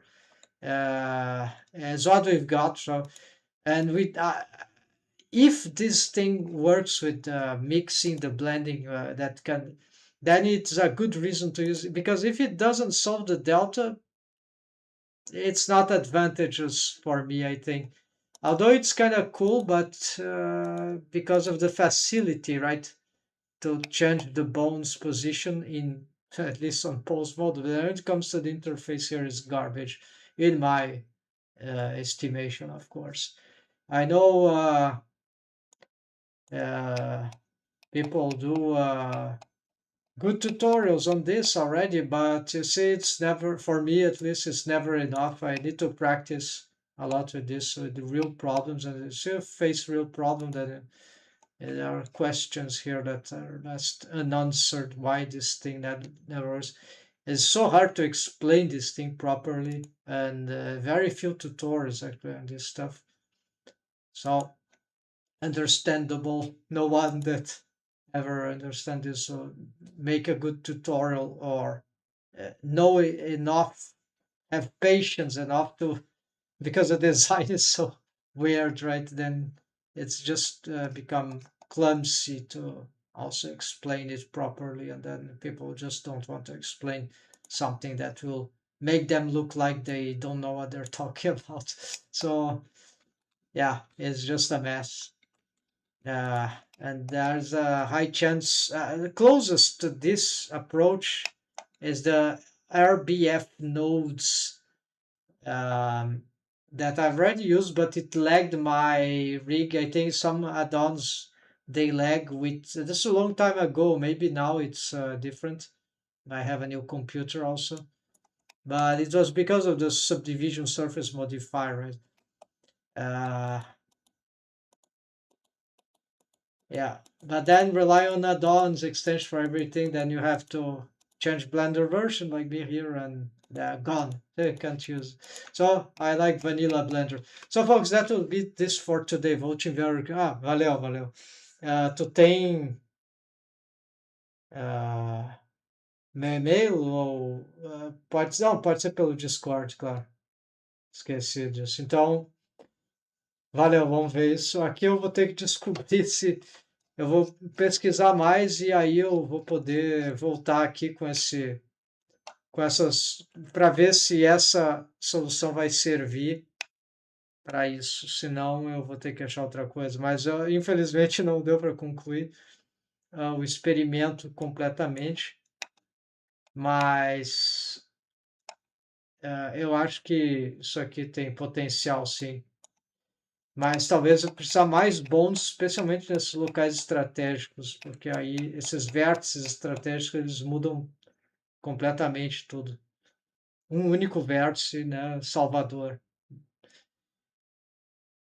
Discord, é isso. Então, thanks, folks. Valeu, Bruno, Fios, então, tudo de bom. Bom final de semana. Thanks for watching. Take care. Happy blendering. Sorry that this was not able to be finished, but I hope at least you got the point and you see that the shapes are horrible. But you see the thing that is shape key like controlling. I think this will totally work. But it involves patience and finding the way to make the transforms in a good way and then in a efficient way. So this is my one of my concerns, and then that is why the delta thing is a problem, because if you can't find a solution to the delta, then when we have the interpolation of the leg in between a pose like this, the front, and then on the side, in this pose it will look bad. Even though it was perfect here and perfect there, in a pose like this, the automation will fail because it can't get the best of each one of them, because they are different based on different. You need to find a solution to. Yeah, so this is the action. If the action bound constraint can't solve deltas on its own, there's a chance it can. But I'm suspicious because, they use action bound constraints. I saw recently a tutorial for facial rig. Oh, look at the facial bound constraint. Then they made the action bound constraint for the mouth, happy, sad mouth with action bound constraint. A lot of helper for mini bones, right? And then only then to the end, okay, let's make a correction shape key for this happy mouth expression. Yeah, because actually, of course, why you need a shape key for the final pose if you use action bound constraint? Oh, because your action bound constraint didn't solve the delta, right? So the delta is solved by the corrective shape key on the diagonal maximum uh, maximum right maximum, let's say, x and maximum z, right, axis, then yeah, the mouth in this pose here, uh, exaggeration because the bones were pushed to the maximum, but then yeah, so they solved this pose analytically, but then when you come to the diagonal, it doesn't interpolate. So what you end up having is some sort of shape that is not any sort of good blending between this and this, as it will be organically, because the software doesn't understand what means this combination of axes, so it cannot. So it's like you don't have a smooth transition. Yeah, that's between this, and that's why the diagonal pose sucks. Even though this will be great, but the diagonal sucks. That software limitation or technique limitation, right? So this is why the delta can be, there are techniques, but if you rely on techniques that relies on delta to solve themselves, to solve the problem, then that technique is garbage, because it's just more work, right? It's already very complicated then, and it's not so simple to solve a delta, because sometimes, okay, you solve this pose, but then the interpolation here might still be a bit, yeah, usually it would work, but you see what I mean? It's like a pure garbage. So that's why some techniques that bypass the need of requirement of delta, they are interesting, and those smart solutions like fan bond can do that, and I already explained. So I also tried some other ways to bypass deltas with bond constraints, bond setups, and it's very hard actually to find anything that would solve that. But okay, that's it, folks. Thanks for watching. Take care. Happy good night.